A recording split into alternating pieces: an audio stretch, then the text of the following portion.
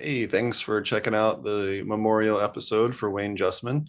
We're really excited to put this out because he was a huge supporter of legal cannabis in the industry for decades. One of the funniest people I ever met. I remember when you're at Emerald Cup, he was standing at the line. He had the smoking area where the weed stuff was. You had to be 21 and over or whatever, and there was a cop there who was kind of being a jerk to everybody, and Wayne was just like smoking his joint, pushing it over the line, going back, dancing, but holding the joint back on the other side of the line, and just kind of like mocking the crap out of this cop. And the cop literally like went from being all like mean and grumpy to like laughing his ass off, and the two of them had like a little dance off in order to you know, I don't know. It was just hilarious. It's one of the things I always remember about Wayne. But every time we ever hung out, I just laughed my ass off, and he was always full of great stories about, all the troubles and tribulations they went through with getting everything legalized and everything like that. So be sure to check that out. And we will. I put a lot of work into combining and digging up the episodes for this and combining them. So I really appreciate all the time he spent with us on the show. So we're going to put all the episodes unedited back to back so that you guys can have. I know one of the episodes he joins, I don't know, 30 minutes into the show, so I apologize for that. But I don't. We talk a little bit about him and Dennis beforehand, so I don't want to cut it off and have it just him.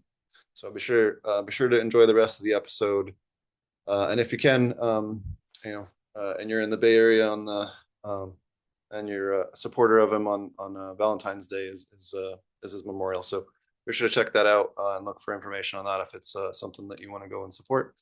If not, enjoy the show. Thank you. And thanks, Wayne, for all the awesome work you did to get us where we are in the community today. All right, let me know when we're going start up the other one. All right, we're live. All right. Hey, everybody. Welcome to the Growing with Fishes podcast. This week live from the Castro Castle. We have a whole bunch of really awesome guests for our show this week. All right. Ooh, hey, everybody. Hold on. To the Growing with Fishes podcast. This week from the... There we go. Sorry. That happens every now and then. All right. So this week we have a whole bunch of different amazing guests to join us. A lot of them have played a huge role in how the medical cannabis movement got started or how it got to be where it is today, and are still having a huge impact. First up, we actually have Wayne Justmann. He's actually the medical patient #1. Thanks for joining us, Wayne. My pleasure indeed. I was just looking at some of the medicine that this group of people that I'm sharing this with, plus Tappy, that this is what we enjoy. And we're fortunate to have here in the state of California and in San Francisco that we've had for the last 22 years an opportunity to use cannabis either for medical reasons and then just recently for adult use of cannabis. So all your listeners out there, I'll make it nice. Get up your butt and make this plant legal. Good evening. I hope I didn't throw them too many away, but God, it's only a plant. Anyway, what's going on, guys?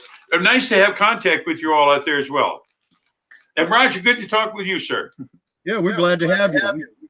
We have a lot of fun on this show. And so our chat here too, from anyone on chat, you can see. So put it up there? Yep. Good, okay. So, what? You tell us a little bit how you got started with the medical marijuana movement, and I know it has a lot to do with this place here in particular. To give you some perspectives, I'm 73 years old. When I graduated college and a degree in education, I went to Chicago, and as a high school teacher for some 12 years of teaching and coaching. And at that time, believe this or not, the first time I used cannabis with some of my students. And they came over to my home, and I had to try cannabis because I heard a lot about it. But also, too, in the 70s, hell, I was doing some powder coke and some other things, etc. So I was a person of that culture in that particular time. So my curiosity was developed. But again, whatever I did, a drink or something like that, I had to be responsible because I had responsibilities as a teacher and coach. So my frequency would once or twice a week, maybe, to smoke, and certainly not to be able to drink or things like that. I had to stay functional. Now I'm paying for it now because I'm very dysfunctional.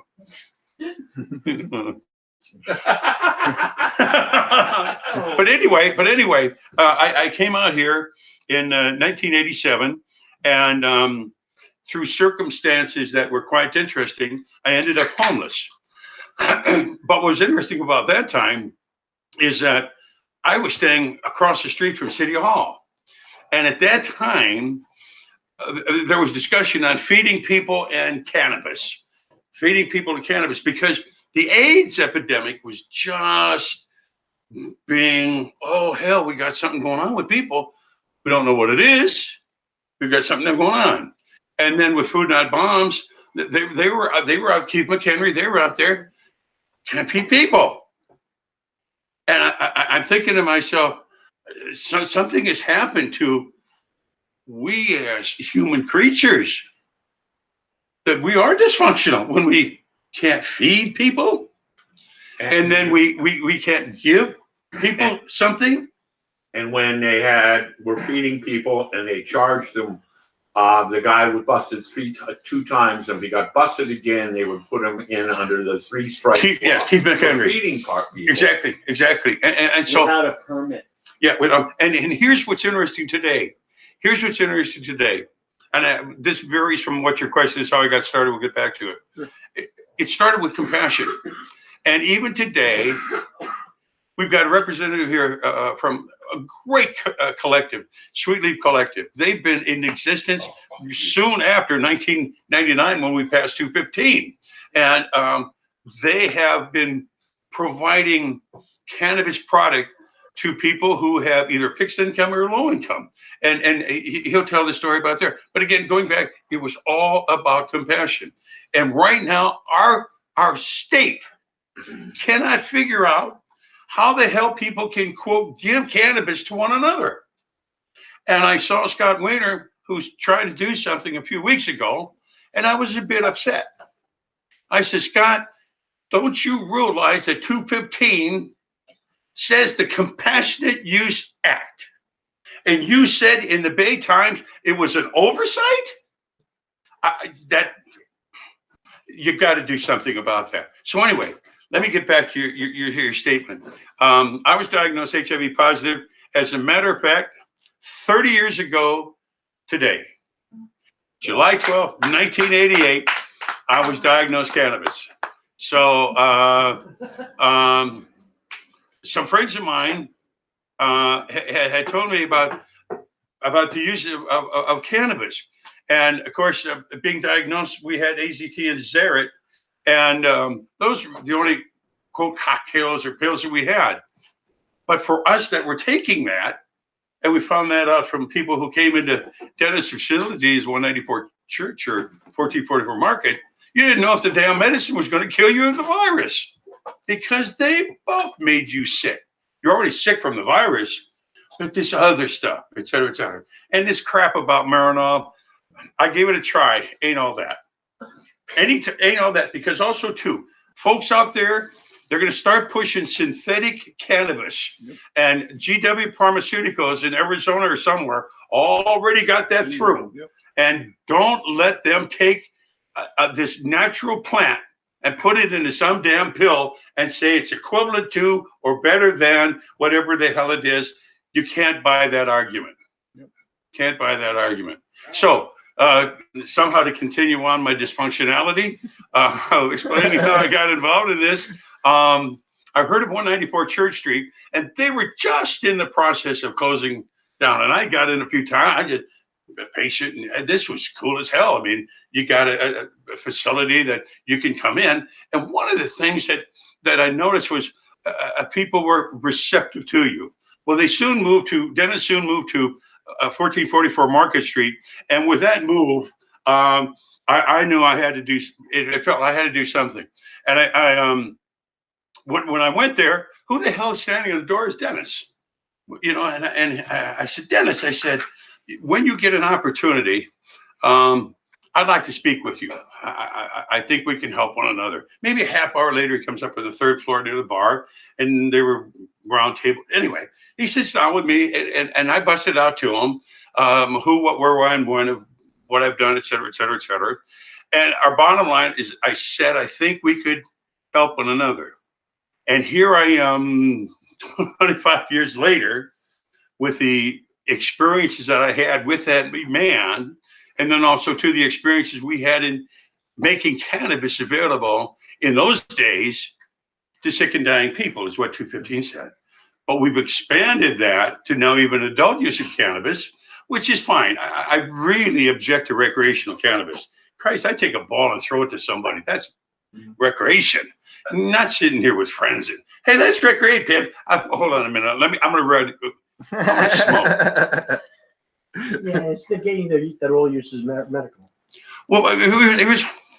I think that's a very simple thing to speak of. All uses is recreation. You don't take it to feel bad. You take it to feel better, and that's something I think that we as a society have taken hook, line, and sinker the bullshit about cannabis is a drug, or it does something wrong with this, or it does something wrong with that, when it's had a history of mankind going thousands of years with the Chinese, other dynasties, et cetera, and other civilizations have used it. Yet we buy this scare tactics. Oh, and bring in those white Christians. Oh, I need them to tell me what I got to do. Oh, do I need them? And especially, give me those white Christian males I can scare the hell out of. That it's marijuana coming here, and not only that. Some Republicans too. I mean, and not only that, you know, that cannabis. They're going to have our women going down there in New Orleans and that jazz music, and they're going to have sex with those black people. Oh my God! That was the fear. The 1930s all over again. Also, with the Mexican Revolution happened right in the late 1800s, early 1900s, and there was a big influx of people strictly fleeing the war in Mexico, and they happened to use cannabis as medicine, and that was a way to target them and still be good Christian folk and say, oh, well, it's not because of the Mexican, it's because they use marijuana. And then knowing full well it was just a veil for racism. And this is how our government was able to control the cannabis from the Mexicans coming over from the border, because they knew they grew this stuff and used it. Well, if we can take that away or control it somehow, we're not going to control that society. The way to control so all of this, our government has done that so well, and it's even doing it today. It's a shame what's going on. But so I got started with Dennis in 92, 3, 4, and he closed in 98. It took me a year to find another building, and I found that in 1999. So I opened what at that time San Francisco Patients Resource Center, and it stayed at the Division Bureau for about 8.5 years or something like that. When I soon did that in the year 2000, we only had a half a dozen clubs like that here in San Francisco, and I also know that we needed something to identify us as patients. So with the work of the district attorney, who my dear friend was, Terrence Callanan, and Mark Leno and a few other people, I sat down and wrote the legislation. That's where I keep that piece of paper. I don't have. Anyway, I wrote down this idea of the card, and we had great working relationship with the supervisors then and the mayor. And so within several months, it was proposed and talked with at committee level, and then the supervisor level, and passed by there, and then signed by our mayor. And in July of 2000, the first card was issued. And at that time, I got some pushback on people. Well, we don't want to register this. The only thing I could do is I'm going to be in line. And that Monday morning when they opened up, I was there. And somebody has to do it. Someone has to do it. And for myself, I felt I was in a pretty good position to be that someone. Okay. And so that's how that got involved. And then what I did in the years after I left 350 was helped. I think there were 9 different dispensaries from here down to Southern California that I helped open, used political influence or my expertise and things of this nature. And now basically what I do is hang around with some people who, I guess if Hillary Clinton were here, she'd say deplorable. But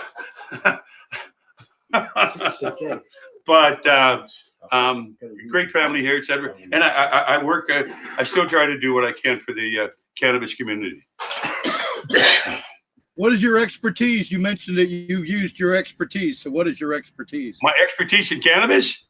Well, you said I use my expertise. You saying? Yeah. I just smoke the damn stuff. I'm not trying to be funny. No, but I just had to throw that out there. What is your expertise? Yes. I have none in growing cannabis. What's your political career? Oh, my political thing? Hell, I've been. I was when I went to college, I was.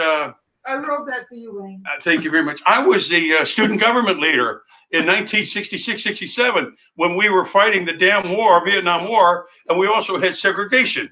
And those are two things as a college kid that I really objected to. And so that's where politics started. But then when I moved to Chicago, Illinois, I got involved in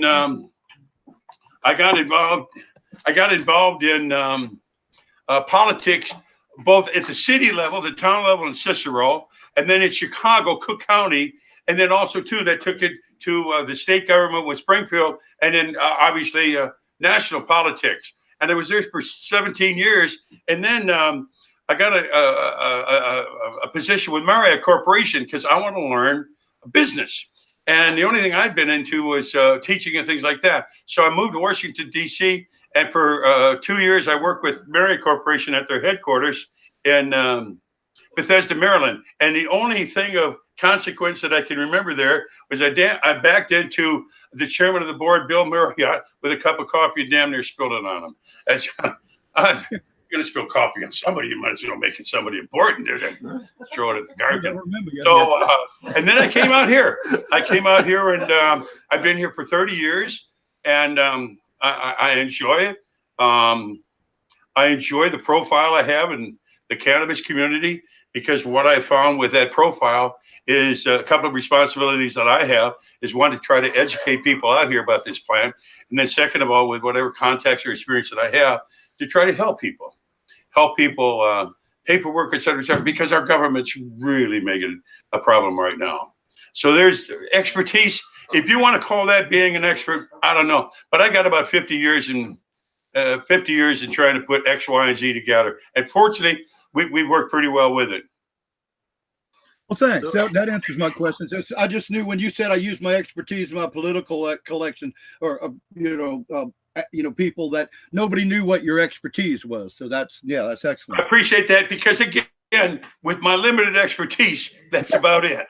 And as I say, as far as practical matters, I was with Dennis for several years at 1444 Market Street, and worked with city politics here. And then I opened my own dispensary. So that's practical experience here.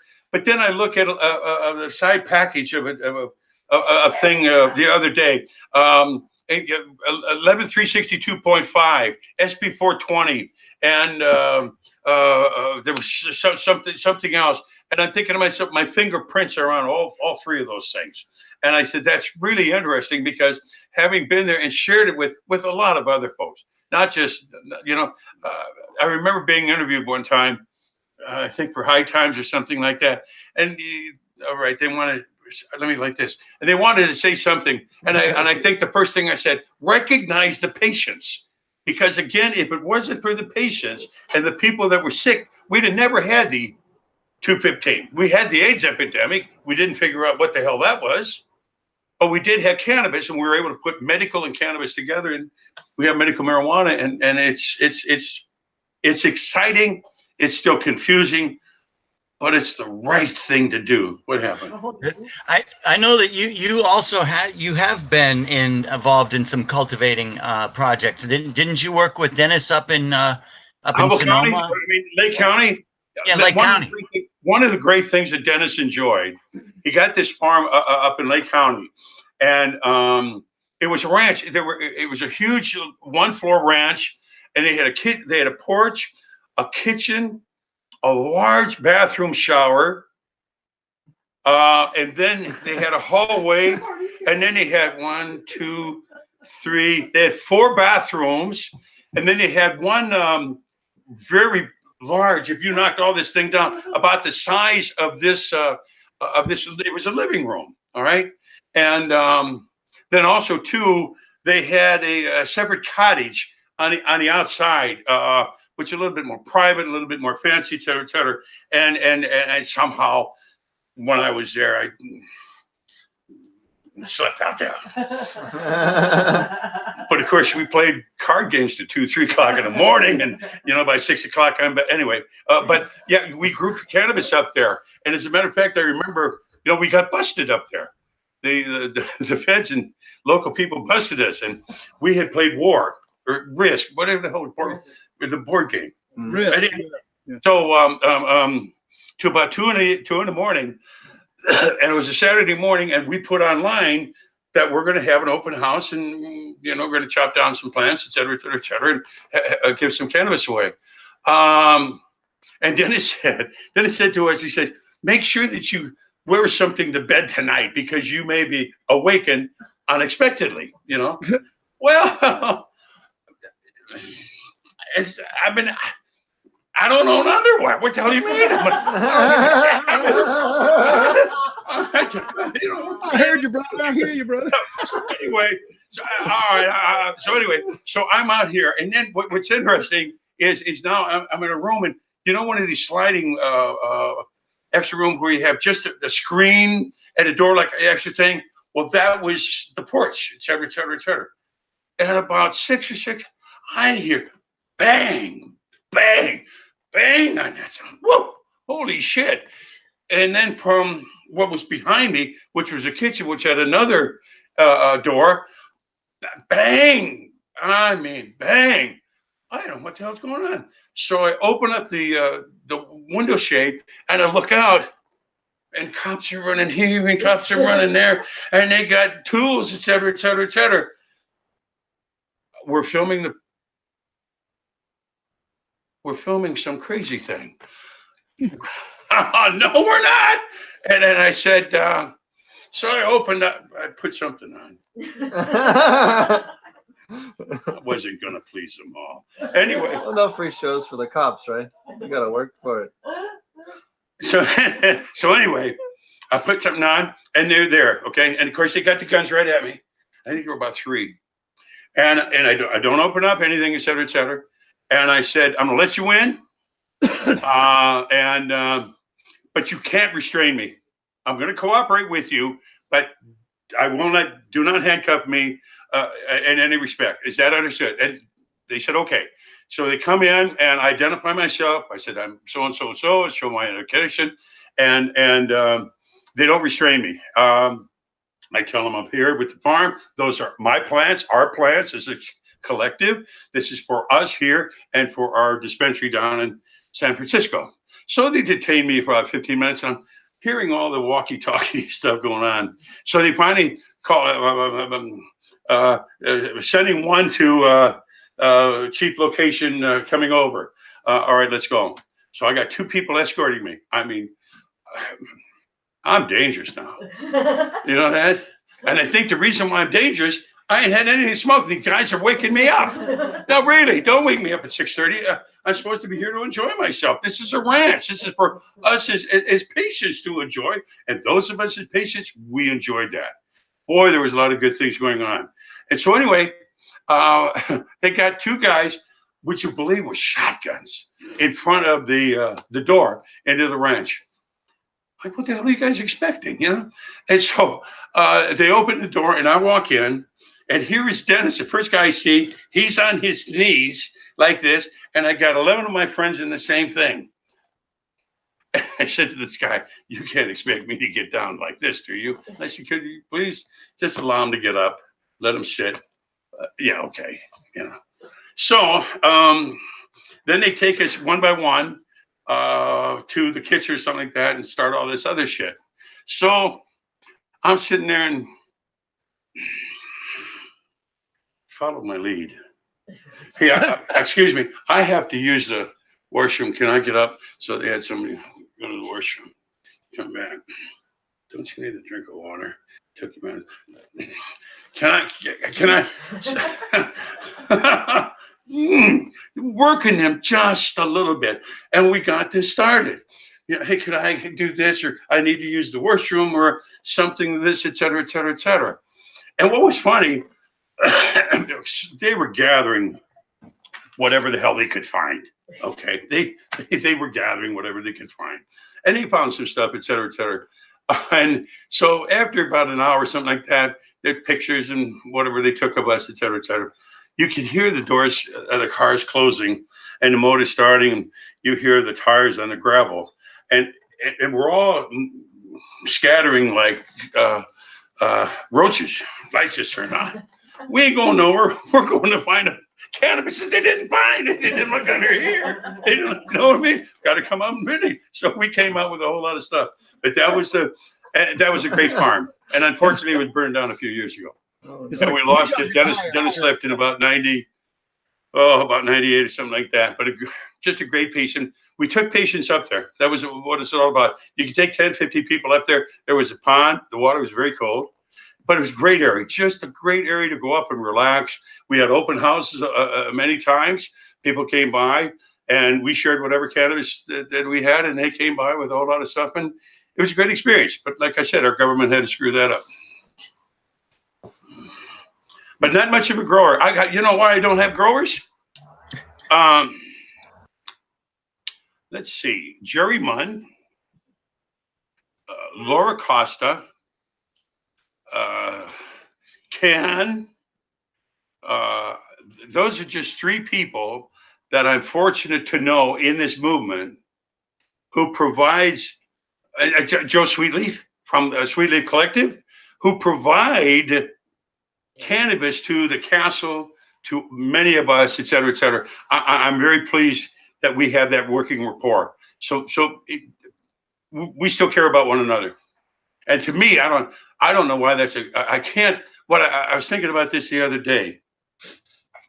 For myself and it's instinctive to care. Hell, I could be watching with the kids in the cave the other day and cry a little bit, and people who I watch television by myself because I'm in it. But I mean, it's how can you not feel for other people? I don't understand that. How can you not have empathy?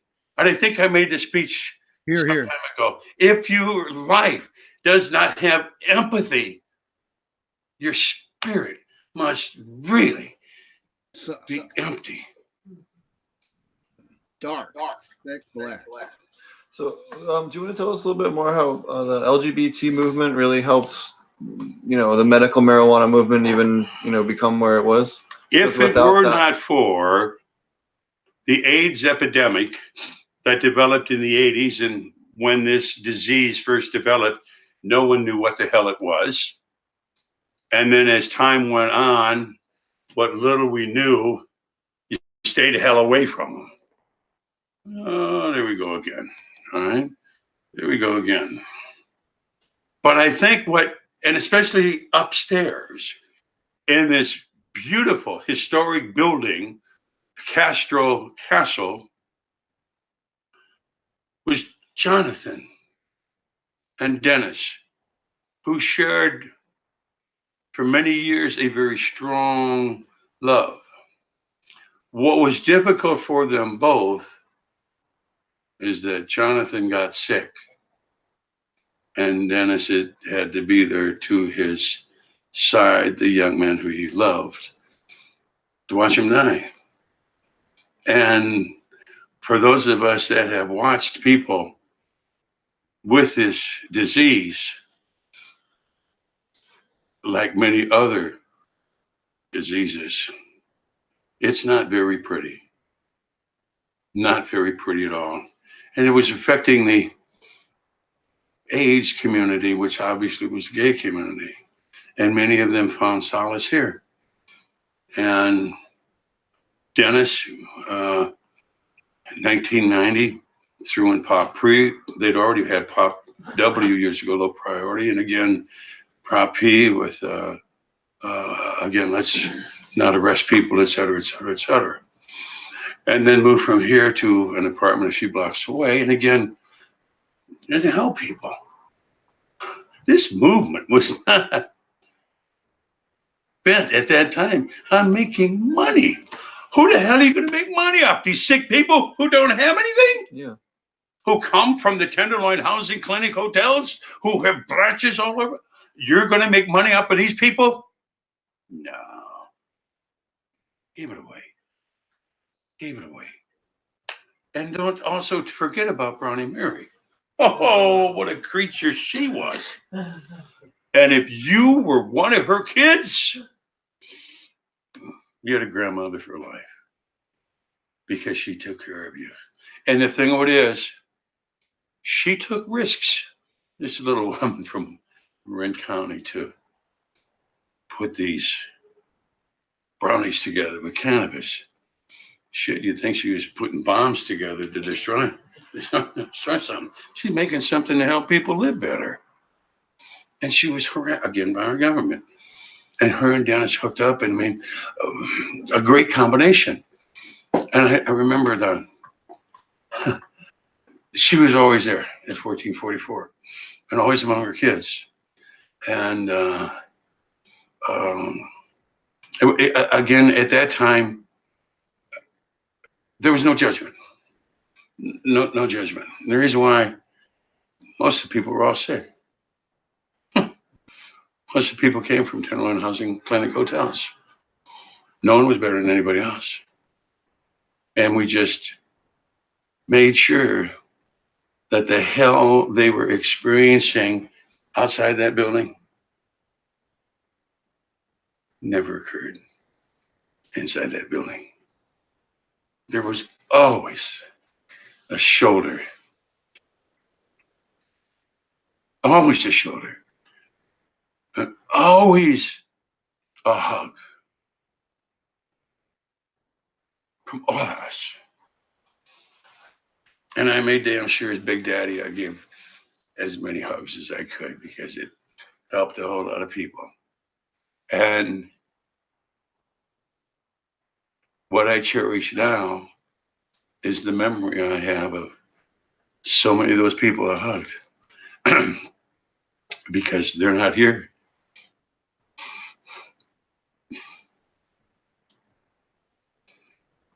Yeah, I was on the New York dance scene. I was involved with, I had a lot of friends and dancers in New York. I was a musician there playing in American School for the Dance at Alvin Ailey School. And one of the first people that got it there was he was the headmaster of the school, of Alvin Ailey School. And, you know, back in those days, we didn't even know what AIDS was. You know, he died of Kaposi sarcoma, I believe, you know, was his official. Yeah, they had a bunch of names first. Yeah, right. Yeah. We didn't know. We were starting to call it immune deficiency or starting to get names for it back in those days. You name it, that crap. But there were so many kids. There were so many young kids that got it on the dance scene in New York City. You wouldn't believe it. Like promising young choreographers, kids in their 20s that were, you know, phenomenal future and the use of artists in those days. Dancing didn't help the situation either. Challenged even more the immune system. But they were quite popular in those days. I remember they lived on cigarettes and coffee. Discos in Chicago in the 70s. I didn't have to take a bottle there. All I had to do is get on this dance floor and smell. Oh, here we go on this. Wow. Wow. That's about Mary, Brownie Mary. She was very brave. She took brownies into the hospitals, right? She was a warrior. Let me say this. I was tempted many times, but I never did. I wanted to lift her skirt up and just see how big and brass her balls were. I really did. She took every challenge head on. And I remember we've got some film of her speaking in a truck. And she's out here and angry. Bullshit with those regulations. Bullshit with this is medicine for my children. And that is what motivated that lady. And for most of us, it was for medical use. It's a plant. Give the damn stuff away.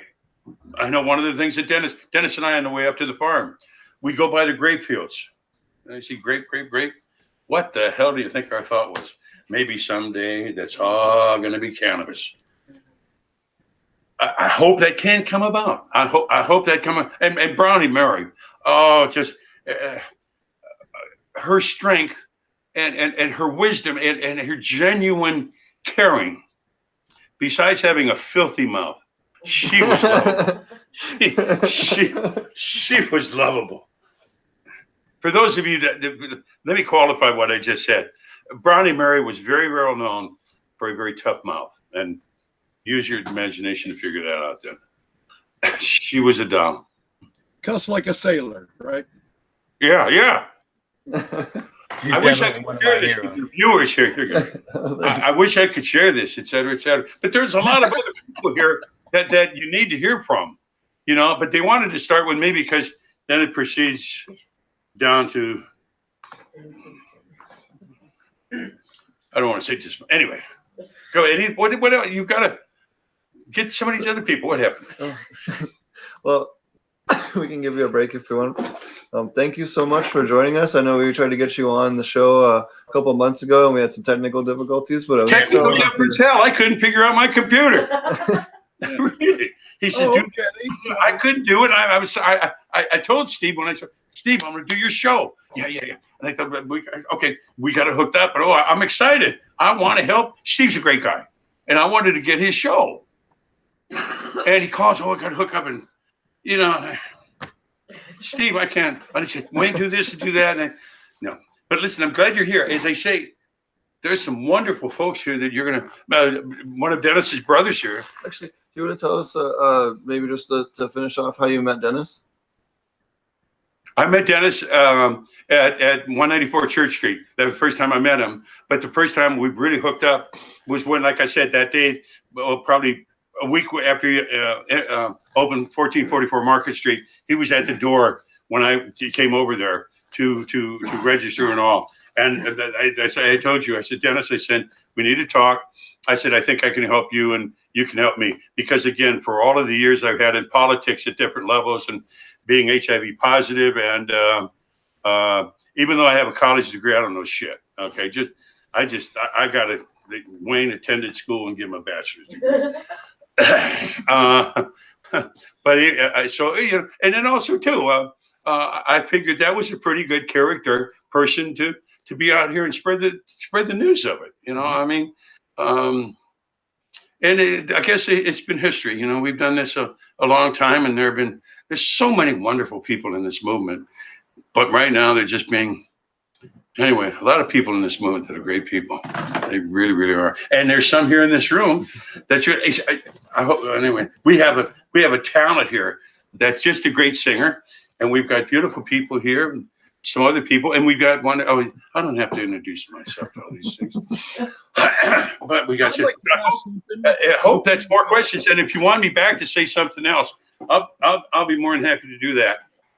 I'd like to ask you one question before you go. Since you brought up Castro Castle and you're in Castro Castle, the show's in Castro Castle tonight, why don't you, because a lot of people out here, listeners, don't have any idea what Castro Castle is.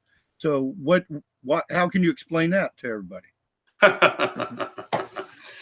This building was purchased by Dennis in 1982. It has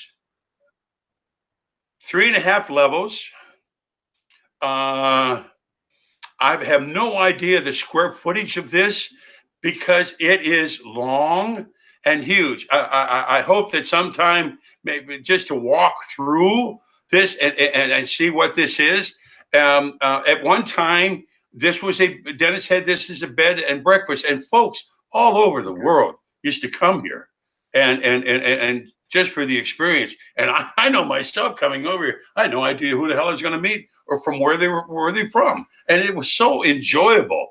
But we got away from that a little bit as Dennis's health started to decline. And now they have a number of friends who live in the building itself and maintain it. The mural outside is done for Gilbert Baker, who was the developer of the gay rainbow flag. And Gilbert at one time lived in the castle. And so we've got a plaque out there dedicated to him and to his memory and all. And if you go online and look for Castro Castle, they're going to show you a photo. It painted like a castle. We had a good friend, Max Harris, years ago that painted it. But now it's basically for residences. I hope that in the near future, and I know one thing too, people who do come here and come inside and visit with us and all, they cherish the experience for the significance of what they feel, and they share with the energies here and the history of the people who have moved through here. Because anybody that had anything to do with cannabis in the 80s and the 90s and 2000s had to come through here. If you never got here, then I'm going to question, who the hell are you? And what have you done? This is where you learned, you shared ideas, you got the inspiration. This is where you learn that what you're doing is right. And so what we do here, I hope is right. You got to come through the castle, though. Jeez, you got to come through the castle. Yeah, well, I've got a lot of invites to come out there. When I make it out there, I'll get with Steve and see if we can drop by. Let me say this. If Steve, are you able to film the walls? Yeah, I'll do that with this. All right, listen. I wanted to see do that. I hope you enjoy that. I wanted to see the movie. I wanted y'all project the movie on the wall of your friend that had the brownies. Oh, Brownie Mary. Yeah, you said Brownie Mary. You said we've got video. We got a film. Like, no, we do. That'd be cool sometime. Except for here, it's online. Yeah, I'll put the link in the description. Yeah, it's got it online. That's one of the fortunate things that we have. Maybe We have a lot of recorded history of the movement. A lot of people took film and photos, et cetera, et cetera. There are some of us that are still here to talk about it, who actually were here at that time. Our numbers are slowly vanishing, et cetera, et cetera. Like, but we've got some great folks that are moving forward with this movement. Well, thanks. That's an awesome way to show it. And yeah, and Steve can get his little thing together and show us some pictures and all.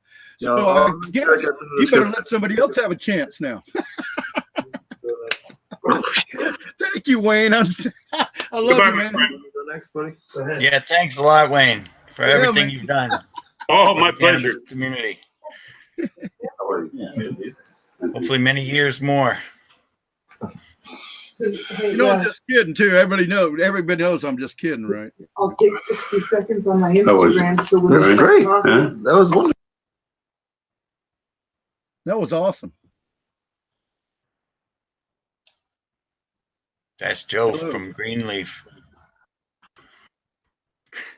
You're famous, Joe. Everybody recognizes you.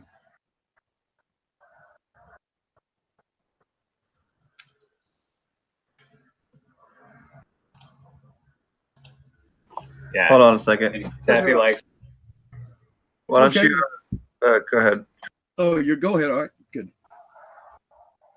Oh, we're muted again. Well, I have an announcement to make real quick. We have one of our moderators and panel members that is in the hospital now, aquaponic dummy, and he's got a GoFundMe account, fund-the-dummy, D-U-M-M-E, and we'd like you to go look at that if you have a few dollars to spare for our friend in the hospital. We would appreciate it to help him pay his bills and catch up. But he's got a big building and he's a caregiver in Maine, a licensed caregiver. He's in the hospital and his building's going downhill, and his business and electrical bills are piling up, and we're trying to help him out. So I'm sorry to cut you off, but since y'all gave me a second, I had to segue into that. And now back to Sweetly. There's a bouncy. Oh, they were. You keep being muted. I can't hear anything. It's fun with the mics open tonight, I think.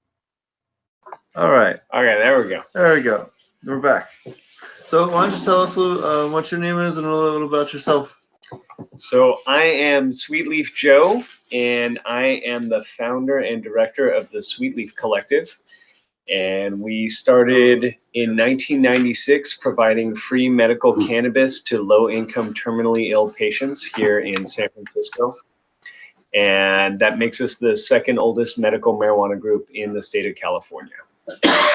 That's awesome. So how did you get started first working with Dennis and the movement?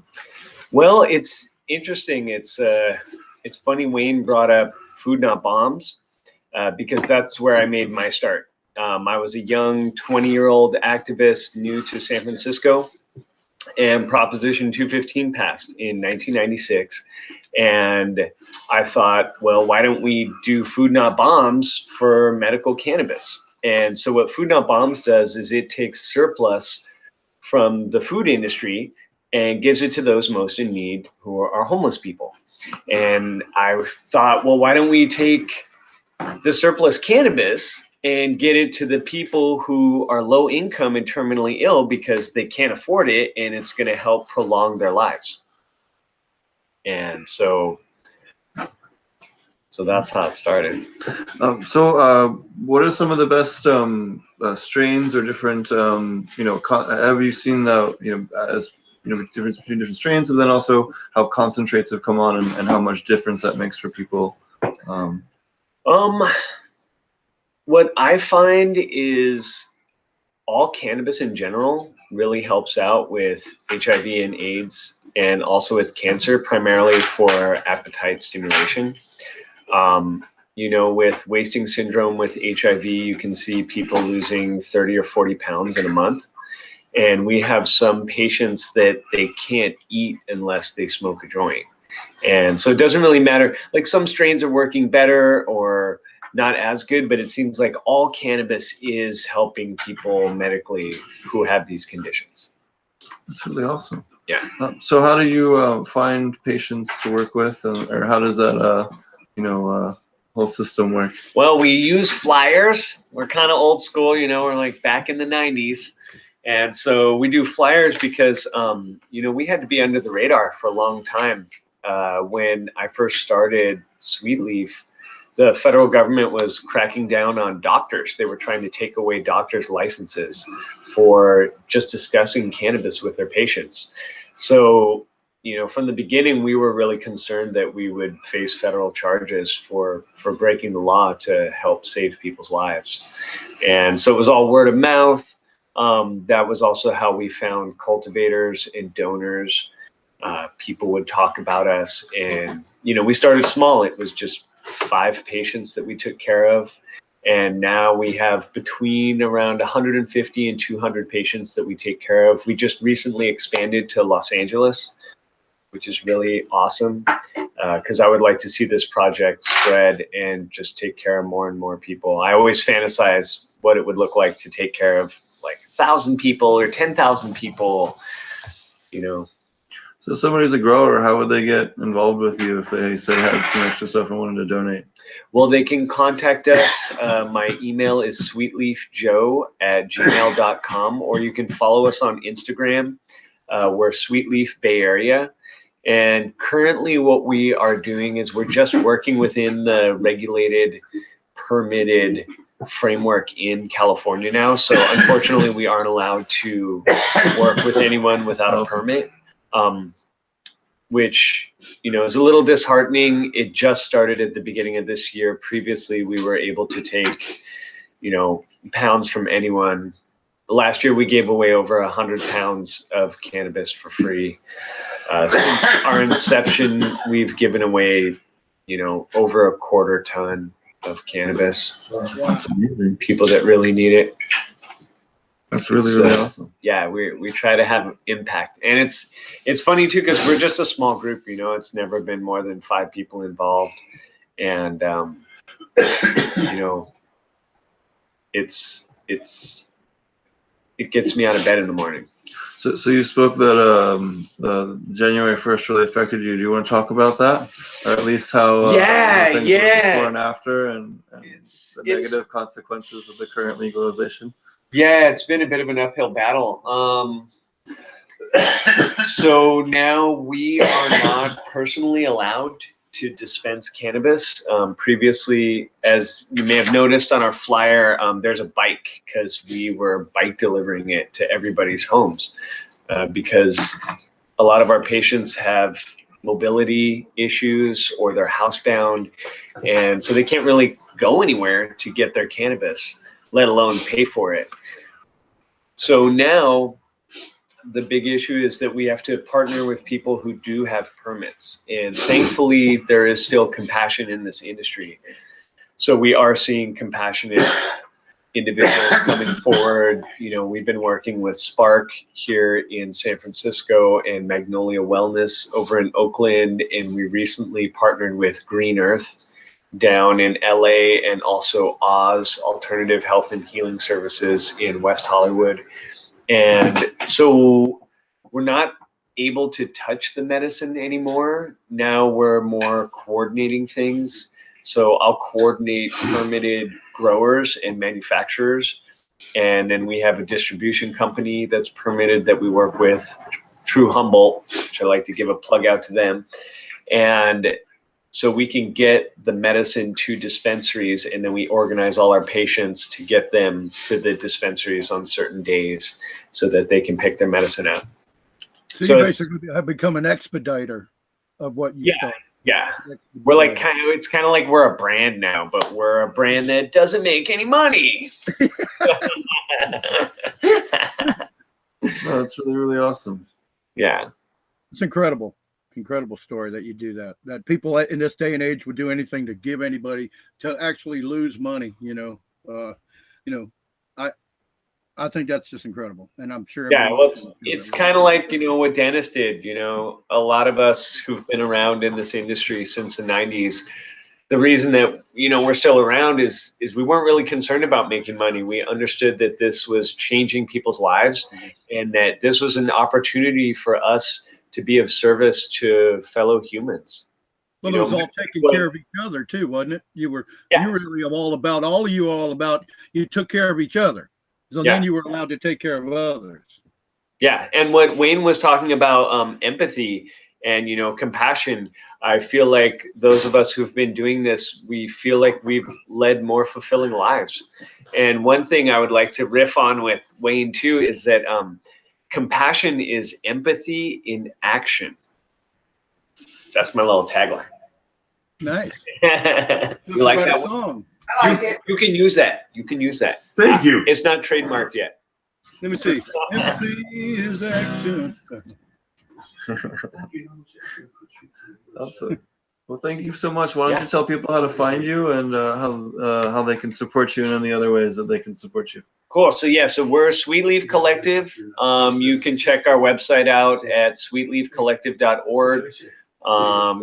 You can email me at sweetleafjoe, which is JOE, at Gmail, and definitely follow us on Instagram. We always have posts about what's happening.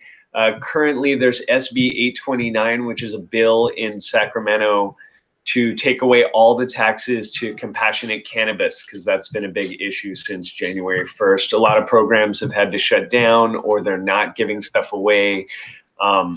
We're not giving away as much as we gave away last year, because with these new taxes, we would be on the hook this year to pay $200,000 in taxes if we gave away the same amount of cannabis that we gave away last year. So it's really a tragedy, but we're fighting it, and we are hopeful that we will win this battle, much like we've won all the battles before. So how would people support that if they want to get involved? Like I said, you can find us online and we can plug you in. If you are a resident of California, call your assemblyman and call your senator and tell them to support SB 829. It's a bill that's being put forth by Senator Wiener. We have passed through 2 committees so far. The first with an 11 yes vote with only 1 no vote. The second committee was 8 yes votes with only 1 no vote. And so we're hoping to see it on the floor of the assembly to get voted on in August. Now, because this is in regards to Proposition 64 and it's going to affect taxes, we need a super majority vote. What that means is we need a 2/3 majority vote This is really important. Everyone who's in California, call your politicians, call your elected representatives, send them emails and tell them that they need to support this, because there's a lot of people out there that are not receiving compassionate cannabis because of these taxes. We're still in operation, but it's in a much smaller way than we were before, and we would just love to ramp things up and give away as much as we gave away before. And their needs have not gone away. Exactly. These people's needs have not gone away. And like I mentioned before, with wasting syndrome, someone can lose 30 or 40 pounds in 30 days.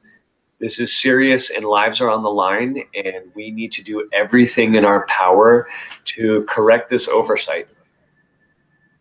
Definitely. And folks out there, if you call your politicians and they don't help you out, just remember they're a renewable resource and you can vote them out. Search out, seek out, and find and support politicians that'll help the medical marijuana community for sure. Yep. That's why we got to be lookout for those legalization and name only bills that we talk about so often on the show. Oh yeah, we hit on this all the time, back and forth on, week after week on some of this stuff, but it's so great to have some. This is great tonight. Thanks. Thank you. We'll take a second while we switch people here. Hey, y'all make sure that Wayne didn't think I was being mean to him, right?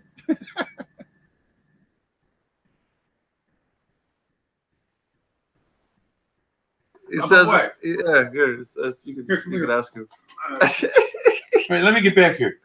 Let me get back here. Steve, what's your Instagram? My Instagram is potentponics. Oh, golly. Who being mean to me? Not me. I was just saying, I was kidding with you. I was I thought I didn't think you caught my joke at the end. I was like, I wasn't rushing you off. I was trying to make No. But we also, there's some other interesting people here. It's something I forgot to say. Are we still broadcasting with all of them? Yeah. Something I forgot to say. There are people all over the country who right now are having legal problems. Yes. A grower, provider of some sort, they're having legal problems. They're being harassed, threatened with eviction from their home or their property, or that not only eviction, but taking that away from somebody. We got to remember what we called cannabis warriors, those people who right now are being challenged because of laws. If you know of anyone throughout our country, here in California and on the West Coast, or in the Midwest, or on the East Coast, who's having some kind of a legal problem, check into it. If nothing else, become informed on what their hill is, because you might be climbing up that hill yourself someday. And if you can reach out to them, many of them need financial help. Neither of them need any help what you have, financial or legal, or if nothing else, send words of encouragement. It's not easy for us that have been through that to be left hanging. Dennis himself, 22 times arrested. And I've got folks around me that continue to be harassed. And I know myself, the harassment that I've gotten. It said, all right, the price you pay. But the reason why we pay that price is because what we do is the right thing. Here.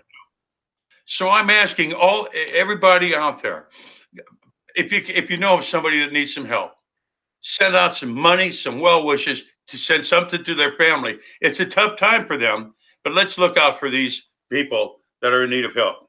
Absolutely. All over they are, from here to Maine. And even a few bucks. It's just if you say I don't have, just a few bucks. You don't have to try to be a big sponsor. Just any few bucks might buy them a meal or something. Something. Put money on their books, let alone pay for some lawyer. Yep. But really, I mean, so many of our friends go through this crap. Yep. I know our friend Eddie left. I communicated always when Eddie was in prison out here in Colorado. It's crazy. And like I said, Dennis, 22 times, and how many of our friends that are in prison? Oh, can I tell a quick story? We were at a lot of our patients sometimes got into some legal problems, and so we heard from a guy who had just been some time in San Quentin, which is a prison out here in Northern California, and a real monster of a prison. So anyway, it was during the time of 215, and a lot of news was covering 1444 and Dennis and myself. And so in a prison, they have at that time a television room or something like that where the inmates could go and sit and watch television. So apparently they were watching the local news, and a story about Dennis and I in 1444 comes up, and our friend says to him, "Everybody, hey, there's Wayne and Dennis. There's Wayne and Dennis." And they thought that was funny. I thought that was funny too, because all those friends, no matter what they were our friends, and we cared about them, and they shouldn't have been there in the first place. But that was funny. There's Wayne and whatever. Would you be willing to tell the story about the time he got arrested and then he told the cop about his shoes, or is that my shoes, his shoes, whose? No. Didn't he get arrested, and when he was walking into court, he made a comment about a cop's shoes or something, and the guy snapped at him and got the court thing ended? Oh yeah, I mean, Dennis had a whole bunch of different times. He's had Dennis. I mean, 22 times being arrested. Dennis had what I would say a very quick wit. He really, and he used it, and he was very efficient with it, and most of the time his wit was caring, but sometimes at the right time they were a little bit pointed. And in this instance, the attire of this police officer, et cetera, and Dennis, gay man, and said, he knows fashion, I mean? And so made this comment, and the police officer took exception to it. I'm not sure if the police officer learned anything about how properly to dress, but Dennis gave him, it said, he was a great man. His brother, matter of fact, right behind me is his brother, Jeff. And Jeff, they're waiting for you to come online here. So let me get out of this hot seat. And folks, we'll see you in a while, Wayne. What happened? We'll see you in a while. Yeah. Anyway, listen. By the way, I got to go anyway because I'm gonna dab right now. Okay. Yeah, that's why I said we'll see you in a while. I'm gonna let all you guys out there. I wish you had to come out here to California and dab with us. Hell, it's all good. Yeah, I'd love to. You're crazy. Yeah. This is crazy. Yeah, I love it. You're right, Steve. Great show tonight, buddy. Thanks, Wayne. Birds of a feather. Oh yeah. Okay. Oh yeah. All right. That's just I can sit with Carl. Together. And we can have my wife. She's coming through. Yeah. Is there room? Here we go. The first 60 seconds is important, right? Is it? All right. All right. So, So why don't you tell us, Cara, why don't you introduce yourself, and then we'll do Jeff afterwards. Yeah, I'm Cara Cordoni. I'm a San Franciscan that grew up in the Castro and around the corner in the Haight. And I didn't really get to know Dennis until the last few years of his life, and spent quite a bit of time with him, taking him out to events, which he really enjoyed after his stroke and after surviving lung cancer. Getting out and being in the community and being recognized really lit him up.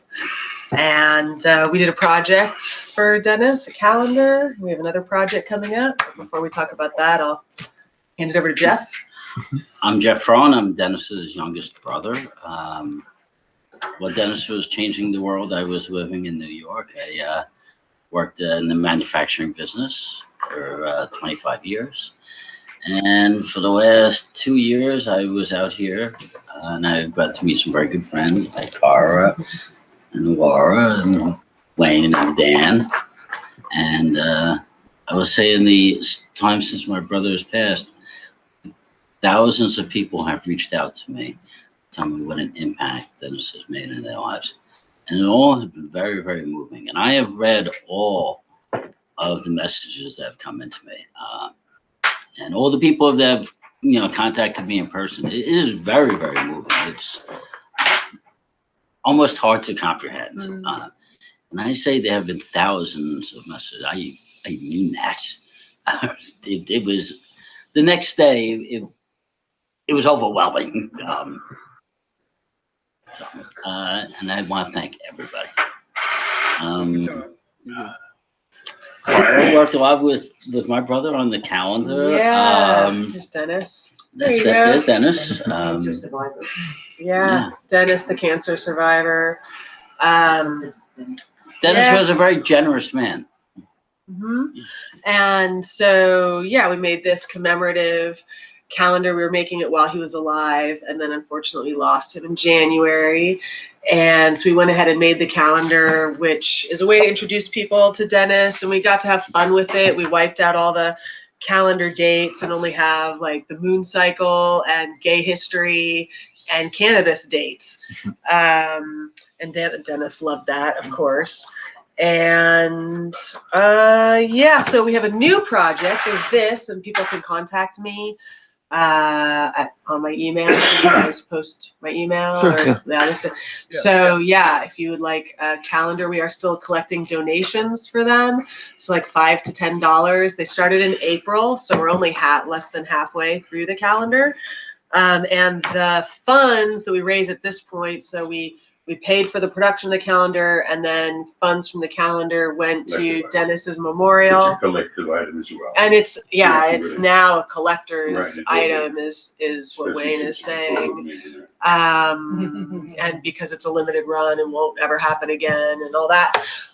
When we sell these, the funds are going towards putting up a mural of Dennis. So the idea is to have a big, beautiful mural of Dennis somewhere in the Castro, ideally, maybe on Market Street, looking down Market, kind of watching over all of us. And we have an amazing artist who has donated his time. The funds would go to pay for the paint and for scaffolding should we need it. And so, yeah, that's Mad Steez so far, who is represented here, and we'd love to bring him to town and put him to work. My mission, I guess, is like I just want to introduce people to Dennis. He so inspired me, even as at the end of his life, where he suffered a lot. And I feel so graced for having had that time with him. And I know that he still touches people when they learn about his story and what he did and his fucking moxie and chutzpah and, his humor and his humanity. Because, he's just a real mensch. He just was so inspired by losing the love of his life and by watching all these people around him were the misfits and the weirdos, and in San Francisco used to round up hippies too. It wasn't they'd round up gay folks, they'd round up hippies. Even though this was a progressive city, it wasn't kind of a panacea that we think of it as now, that we try to protect. And so he was part of laying all that foundation. And when you come to the Castro Castle, when you walk in, it says, welcome, this is Dennis Peron's Garden of Social Change. And so, he was a gay veteran, Vietnam vet, hippie, outlaw, and he brought this to us. And so spreading the Garden of Social Change was he fed people, he got people medicine, and he loved people. Like when you were in his presence, you really felt seen and loved and appreciated, even though he had trouble loving himself that he talked about, he was really able to love others, and that was palpable. So I'm here to continue that, to introduce people to Dennis. This mural would be a great way to continue that. And yeah, so hit us up if you'd like a calendar, if you'd just like to donate to the mural. We're happy to take that. Awesome. There's a garden too, right? Yeah, well, all around when you come in, there's succulents in particular. There's the Garden of Social Change. mhm. Yeah. Years ago, and not so much anymore, people would come knocking on the door and wanted to have their picture taken by the little in the front there, by Dennis Prohn's Garden of Social Change. Not gonna. I'm from Sweden. I'd like to have my picture taken here.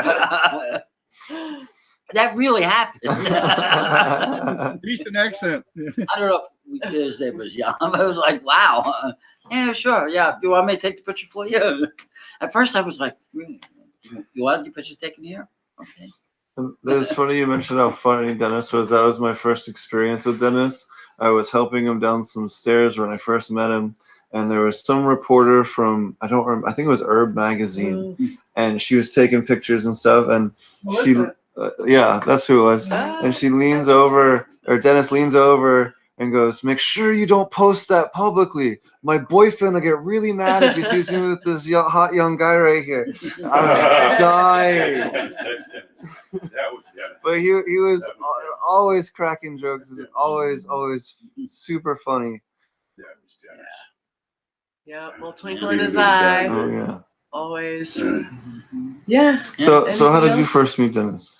Well, I went to 1444 Market in '96, but just once, and it was like kind of a huge deal to be walked in there and see, the first shelves of jars of weed and tables of people. I was a little overwhelmed. And so then a bunch of years went by, and a friend of mine from Humboldt, actually, we met in San Francisco at a cannabis conference, and she said, "You've been to the castle? You hang out with Dennis?" And I was like, "No." And she's like, "We're gonna remedy that right away," and brought me over, and so that was like two years, maybe 2.5 years ago. Yeah. So then we came often. Awesome.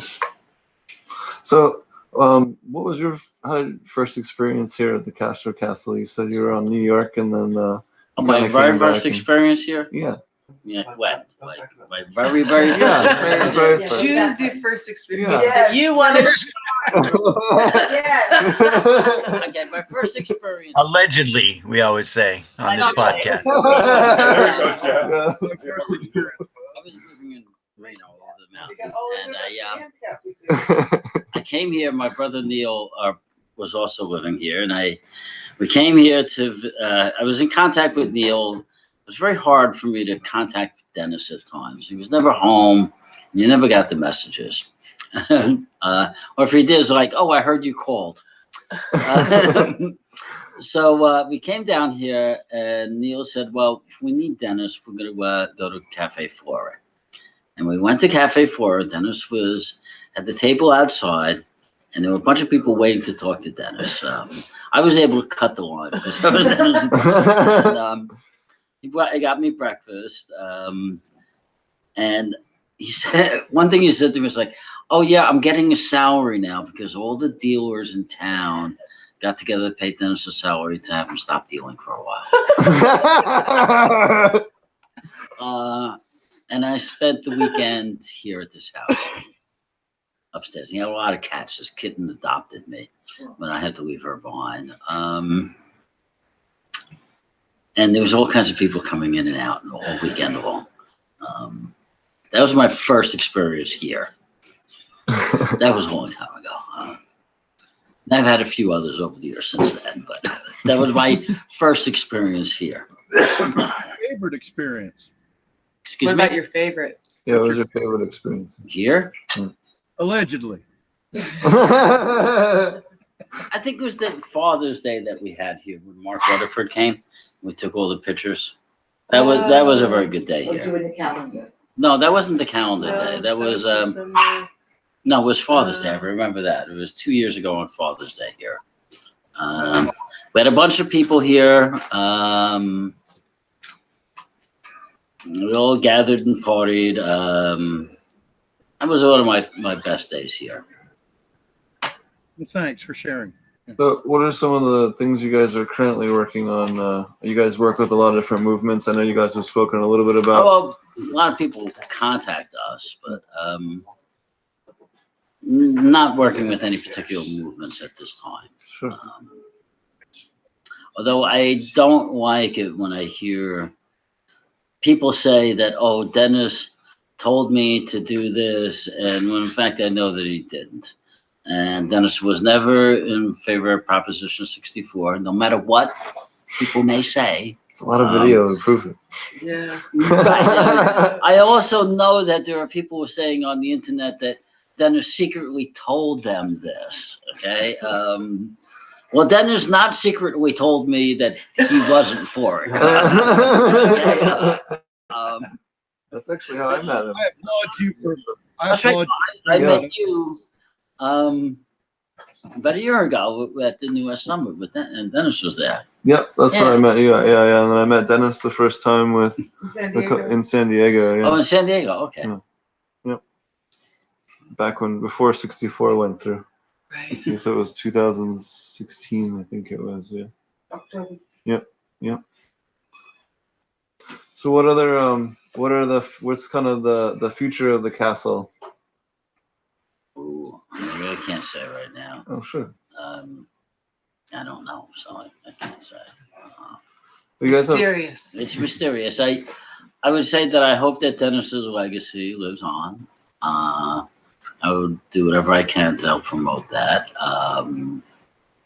And Dennis was a very generous. Proposition 64, people call it legalization. What happened in Colorado, in Canada, none of this would have happened without Dennis. When he did Proposition 250, none of it.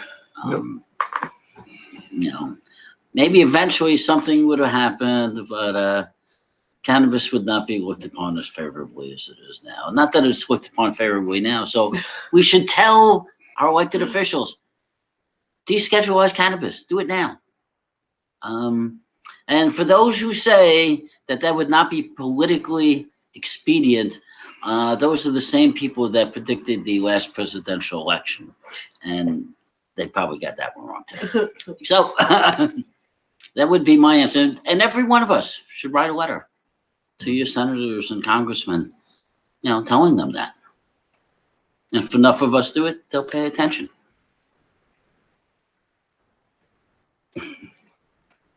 so what are Ma'am? Yes. Exactly. Sorry, didn't mean for the dead air. I usually try to chime in, but I was just listening so intently, Yeah, get out there, blow up those emails, Yeah. Blow up those, look them up, Google up all your what's the representatives. name of the bill? SB 829. SB 829. Tell your Senate representative to support that. That's the California bill, right?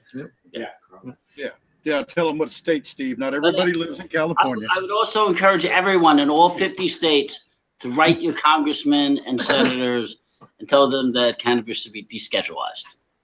Just Not don't- rescheduled, not made Yeah. lower on the schedule. just taken off the list. schedule. The whole schedule should be blown up, but before Right. we get to that, get cannabis Right, off just of it, at take it least. off the list.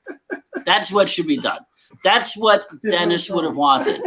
If anyone wants to help promote the legacy of Dennis Perone, write this letter in the name of Dennis Perone. Mm, Say in the Nice. name of Dennis Perone, deschedule that shit. deschedule it now. That would be a fitting end to Dennis's legacy. Because very few people, I talk to people who are in the cannabis industry, and that in here in California, that would not exist without Dennis, and they have no idea who he was. Mhm. So I think a fitting legacy would be to have it descheduled in his name. That's good. That's a very good point. Wow, Yeah. that's a strong point right there. Yeah. All you millionaires out there complaining about only having to keep your cash because you can't use the bank wouldn't have all that cash without Dennis. That's right. And Dennis had taken a vow of poverty. I mean, basically being arrested all those times, being a front runner, a leader. People were gonna take it away from him, the government, the police, whatever. So he And I think also because morally it worked to not be an accumulator, but to actually be part of this flow. So money came through his hands and it went out. He was the like point, but he didn't hold it. He didn't hoard it. Right? No, Dennis did not. That's how you build an economy, by He spending the gave money. away freely to those in need. Yeah. And they spend the money. The money has come up before. I got to tell you, Dennis did not get rich. He did not leave behind an inheritance. Dennis gave his money to those in need. He didn't have a value for money. Right. As you say, it quickly came and went, et cetera, et cetera. I personally saw him give a lot of money away to his friends, et cetera, et cetera. No one suffered. But Dennis lived a very simple life. Didn't own a car, didn't do this, didn't travel extensively. Simple wardrobe, simple home, simple friends, et cetera, et cetera. The value of money was the same thing. The value of money, cannabis. You gave it away and you shared it with people. So he never, as long as I'm with him, I never saw him have a value for that. When you talk about he'd have a joint in one hand and $5 in the other, or in his pockets, and he'd be like, "All right, what do you need?" And sometimes people needed a joint, and sometimes people needed $5, and sometimes they needed both. Yeah. You know, and that was like, right. he was ready. You know, that's how he took care of folks. This is really great because so many people are getting insight to Dennis from people that actually knew him. This is awesome. Yeah, Steve, you're right. Yeah, this is awesome. We've talked. Everybody can be in the picture, just talking when they want to. You know, we've talked twice about Dennis on the show. First when he, we thought he was gonna leave us, and then later on when he actually did. And yeah, it's really nice to actually get the firsthand experience here at his home and with a whole bunch of people that have also helped support him and help get us all to where we're at now. There's a lot of people that don't understand how this movement even got started or why we even have medical cannabis to begin with, and it's really cool to actually educate everyone about that, and it's not something that's often talked about. That's a shame. One of the things that, if I can share one story, I wasn't there at the time, but in knowing all the stories, that the first dispensary, one of the dispensaries was actually, they didn't go out to build a dispensary. They wanted to run a medical defense in court. So what they wanted was to get arrested. And so they set up kind of like this right here, and they put up a sign that said Brownie Mary's Dispensary, and Dennis sat with a scale, and they called in the press, and they had people come, and Dennis weighed weed, and they sold it in front of the press. And they were like, dude, the feds are going to come, the cops are going to come, and we're going to go to court, and we're going to run the medical necessity defense, because that's actually how they got the glaucoma case, right? With it, where the government grows weed and gives it to patients to this very day. In case you didn't know, hopefully you knew that. It's some bullshit. And so he wanted to. It's very. And so they wanted to run this medical necessity defense, but the no one came. The cops didn't come, and the feds didn't come. What happened was the TV station called and said, our phone's ringing off the hook. And Dennis like, what do you mean? And he said, all these people are saying, where is it? Because I need it, or my friend needs it. Where do we send them? And he and all the community were like, oh shit, we have patients. Like, we need a place that's bigger than my apartment to go and actually serve these patients. And so that was, part of, and so he rose to the occasion. And I think that's, what's inspiring to all of us is when we see each other really rise to the occasion and grow and take risks. And, he didn't do it alone, and he would say that all the time. And he was still also that figurehead that took a lot of the heat, as leaders do. And he did it, for everybody, for all of us,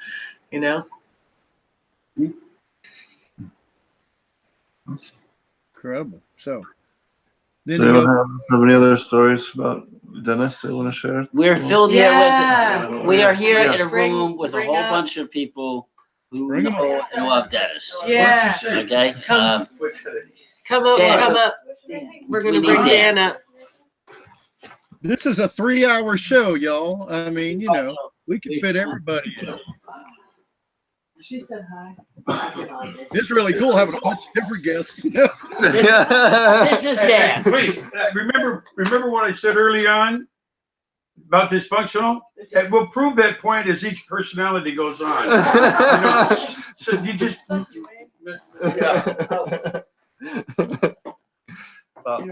Hi, I'm Dan Heckle. We're also joined today by Dennis's dog, Taffy. The great Taffy. From Christine. So I kind of know my history and everything with Dennis is my time of is kind of from right on from his retirement. I met him in early 2000, just after we closed 1444 Market. Everything was, you know, kind of wrapping up, and he was starting to go into retirement. So I don't really know a lot of, you know, I wasn't there, you know, Wayne was there, everything he did is kind of, I always knew him as kind of the, you know, a god in retirement, you know. So to touch with the castle, I lived here in 2006 and 2007, just as he was starting to turn it into the bed and breakfast. And it has 9 bedrooms, 7 bathrooms, and 4 kitchens. So the castle isn't an understatement. It holds true. You know, Dennis in retirement, God, just, you know, always in sweats and a t-shirt, just running the castle, you know, watering all the plants. If the garden of social change, the house, it is all, you know, that's kind of what it's all about. If you wander through in the pictures you get, you really see all what the garden is. Tons of people, you know, Burning Man is a killer thing. People would come to the bed and breakfast and fill the whole place for Burning Man. Like Australians and Irish people, and just I think they were the 2 biggest ones. But we get you know, everything from anything that's I'm trying to think, all the different activism things. You know, people would rent out the whole house for different. Let me think of them all. I of course, because one keeps coming up, is the sex workers convention. That was really interesting for having them. They're very interesting. You know, they actually had times when they were allowed to use the bathroom, and they also used their dishwasher to wash their dildos, which was very shocking. Dennis pulled them out, and it was funny because it was shocking, but Dennis looked and he was like, which ones he wanted to take. It was really funny. But, you know. There was a, Dan, tell them about the tub that was there. The hot tub. Hot tub and some of the, so the hot tub used to get rented out. As one thing with the bed and breakfast, Dennis was all about renting out rooms by the hour. If you wanted to, you know, you wanted the space for a short time, he was more than happy, you know. But the hot tub getting rented out for personal porn videos, you know, just between a couple, was very common. Like, you know, it was strange. And it was always very interesting because those ones were very loud. So all the neighbors, so it's really interesting. The castle is surrounded by 2 buildings, and on the left side, we have a sheriff lieutenant. On the right side, we have a fire lieutenant. Always said, like, those are our 2 chaperones, because there's this, like, major house across the street from the middle school. So we have proper, like, it's like almost like they were, you know, sent to us, like, to keep things in line. Let's see. Really funny. I ended up leaving this house to move to England. We had some people that a cafe on the corner would send people over here for the bed and breakfast. It was really cool. And at the time, the only thing available was we had like a 10 by 12 tent on the back deck that we would put a king size bed in and a 35-inch TV. It was really like elegant for being a tent on the back deck, you know. But it's where these guys end up staying, and it was just the best thing. And they came back after a Grand Canyon tour, and both times said I should come stay on their couch. So the second time I sold everything and bought a ticket. So that was like, and Dennis just like the wisest words, you know. Dennis, just before I left on that, he says, you know, never say no to anything. You know, anything anyone wants to offer is going to be like, it's their blessing, they're giving, they want to, you know. It was, yeah, some great adventures, but oh, some awful food, you know. Things that I was in Poland for 3 months, and they're just like, oh, you're here for we're having dinner. Like they always have it like sitting waiting for if a guest show up, like, oh, it's dinner time. And yeah, a couple of times you just can't ask what you know, a couple of times they won't tell you what. But I think yeah, anyway, I moved back in here in 2010 when the bed and breakfast was getting a little unruly.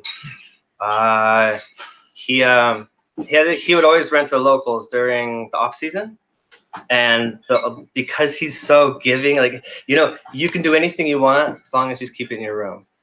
But the locals would take advantage of that, and they it kind of just got to be a crazy place there. And anyway, got the place back on its feet, and I managed it for 5 years, and helped with the remodeling, adding bathrooms. You know, the most important thing is to have an extra bathroom, you know, especially with all these people.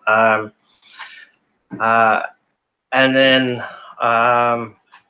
yeah, just Dennis happy as a clam. We're just wandering around, you know, barking orders and making sure everyone's. We always had one of the rooms was always for a live-in worker. I don't know the politically correct way, if I could say, like, you know. Anyway, they did everything. It was not everything to help clean the rooms. You know, there's always a free room aside from the managers. You know, happy as a clam though, man. Yeah. Is one point. If someone were in need. Oh, okay. So yeah, rainy season. Anyone was allowed. Okay, so the thing with Dennis is everybody knew that if you were homeless and you just came to town, you could stop by the castle, you get a joint, you get a warm shower, and like at least one night stay. You know, he had 4 couches in the living room above us, which was like, so we had the whole bed and breakfast, and then there were the couches, and the couches were like $10 to $15 a night. You know, so lots of growers, lots of activists, lots and lots of people, you know, stay on those couches. But they were always open for free to, you know, people when it's raining. Or he'll pack the whole living room, you know, with 10 people in the pouring rain. You know, if they're, you know, they're just out for whatever reason, or yeah, he just never stopped giving, never. You know, it's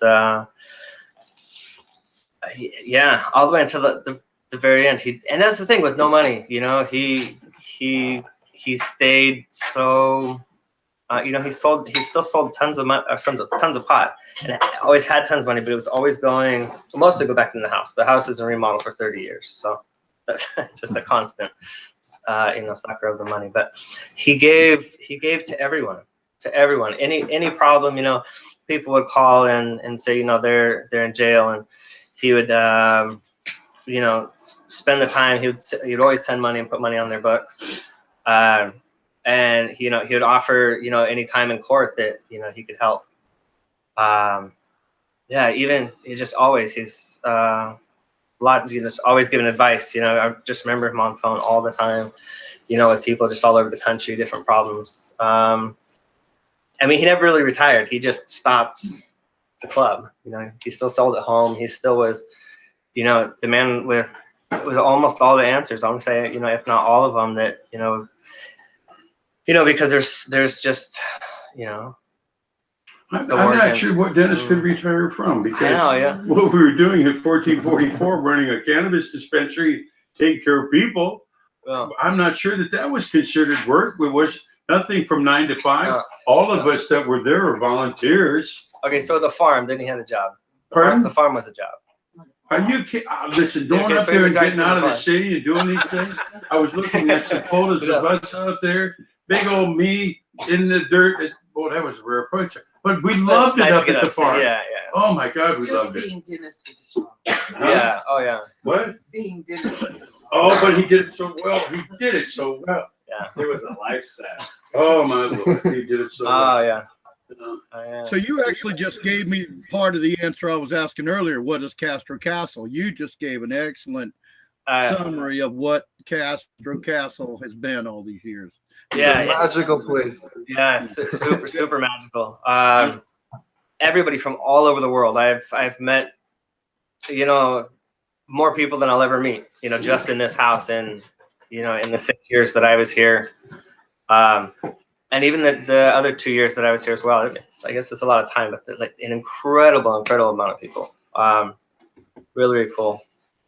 And then I would say also this: anyone that had anything to do with cannabis in the late 70s, 80s, and 90s, and through 2000, but especially before 2000, when Prop 19 was considered in 64, had to have gone through the castle at least once. I mean, all the time I've known the people, the names of the people who have been through this building. It is a who's who of what has to be considered the cannabis movement. Yeah. Eddie Lepp has just been through here. Steve Covey, just to throw those things up. Ed Rosenthal, Laura Costa, a whole lot of other people that have been out here. Harvey Milk. Harvey Milk was through here. This is. I mean, this place. Terrence Hallinan, the former district attorney. Ross McCaramy, the former sheriff.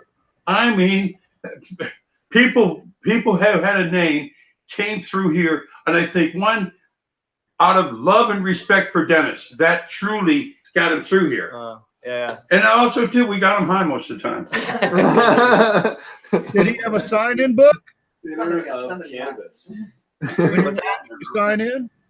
What's that? When you came to the castle, did you sign in?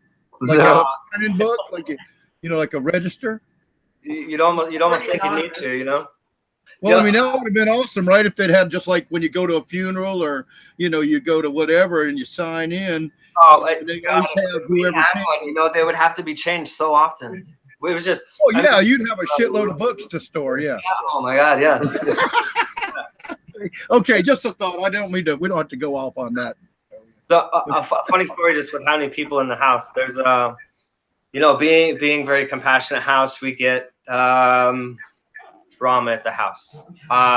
So we're renting to a woman, a local. Dennis liked her. She was really big and bubbly, and a big personality. And she answered the door one day, and a cop ran up after her. And she actually, I guess, had a warrant. So these guys set up an online thing, and they were going to hook up with her or whatever, And they came running up in the house, and the guy came up, and we all kind of freaked out. The table's full of people. Of course, we're always smoking. It's always the table. You got to take pictures of the kitchen. That's the famous meeting place of all powers. Oh my God. Anyway, the guy's on his phone, and there's in the living room. There's I think there's 4 bedrooms that pop out, and then a big bathroom. And the guy came up and he pulled his badge out and he said who he was. And then he's on the phone. He immediately gets on the phone as we get on the phone to call the police. He gets on the phone and he said, I need backup. There's people coming from everywhere, because the house is just so full of people, and I think at any given time, there's 14 people living here. So it was the funniest thing, because there's the fear of because everybody's shooting down out of all these different rooms, and it's so the house. So a little bit of history with the house. It's actually originally 2 units, 1-bedroom apartments each. So the base. Sounds like a hostel. Yeah. And it is now 9 bedrooms. So It counts as a hostel. a lot has changed. I love people's expressions with or just when they recall the memory of the house, because they're just like, it never stops. You just go in and you go and you go and you go and you come down and you go and you go and you go and you go. And there's black lights here, and there's this, and there's a big hot tub here, and then you keep going, and just it's really. It's just an amazing place. I think what makes it, at least for me, every time I come in here, is the energy. Yeah, There totally. is really so much energy. And again, I go back to the people who I have met and over the many years of coming through these doors. Yeah. And as you say, all over the world, we've had press in here from all over the world. And there's energy. But one of the things about the energy here again, as we did at my dispensary on Divisadero or Dennis's or what once, we didn't judge anything. You were here to enjoy some conversation, to share some fellowship, obviously to share some very good cannabis, whatever form that may take. And many times it took a lot of form, but that was the energy. And I hope that some of these, you're out there in the East Coast, get out here sometime to San Francisco, or people that hear about this to come out here. I mean, if we had people out here right now that came out here and sat down with some of us, we might be able to educate them either further about what cannabis is or what compassion and caring is for one another. Because that's the thing that's, I think, a key about this building. There is so much love and compassion in all of the years that we've been through here. Just amazing. And always accepting, visitors. Dennis's widow, John Entwistle, runs the castle now, and he's a bucket of knowledge. He's got a lot of history here. Obviously, they were only married for 3 years, but they've been together for 30 years. So, that. Something to touch on in his, in his later days. I had the pleasure of kind of volunteering and being his caretaker in the end, and some of the things that I don't know, but he's been like my advisor for the last 18 years. Like he's and my best friend. He all these things, but the different advice you get, when someone's, making it through, which he kicked cancer, by the way. He was diagnosed 2 Christmas Eves ago, unfortunately.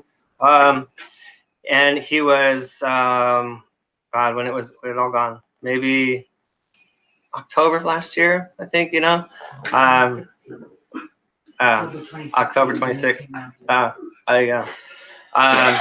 Anyway, an incredible man that went through this horrific event, lung cancer, and fighting everything. Even when he was sick, he was still so compassionate. Like he always wanted to make sure that everybody was still being taken care of, as he was going to take care of everyone.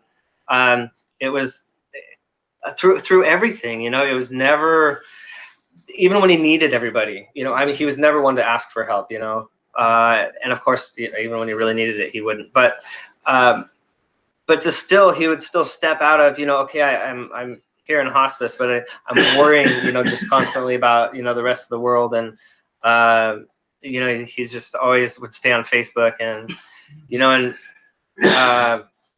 just really incredible. But, in the end, he's getting money in from, when he came out. So everybody look up like photos of Dennis. The really cool thing is that he left us, so he had no hair through his cancer, but he lasted so much past getting the cure to the cancer. He had his full head of hair back, which was so dope. Like he was one of the things that made him happy. But anyway.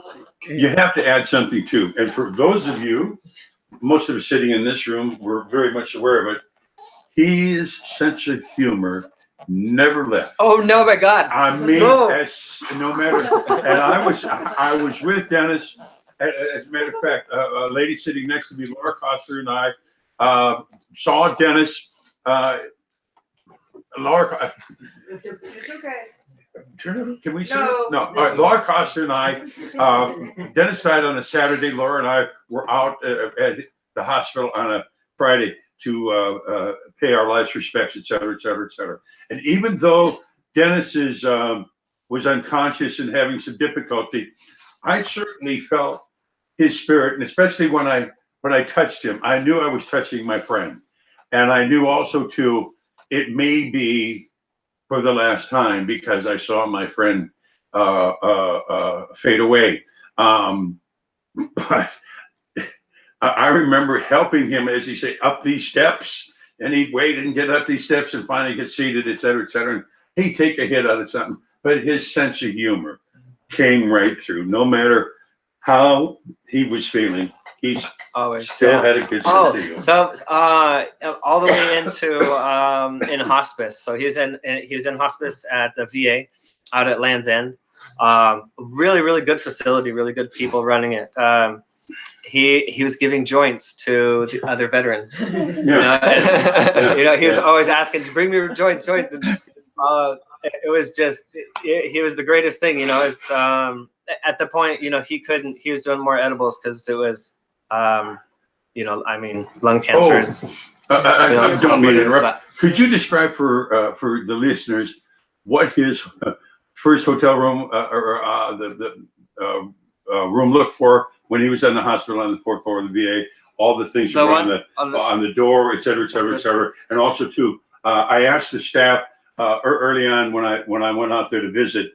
They're slowly starting to put up things. I said, you know who this man is or was, et cetera, et cetera. And as time went by, they learned, but people were bringing it, tell them what that is. Great room. So he had to make him comfortable at home. Yeah. So we got really lucky for a very unfortunate event. His brother Brian and I took him in on the 21st of April last year, and we almost lost him, the morning of the 22nd.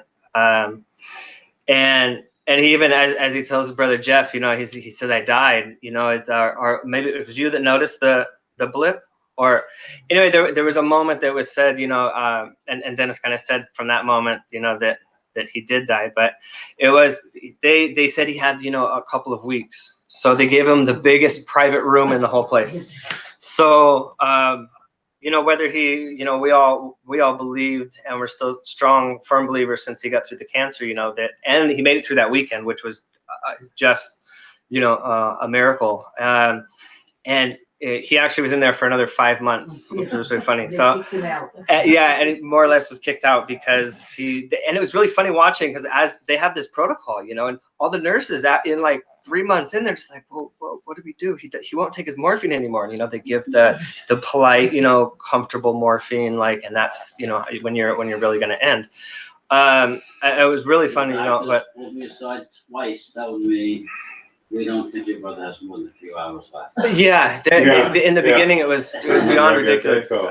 But so the idea was, Dennis, the house here has always been lots of colors, lots of everything, so we started decorating his room. Of course, first we brought some of the propaganda explaining, Dennis. So everybody that walked by, we had one of the big things on the front door.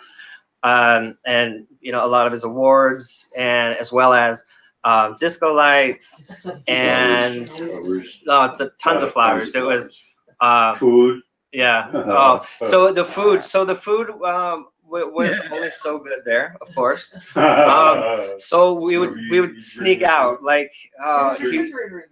see, I think, God, after the first month, once he regained his strength back from everything, still wasn't really talking.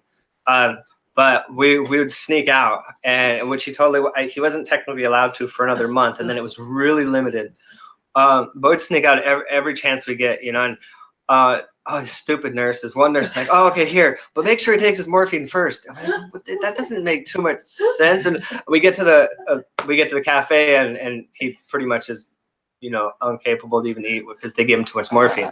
So and that was I think that's what really triggered it for him. He's like, I don't want to be like that. I want to go out and enjoy things. So I think, probably, sneaking him out all those times really kind of helped get him to where he was like, I don't want the morphine. And then that's when it started trailing off, and, everybody didn't know what to do. And it was just like a party place. It was seriously a party place.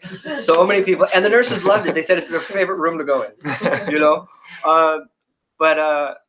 yeah, it was seriously a party place, and a beautiful location. They have a lot of outdoor space, so I actually had some parties out there on the.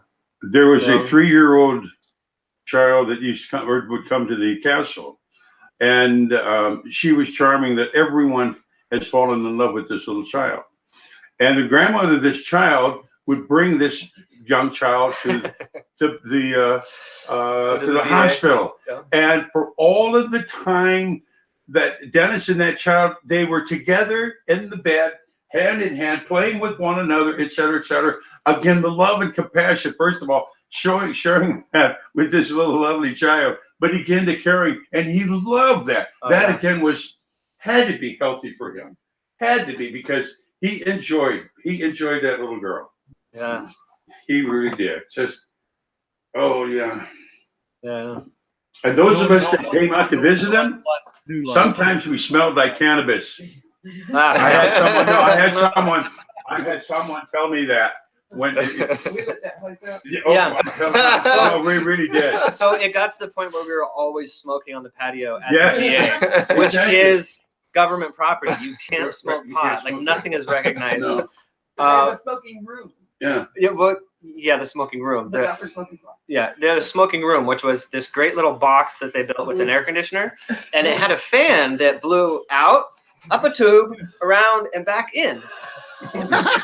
So, you know, yeah, and it got okay. So Dennis did start smoking again. He was like, you know what? If this is the end, I want my damn cigarette. You know, I just want to be relaxed. The whole thing. Fuck it. And we would smoke outside a lot, but when it was cold, he's like, "Come on." He's like, "Let's go have a cigarette." You know, you want one, because he knew if I went in the box with him, it's just like smoking a cigarette, because this shit's just like a cigarette. And you get 5 guys in there, and you're just like, you know, I'm like, I want to pass out, but you know, it's just, you know, yeah. I mean, we had a lot of fun times there, but sneaking out was always the best. You know, one time, so he started doing it. His brothers would be correct and you know, by the book, and they would check him out, and he got to the point where he was checked out too much. So his friend Donnie came to take him out, and Dennis is like, no, just go. Just if anyone stops, just go. Just keep going. He's like, what do you mean? So he's pushing his wheelchair, and like the nurses are coming out, like, no, Mr. Perone, you have to stay here. And Dennis is like, no, don't listen to him. So Donnie is going, and the nurse stands right in front of them and stops them. And she says, I'm gonna call security. You cannot leave. And Dennis is just like, it's like, no, it doesn't matter. You guys, we're just gonna go out smoke. We're just gonna go smoke. We're just gonna go out front and smoke. And he like kind of like just totally like tried to chill back and try to like trick them off. And it was just they just weren't having it, you know. But yeah, it was yeah. He just, and that was at the end. I think he left like a week early. They were trying to get him out. He had to get approved for everything, and he was over it more than they were over it, of course. So he actually kind of escaped the last bit with a ticket to Vegas. By the way, he went to go see his best friend in Vegas. The first thing he did when he got out of hospice, yeah. And he was able to get down south to see Southern California, and then there was a farmer lady friend that he got up to farm up north for several weeks, which really was helpful during the time. Yeah. Again, prolonging his life. We got him to Jerry's too. And all, et cetera, et cetera. Lynette Shaw did a really nice thing. To have these people, and again, Laura Costa, to have Laura and her family provide for Dennis during this time, and Dennis loved it. He loved getting the hell out of Dodge, and I'm glad. Yeah. I'm glad he had people that cared about him, and these folks cared about him. They really did. Yeah. Good people. He always gave to us so much, you know. He saved my life twice, you know. I mean, all not literally, but you know, almost quite. You know, I was just in a really bad place, and he let me move in, and you know, one time losing a big deal on a business deal, like 40 grand. Like, okay, life's over. You got to start. Like, this is totally jacked and new, and he let me stay. I found a job like I think the day before. Anyway, oh no. So I got my truck towed. Dennis took me to go pick up my truck, and we smoked 3 joints while we were waiting. They were just totally baked, totally just waiting. And then finally Dennis was like, okay, I gotta go. I'm sorry. You know, I gotta go back. So I was like, okay. So I'm standing there just totally baked, and the business right next door was this big air compressor shop. So it was big, giant colored boxes, and they're baked, you know. I'm in construction, so I was very curious and everything. You know, I got offered a job by these people while I was completely baked, and I don't even know how. Like, I was so bloodshot. Like, I was like, okay, I mean, cool. If you guys want me, yeah. I mean, I can do the job. They gave a business deal went bad on a house remodel, 40 grand, and that was. I don't know if you can see this, but you look at that. I don't know if you can show that. Oh, that's Dennis with Kalia. I hope you could.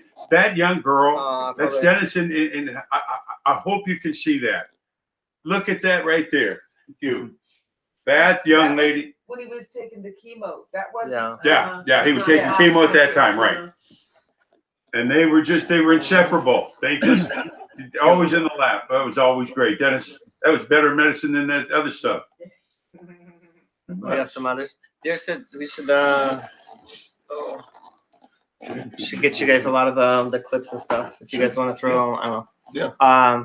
Good. You know, a lot of the better memories. So he did a thing with Netflix that's going to be coming out in a couple of years, maybe next year now. No, right? they say November. Oh, November. Yeah, they say November. Yeah. So they've been doing a thing on. I forget the basis of it because it was started out as you know, kind of the growth of pot in California and kind of the history with it and everything. And I think it really turned into it's going to be more of a documentary on Dennis Perone, and then everything else is going to be kind of surrounding it. As far as I think the depth that these producers, you know, jumped into, you know, they were really kind of part of the family for, you know, a couple months there, you know, at the end. So that'll be really cool, you know, whenever that comes out. You know what I kind of found? I think they were amazed by the energy that they were feeling. You know what I mean? They kind of felt this is. I can feel the compassion here. I can feel it. And they come over here, and we're always medicating. You know, we're you're on a, and I wish these folks could see what I'm dabbing here, by the way, just in case you want to. They became almost in those times part of the family because the cameras were around, et cetera, et cetera. But they were here so much time when the cameras were rolling. Exactly, I mean, that's why I think Yeah. a producer is really able to tell their story because they Exactly, can yeah, add in yeah, with all yeah. the clips. But And they could get up close and personal with us and who we were, what we've done, and with Dennis, and then all the people that came to visit him and the various characters that. Yeah. Oh, we got characters. Yeah. I mean, relatives, you know. They we had Cara and Laura, huge helps when they did their shooting outdoors up in Fairfax when they're what's her collective called?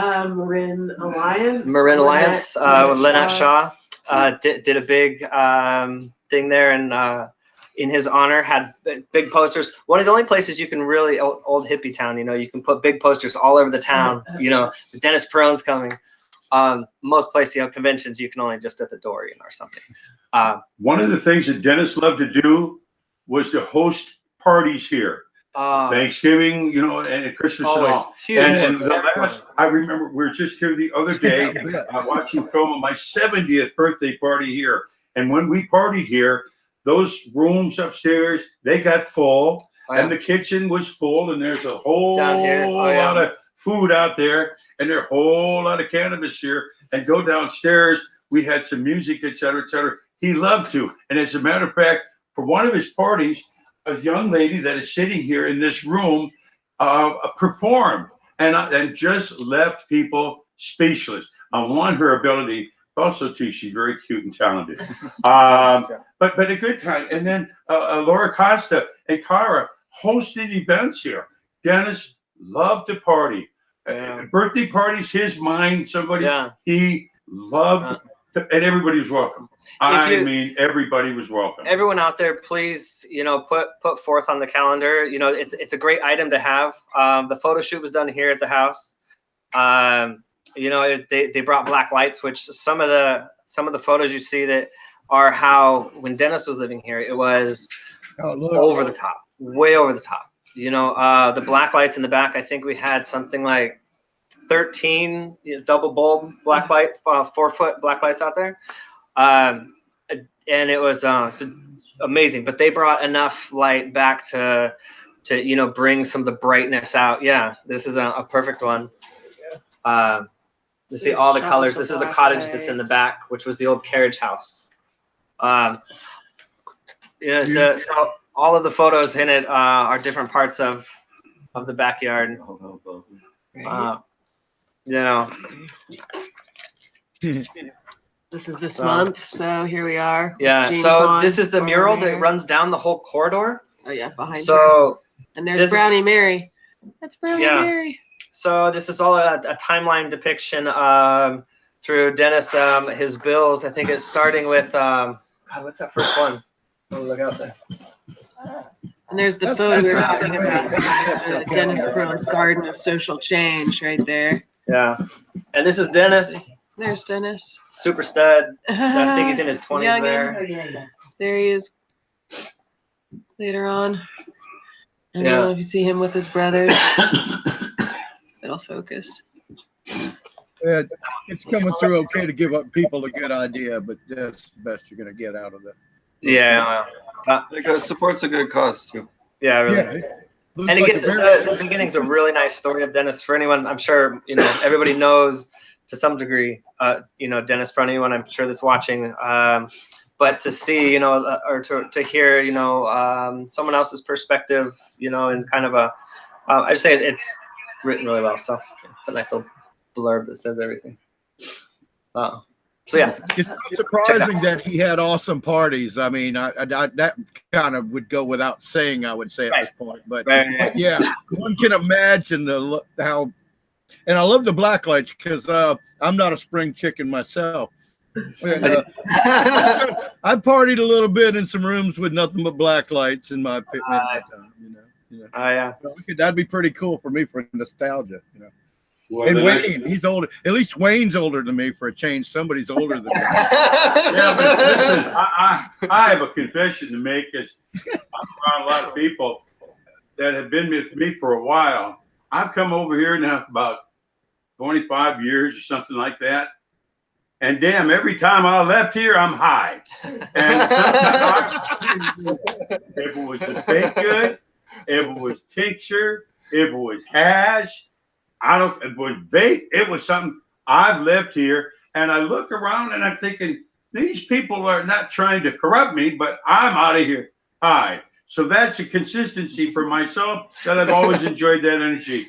I'm high. I wanna go to what they were saying earlier too. I know ever since I moved to San Francisco and they've invited me to Thanksgiving and New Year's Eve and Halloween and all the rest, and it's been a blast to spend my holidays with them since I don't have any family out here, and it's been I've been super grateful for that, and I can't thank them enough for that. Well, again, just sharing the energy and love. Yeah. Really, that's all. Yeah. New Year's. So gosh. We lost him on the 26th. January 27th. 27th. January. New Year's. Okay, can I talk about tripping? Maybe not. Probably be on the safe side. New Year's. Killer this year.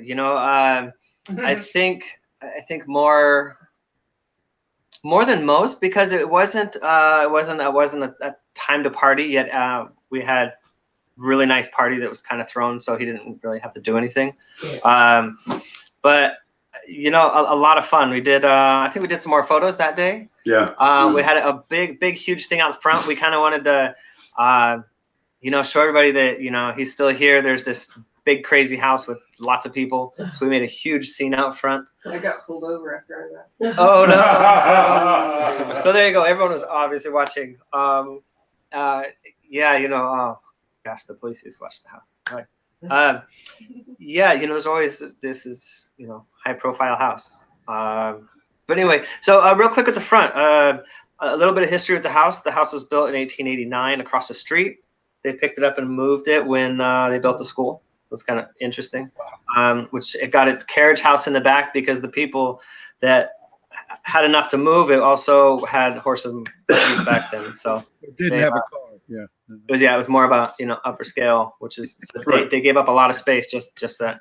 Anyway, it started in the beginning with marijuana leaf on a Red Cross, which was I think less than politely instructed by the Red Cross to Dennis to remove, and then it was turned into had a beautiful Buddha painted on the front, which is the same artist that's painted his mural along the side. If you have a chance, get a couple of those clips. It's just amazing, pieces of time. And then now it's done in when the plaque was put up for Gilbert Baker, it was done into now wavy flags, which is really kind of. We had Gilbert was here. I forget when maybe 3 years before he passed, and we asked him to paint a flag, and he painted a big wavy rainbow flag, which I believe is on one of the calendar months. I noticed. But so that's why, you know, the front of the house now, if you look up the Castro Castle, which is on Google as the Castro Castle, it's I believe it says it's the bed and breakfast is, you know, now closed. But anyway, now it's really cool. And the next plaque that's going to go up that's planned is, you know, obviously in Dennis's memory, you know, to, you know, I mean, kind of lock in that memory to the front. You know, we used to have tour buses used to come by all the time. They would stop. You had your certain tours that weren't, you know, they were a little conservative and they like just wouldn't come this way. Yeah, it's going to be, you know, forever. We're hoping to keep it as a, you know, as much of a museum ish, you know, everyone is regular, but like regular tenants, but still going to have, like I say, guests. You're always welcome. So when you can kind of walk through and get a, I do know of 3 cannabis tours that now include this stop among the other tours, Magnolia and other places here. But this now is included on 3 tours of that. I offered one time, and I don't know why, to go with them. I said, let me surprise these folks and sit along with these people, et cetera, et cetera, et cetera. And I still have that offer out. But this is still people that come by. Yeah. And the cannabis tour, because this is where this energy's, oh my Lord. So if you guys ever make it out to San Francisco, definitely stop by in person. But the cannabis tours, I wish we had some to plug because they're really cool. There's actually a free one. So a really cool young man that's he just loves cannabis this much, you know, and he's giving you know, he gets free tours. So check those out if you come as well.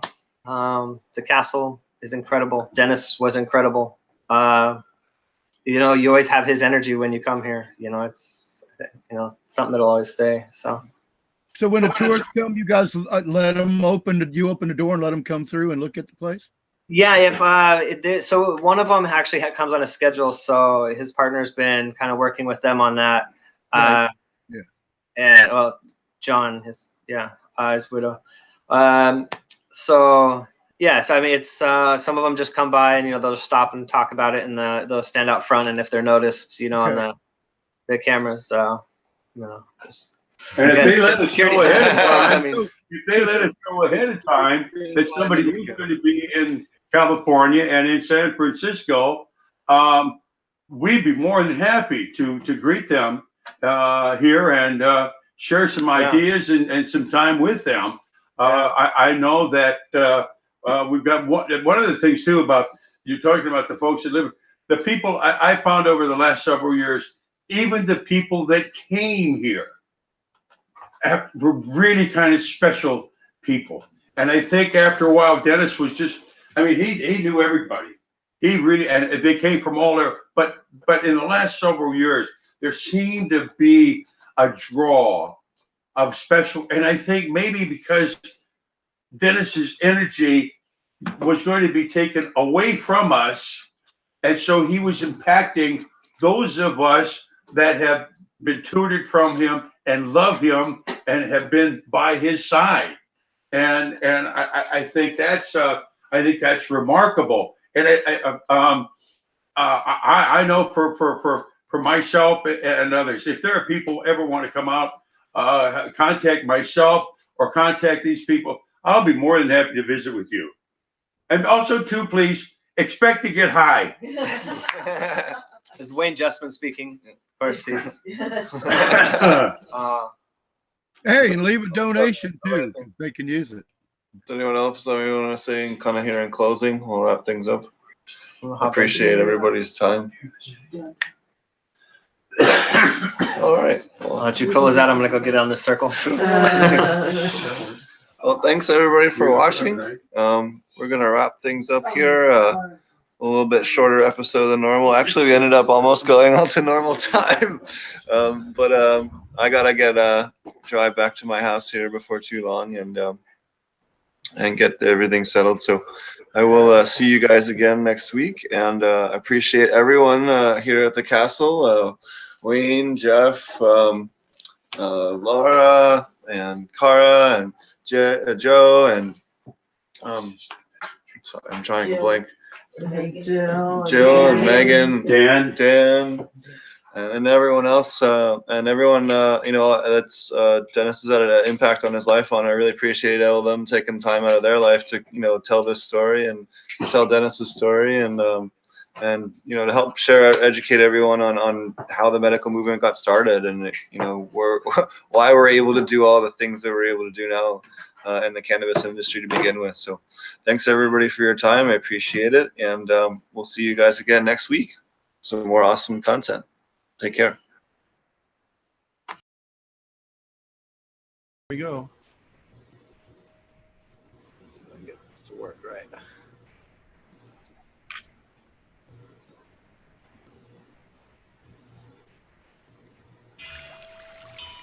Hey guys, Steve here, Potent Phonics. Today we're going to talk about growing with fishes.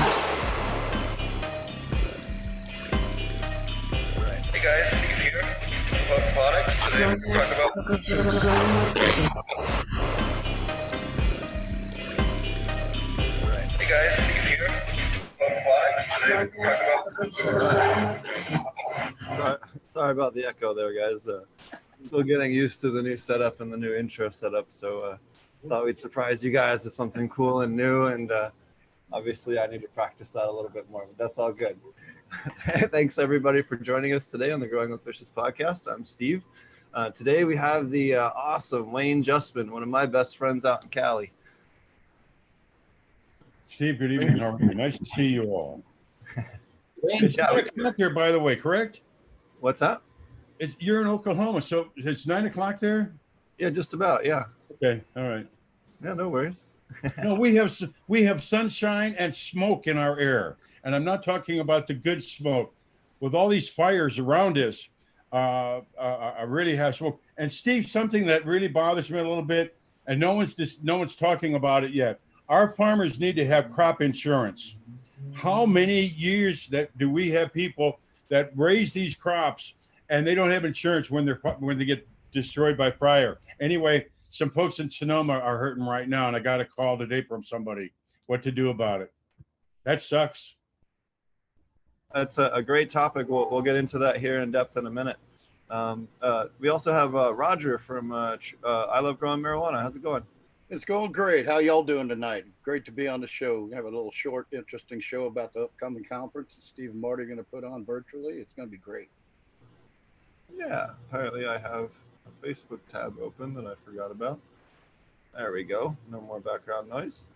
We also have Marty. Thanks a lot for joining us, Marty. Hey guys, how's it going?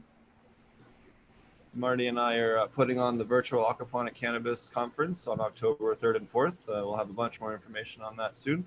But we have some new speakers. Wendy Cronin. Just make sure I get. I'm sorry. We have George Pate will be joining us from Kentucky State University, doing a talk at as well as one of the new speakers.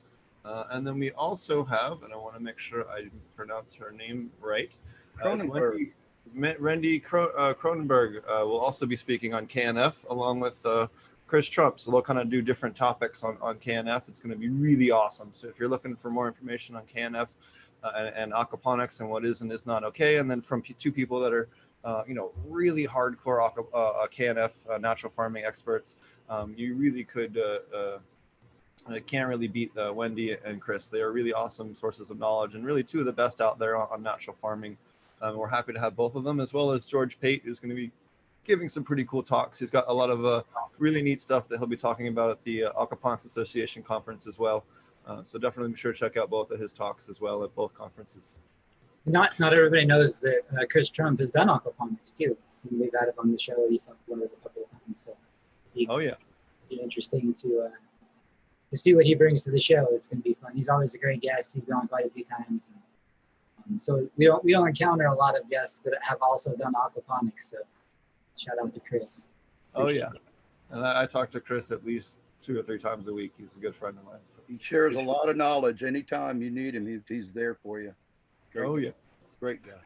So Wayne, tell us a little about what's going on. You were just talking about how farmers or cannabis farmers in particular really don't have a lot of options without paying some of these really exorbitant insurance companies, if that's even an option where they are or in their markets. And it's, a lot of people don't realize that these people have no options. Normal farmer can apply for crop insurance, assuming that they're planting on the traditional planting schedules. And these cannabis growers just have nothing that they can fall back on. And not only, I just had contact yesterday, Steve, with a friend of mine who has a dispensary, and they had insurance. And they were one of the people 6 or 7 weeks ago when the melee was going on, and all the robberies here in the Bay Area were going on. And they filed a complaint. I've got an ambulance coming by me. Hold on a minute. Not a problem.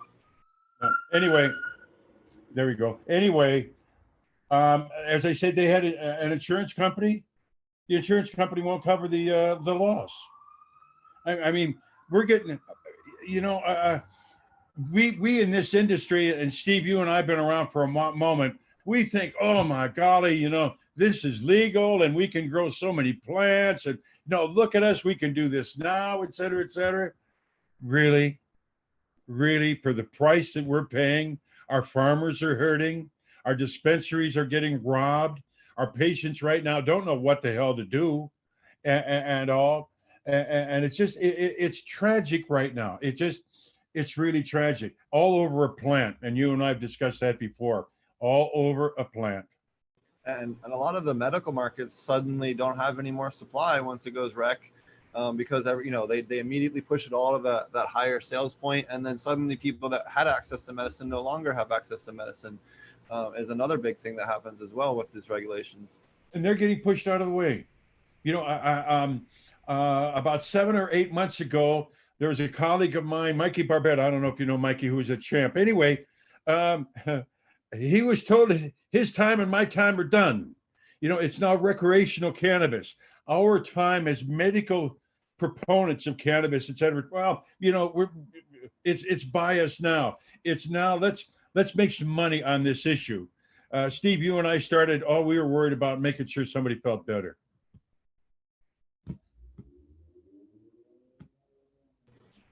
Oh yeah, and we're all passionate about people's medical issues. It's we've donated a lot of cannabis over the years, and a lot of cannabis edible products, especially to people that needed it, and we still do. I know that anywhere that I'm making rosin, I donate all my rosin pucks. I find a little old lady who has a bunch of friends that are hurting. I teach her how to make some canna oil, and I just give her all my pucks, and I let her give it out to the community. She knows the people there. I don't. They don't need to know my face. I'm happy to give them their medicine. You know what I mean? Like that's just something that a lot of cannabis people do and have for a long time, and they can't do that anymore if they're having their funds cut off to be able to just provide legal medicine that they can grow and provide it to medical people.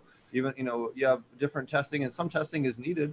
You need to know if it's has the right pesticides, or if it has mold or things like that. But some of this stuff is getting absolutely outrageous, and they're not giving licenses to people that need them, and people that have honestly been growing cannabis for all these years, especially in California. I mean, what's going on in California is out of control. Yeah, I was a friend of mine was telling me of a cannabis or new program that one of our dispensaries have here in San Francisco, and he said, "Well, let me come over." Said I should come and explain the program. Would you believe a 3-page document to get free cannabis? Can you believe this? And I'm 75 years old, 33 years HIV positive, and I've got to fill out 3 pages of information that I kind of qualify for the medicine. Golly, I'm not, I'm not sure about all of this stuff. And you, of all people, medical patient number 1, the first person to ever get a medical cannabis license in the United States.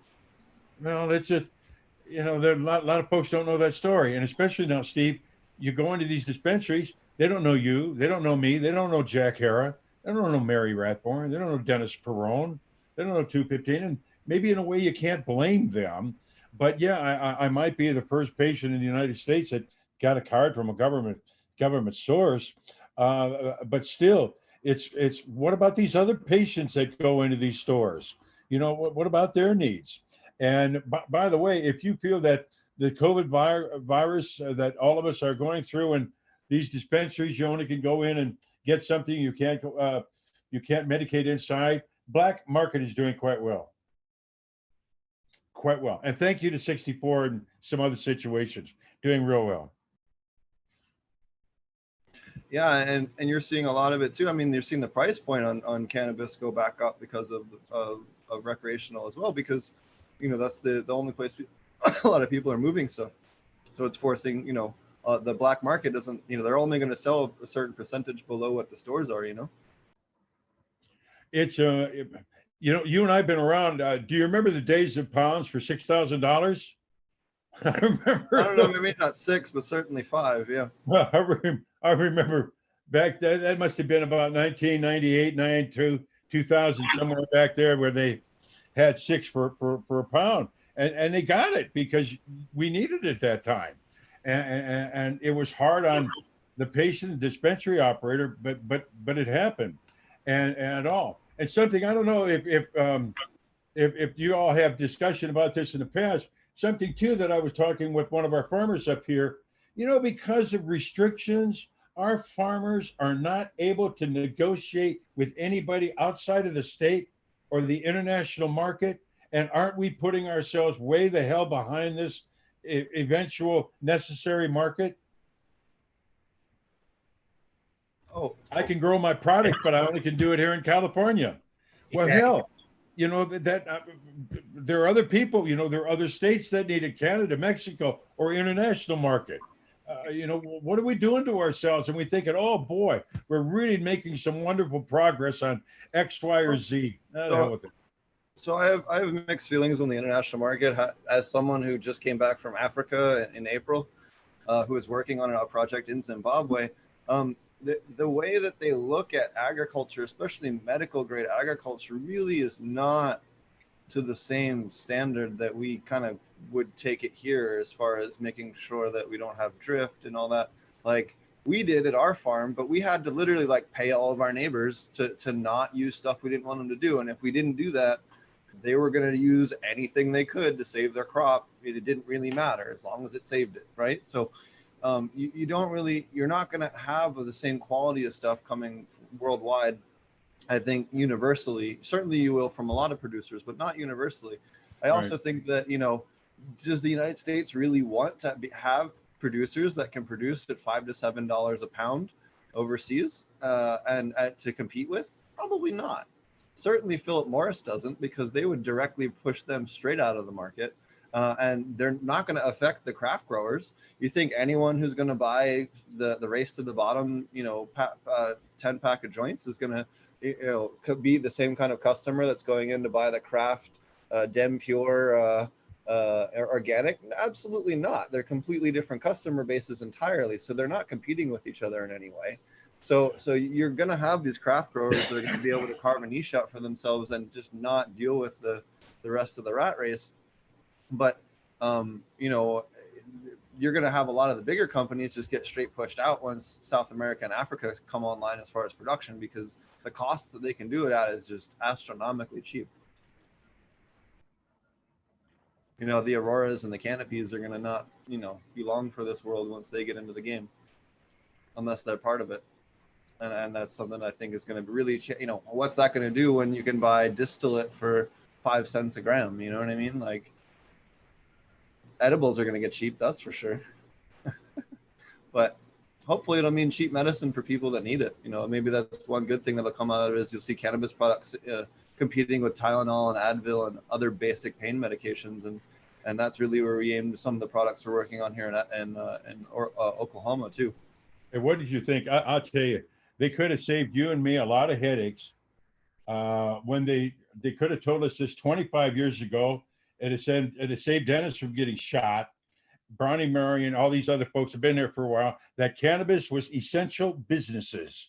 All right. They wanted to close our ass down. When I opened my place at 350, they closed our ass down and all. And now they include us as essential business. But again, you and I, and again, Dennis, all use of cannabis is medical.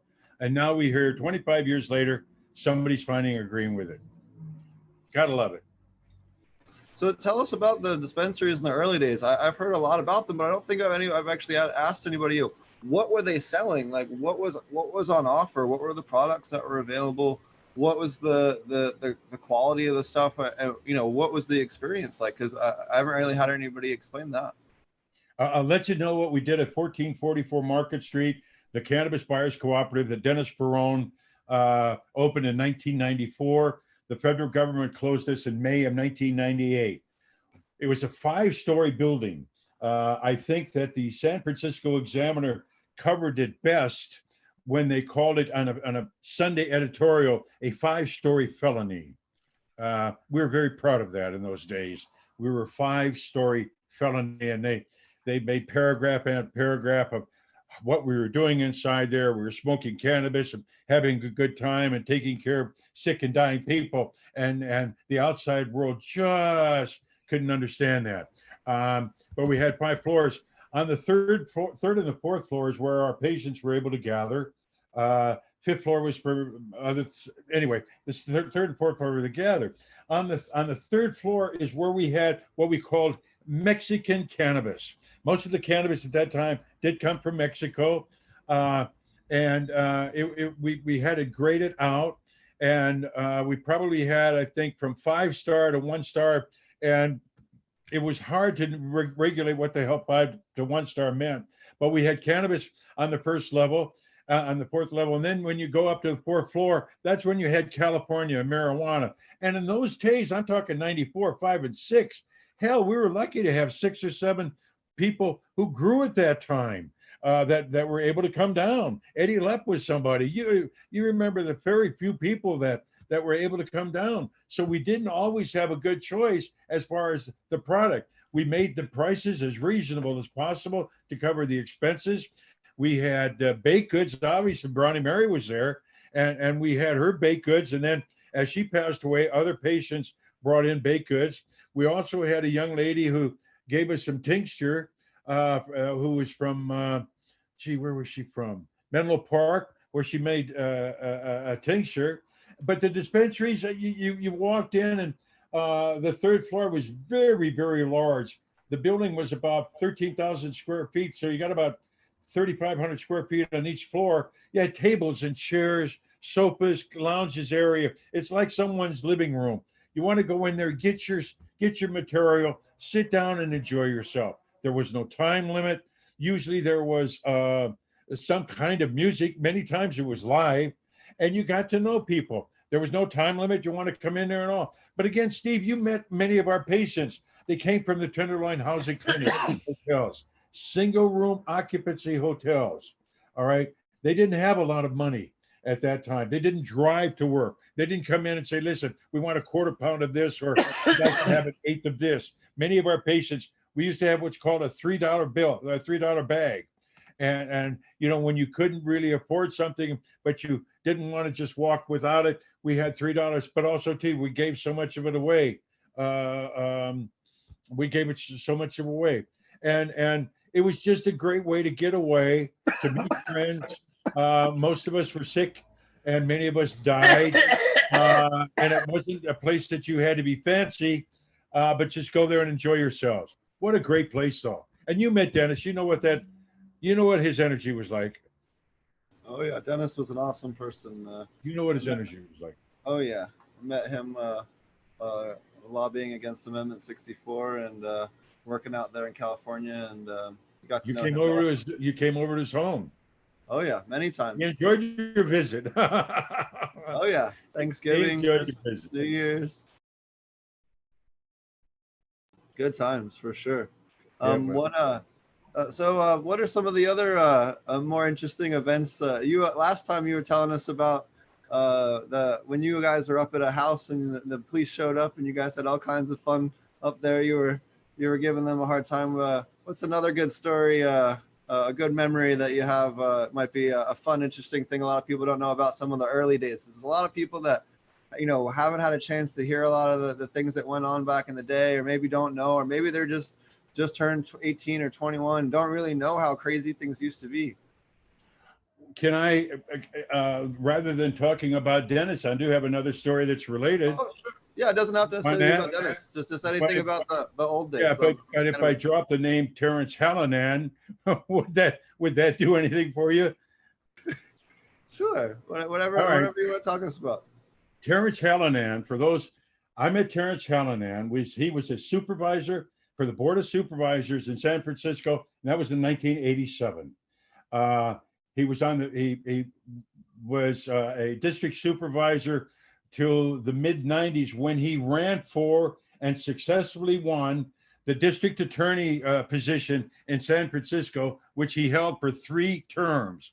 Terrence Hallinan was invaluable to Dennis and any of us that were in the movement at that time. Please understand why. Being the chief law enforcement officer at any time and for any reason of his cause, he could have come to us and said, "Not in my town." And he could have cut us down. We've got counties now in California that they don't allow anything about cannabis. Same situation here with San Francisco. He is and was the chief law enforcement official, and he could have cut us down, but he didn't. He was very, very supportive of what Dennis was doing, of what he knew Brownie Mary, he knew Jack. In other words, that was also helpful. He knew and was part of the players and all. So anyway, let me get to the story. So, I knew Terrence. He passed away a couple of years ago, but I knew him. So anyway, we're going to a normal conference in Tiburon, which is just over the bridge and all. And Terrence picked me up, and he was with his wife and his daughter. We went over, and George Zimmer and a number of people from George Zimmer, the Men's Warehouse, and some Keith Strop, and a number of people were there from Normal, and I had a great evening, et cetera, et cetera. So we come home, and he comes across the bridge, and they were staying in the avenues at that time. And so Terrence said, "Wayne, I'll give you a ride home, but let me drop off the kids, or my wife and the kids." He said, and he did. And then he said, "Listen, wait here while I go get a joint for us." Okay.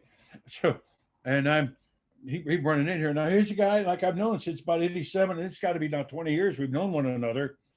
And I'm thinking to myself, let me play this dude. I'm sitting next to the sitting district attorney, the chief law enforcement officer of the city county of San Francisco. He just ran into us. Oh, and here he comes. Just came in. Here he comes. In the door. "Wayne, hold this while we get going." Closes the door, et cetera, et cetera. He said, "Light this thing up." And I'm thinking to myself, I'm sitting with the chief law enforcement officer in California, in San Francisco, in a county car, all right? And he's driving me home, and we're medicating. And I'm thinking, I'll never do this again. I mean, how often does this stuff happen? I can tell that story about Terrence. He'd love the story anyway because he enjoyed it. But there was a crazy story. We were able to do that in those days, only because we were friends. We had great respect for one another, but he respected everything that we were doing in the cannabis community. Many times he came to my dispensary at 350 Division Earl while he was a district attorney. And of course, he came to Dennis's dispensary while he was the DA. What a great supporter. Just a great supporter. But there's a crazy story for you. I got a few others too, but anyway. Hey, whatever you feel like sharing, man. We love to hear about. Again, a lot of people don't know about, how things used to be, and how what was the one that the lady who got arrested for transport was Pebbles, right? Who got for transporting it? Yeah, Pebbles Tribbett and Brownie Mary Rathborn.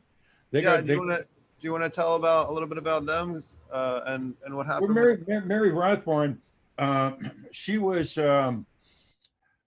an elderly lady in her 70s when she became active in 1984. She was caught transporting cannabis to her home in Marin. And what she was using the cannabis for was to make brownies for individuals that were at the Ward 5A of General Hospital in San Francisco. Wanted to bring these pot brownies over to these people and make them available. That's how she got the name Brownie Mary. And of course, Steve and Roger and Marty, obviously a dangerous person. Oh, did you ever meet Brownie Mary? She's about 5'8" and just everybody's aunt. But again, oh, she was dangerous. She cared enough about sick and dying people that she made brownies for them. And when she got arrested, she said she gave everybody the bird and said, "Fuck you all," because she did talk like a sailor. I mean, for anybody that knew Brownie Mary. But again, I mean, there are some strong shoulders. You met Jack and Mary. There's some strong shoulders that were here in the 90s that got Proposition 215 off the ground and made medical cannabis somewhat,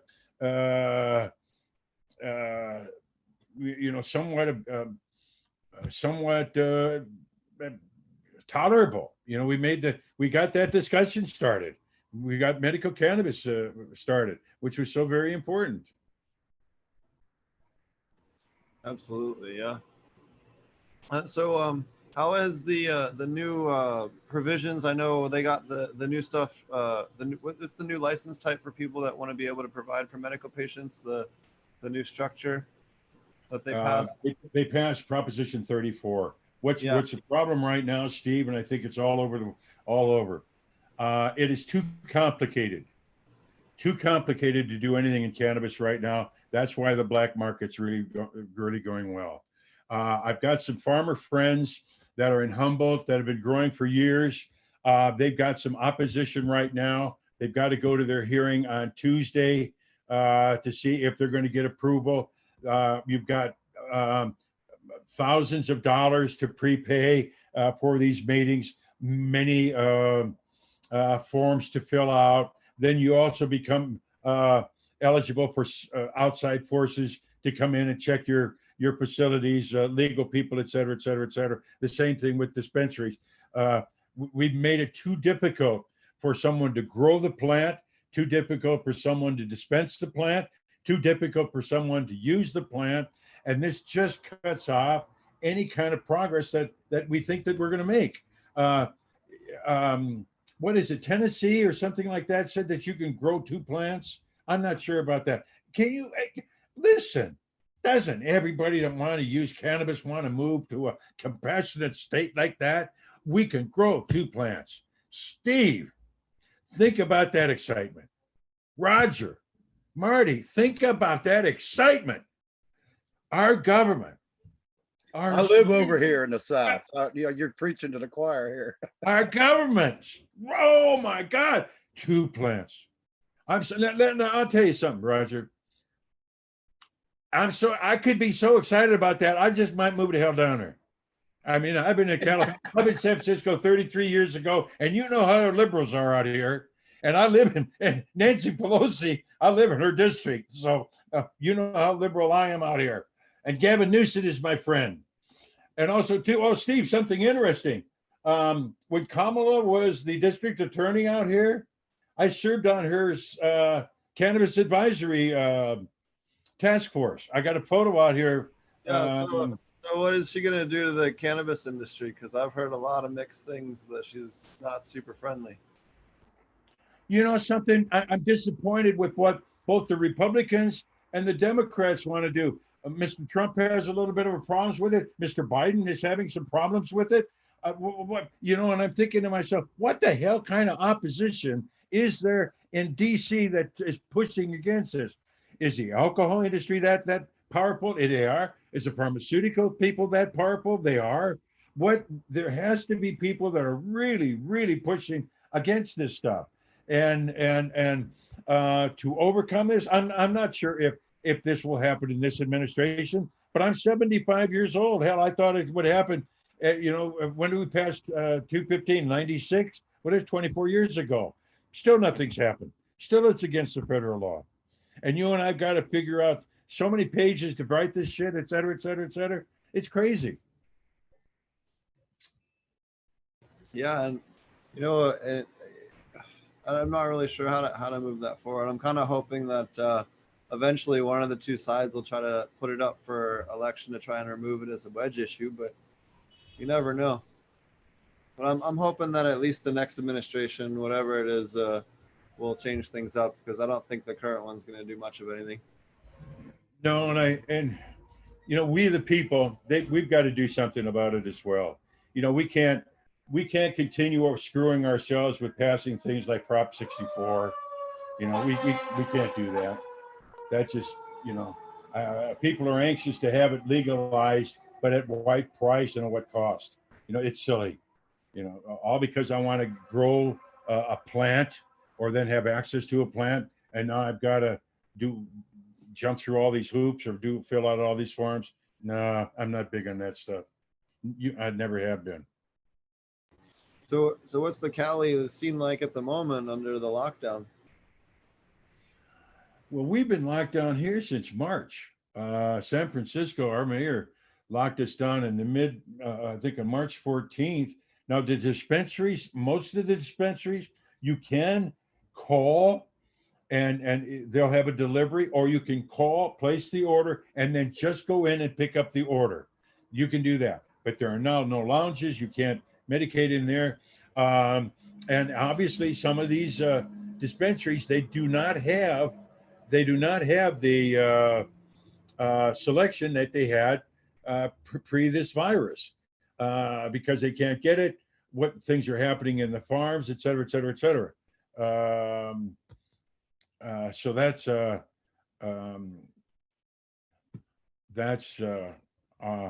problem. We don't have that. And then also too, Steve, you're familiar with Magnolia Wellness? Debbie Goldsberry's place? I think I was there once. Okay, anyway, the point being is that I just saw a little bit of note of her. She has been closed for the last 3 months, not just because of the virus, but she was raided, or not raided, but robbed twice, armed robbery. And the problem that they did so much destruction on the inside of the building, not only, and then taking thousands and thousands of dollars of product. And here was another thing, the insurance won't cover it.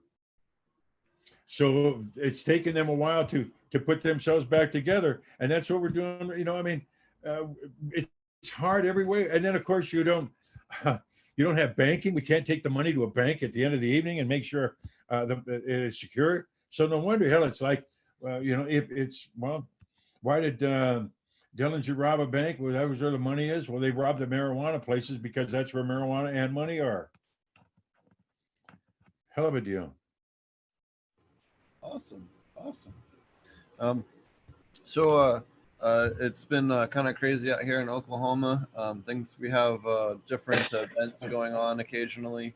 I know there's a big event going on at the end of September. They're doing a smoke and glow. There's a place out here. They do kind of these like outdoor concerts and stuff. It's kind of neat. So kind of getting slowly back to normal. I think they don't take it quite as seriously out here as they do on the coasts. But so what's some of your favorite stuff to smoke out there? I know you have access to quite a bit out there in San Francisco. What are some of your favorites over the years in terms of different strains or products or different things you found interesting? I'm going to use what Dennis said, and we've used this many times. When somebody said, well, what's the favorite strain that you're using? He says, the stuff I'm smoking right now.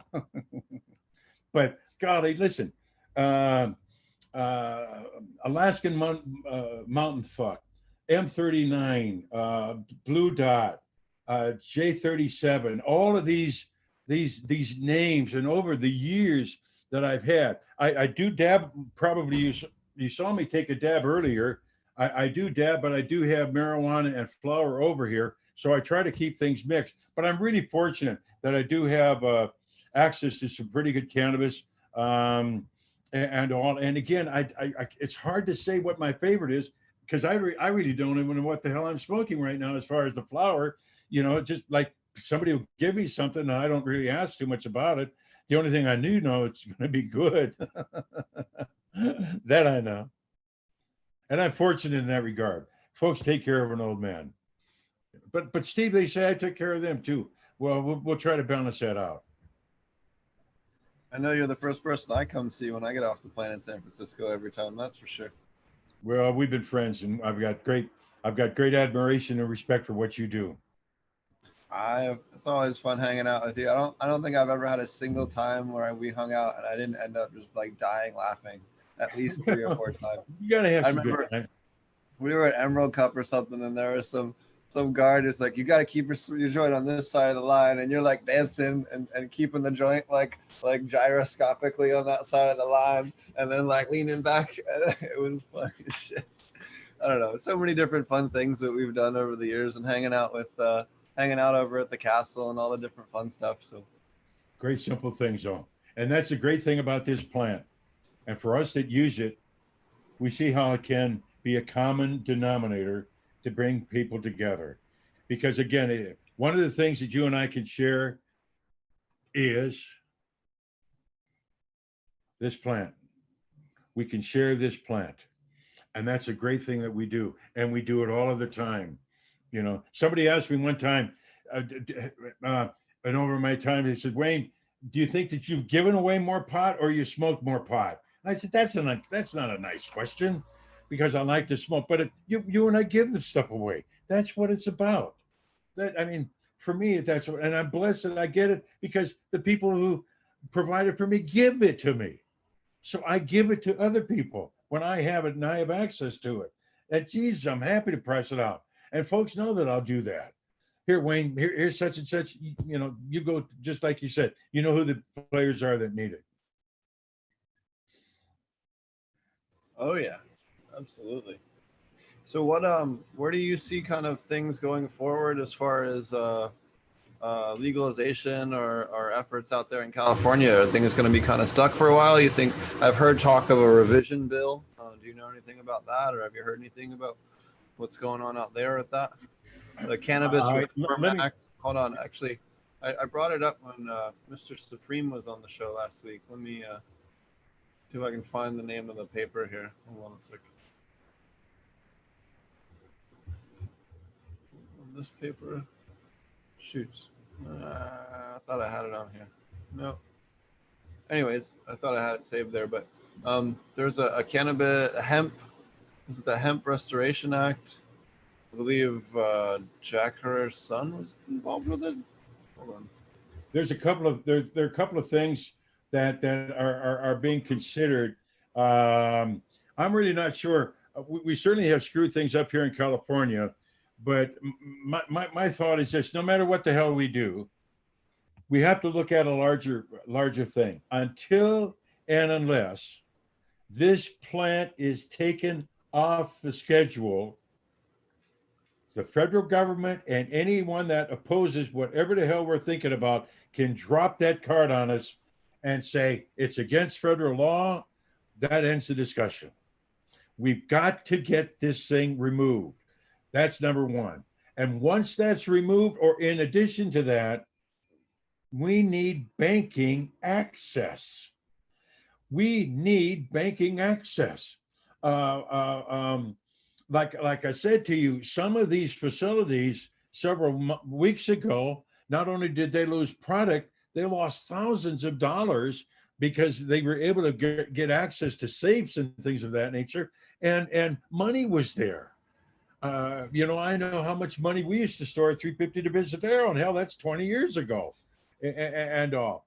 But you need to have the banking industry, or we need to have banking things. One, get it the hell out that schedule, and then two, remove banking. Then I believe you can sit down and start talking, because otherwise they're going to limit you on this, and they got to limit you on that. And if you use cannabis for this, you have to do this. Well, come on, everybody. This is a little bit senseless, and we've got to simplify this plant, because it is a very simple plant, a complex as hell, but simple. The only thing you've got to do is get this plant into your body. That's all you got to do. The paper I was referring to is the Cannabis Hemp Heritage Act of 2020, the Jack Herrera Initiative. So people are you using, can go to, people are using Jack's name, obviously, because Jack's not here to himself to qualify it. So let's start right there with that. that offends me just a little bit as well. You know, people like, oh boy, Jack, that's his name. Well, wait a minute, everybody. You're just kind of using it to draw attention. Yeah. I'm not sure that Jack would appreciate all these rules and regulations. You know, he didn't like it. He didn't like it.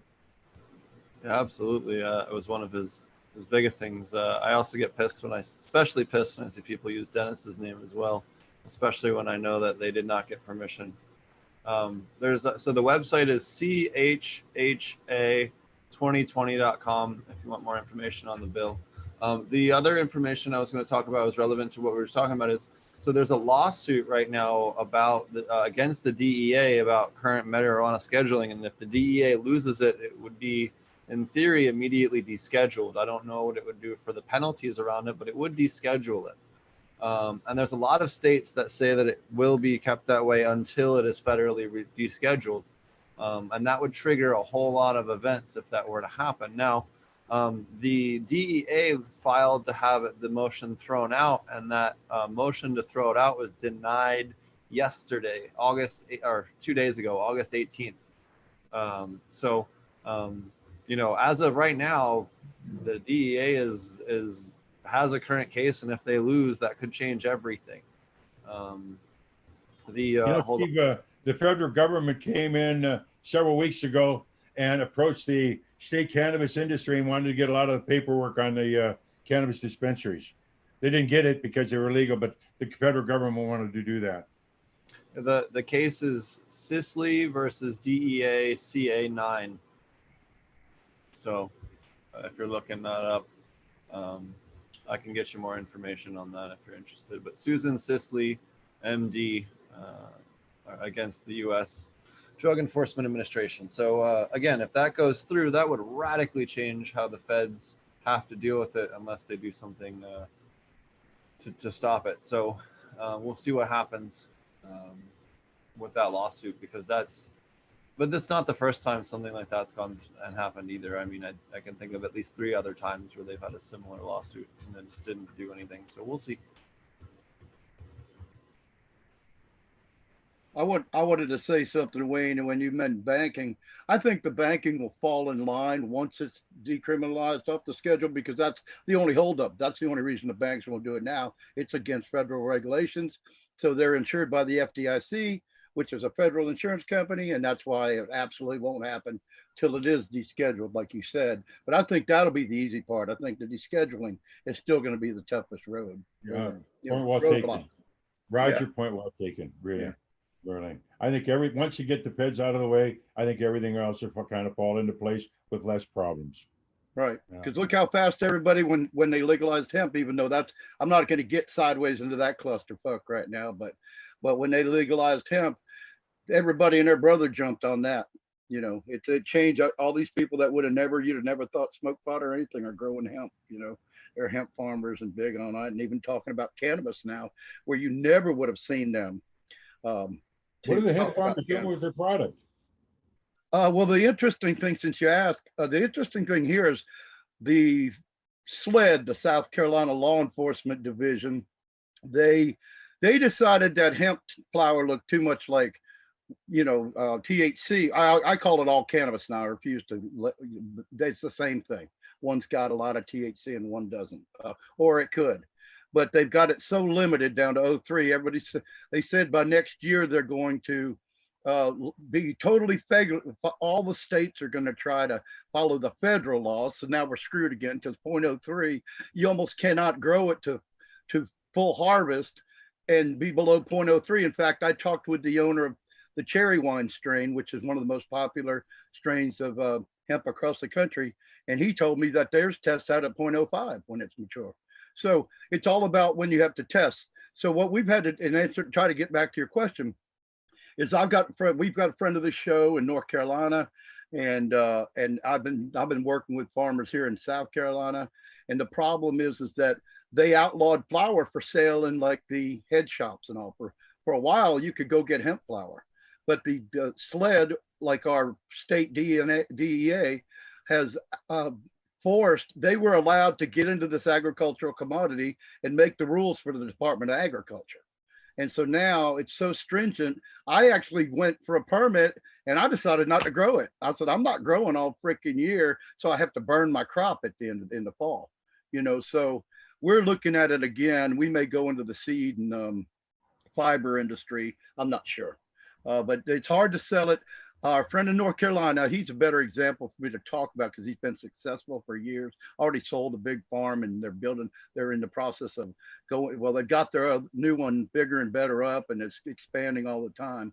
But they have to actually sell their flower out of state because they can't sell flower in North Carolina either. So it's like it's really sick. So that's the biggest thing I see. And then of course you got all the farmers that think that they just were going to, mow down their cornfield and grow hemp, and it was going to be like growing corn. So it's quite. And then if you call up the State Department of Agriculture hemp program and you talk to them, I can't even remember what it was because it made absolutely no sense. But they're telling everybody it's like you're growing this or that. Like we always said, on the forms, they're similar like growing tomatoes and stuff that fruit, tomatoes and pepper plants and stuff like that. Tomatoes even more if you got indeterminate, that's like a sativa kind of, it'll grow forever and grow as long as you let it grow. But they brought up some, I was like, are you kidding me? That's not, no wonder these guys are failing. They're looking up like how to grow some kind of field plant that's not a fruiting plant. And so I don't know if that answered your question or not, but that kind of explains the dilemma that we're in. It's more or less that everybody legalized legal federally now. So everybody's paying out all this freaking money to the government and not many people are getting anything in return. That's what. That's why they call it weed, man, because you can just throw it in the field and nothing fucks with it. So I don't understand why the government wants to fuck with a plant. That just bothers the hell out of me. They're not messing around with the grapes up here that are grown in Napa or Sonoma. Right. They're not trying to modify our grapes here, et cetera, et cetera, et cetera. And do you want to, it's too, the THC is too much or too little, or CBD is too much or too little. Let the market decide all of that. We don't need the government to have more restrictions. What the hell is wrong with us? What are your thoughts on zoning laws around CBD and THC to prevent people from getting pollinated? The laws on what, please? Some people have proposed zoning laws. I know in Oregon, people really like to debate this one about, putting CBD growers into certain zones if they're going to do outdoor in order to prevent pollination to medical growers. We've got to protect the grower. That's number one. Whatever can be done to protect the grower. I'm a farm boy, born and raised in Dubuque, Iowa. When I looked out my bedroom window, and I think I told you this, I watched cows grazing and corn growing. So I understand what it is. And I think that's one of the reasons why I got a college degree and got out of Iowa. Being a farmer was not all that easy in those days. And I'm talking in the 50s and the 60s. But I don't think that we need all these regulations and restrictions. But we must protect the farmer. We got to protect the farmer. So whatever it's going to cost, that's reasonable for the farmer. I don't want outside people to decide these things. Have people that are knowledgeable. Let them sit and decide what the hell it is. Not a lot of elected people or people that just serve for a little bit. No, let the people that have the voice and are affected by this, they're the ones that should decide. They have the experience. They've got the skin in their game. Well, so that, I think we can all agree that we need to get the guys from Weights and Measures to make sure the scale is right. And then we need to have some type of pesticide and mold inspection. And then we need to have some type of, hey, what inputs are you using so that you're not using something completely insane. But other than that, what do we need any more regulation than that for? And I think that, taxing it at the same rate as food or any other type of agricultural good up to that point is perfectly reasonable, but not for medical patients. If you need it for medical, then you shouldn't be taxed, No, well, a lot of times you'd be giving the medical patient medicine, so all the way around there shouldn't be any tax because there was nothing bought. Yeah, well, absolutely. But I mean, at the end of the day, the state's got to make something. And plus, at the end of the day, we have to pay the guy that comes and does the inspection for the mold and to make sure that it actually is clean for the patients. I'm okay with just a base tax, something reasonable, just to make sure that the system can be self-funding, right? I'm not opposed to that. And maybe that I'm a little bit out on that, but I think that I'm okay with it if it just pays that guy's salary and the other regulatory people that are required to, just keep track of it. But and I'm absolutely okay with them cracking down on people that are, if someone's using mycobutanol on it, they should go to jail. I'm okay with that because they're poisoning people. But at the same time, but they should not be. It should have an investigation because people could also have a neighbor who is spraying their fruit trees and that they spray their stuff accidentally and it might not actually be intentional. So I do also think that they also need to look at intent too. Because I have seen people that were, good quality growers that I know for a fact didn't spray their stuff with anything that had problems. In fact, there was just someone I know at Humboldt that was trying to track down the same thing that's used in Frontline. Here it was, they think it was because in grapes and in most of your vegetable stuff, it can be at 2 to 4 parts per million, but for cannabis, it can't be detected at all. Not even detected. What? And this isn't something like mycobutanol. This is something that doesn't actually convert when burned. There's no reason for this. Like, this is insanity. You shouldn't have to regulate the diet of your employees, even wearing gloves, in order to ensure that you have no cross-contamination. This is a lot. And the other thing too, if you're an outdoor grower, what's to stop like a coyote that ate the neighborhood cat?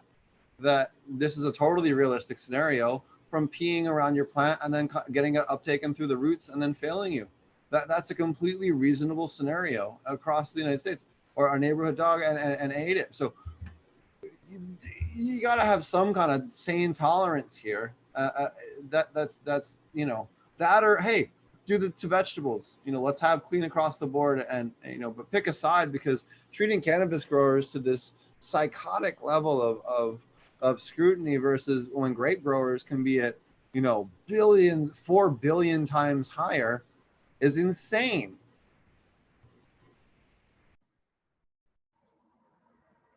On something that's not even dangerous. That's something. Proposition 215, written in 1996, says that with the doctor's oral and written recommendation, you can cultivate and possess cannabis. 251 words. 251 words. One of the things that Dennis, myself, Jack, all those people that put that thing together, you keep it simple. And I believe right now, the problem that our government is having, I hear that, I read recently that the state of California is really upset. They're not getting the tax revenue that they had anticipated, several $1 million that they're off. Well, hell, you've made it so difficult for people to grow the cannabis and dispense the cannabis. You've made it so difficult. And then you wonder why the black market is doing it. You keep it simple. There's no reason why I as a patient, 33 years HIV positive, 75 years old, that I got a 3-page form to figure out before somebody can give me cannabis. Oh, I don't understand all of that. No. I need it. You give it to me or you don't give it to me. I don't need to fill out the forms. Same thing with the dispensary operator, the same thing with farmers. We've made it so difficult. Roger, the same thing down in your area. So damn difficult that it's so hard then we want to obey the law, but it's so damn hard to do so. We want to follow the law, but then you've got to cut a corner here or cut a corner there. So damn hard. Well, not only that, but when was I given the opportunity to vote on where they put the opioid dispensary in my neighborhood? I never got a vote on that. Hey, and didn't Oakland just approved the sale of mushrooms? What's that? Oakland, California just approved sale of mushrooms. Holy crap. I might have to move. Yeah, Well, no shit. The thing with this is that, but I don't know where they're stored, what their things, et cetera. If there are stores where you can buy it, et cetera, et cetera. But it was approved last year on a vote. Yeah, probably a wormhole. No, I'm just kidding. I don't know, my friend.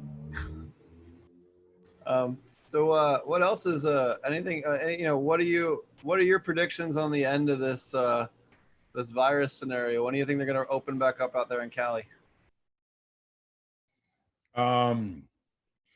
let me see, we've got about 10 more days of August, September, October, November, 4 more months. I would not be surprised if they canceled Thanksgiving and Christmas and New York and New Year's. Wouldn't be surprised at that. I wouldn't be surprised that wearing a mask is going to be required or suggested probably through the end of this year. I have no problem with that. Like I said, I'll follow what you got to do. There's nothing open anyway. There's nowhere to go, as far as where to go or things like that. I do wear a mask. I am aware of social distancing. I try to be aware of my health, et cetera, et cetera, et cetera. But I think this is going on. And then I follow this stuff too much. And from what I just heard a couple of days ago, we're no better off than we were in March. And I don't know what the hell that means. I don't know what that means at all. Oh boy.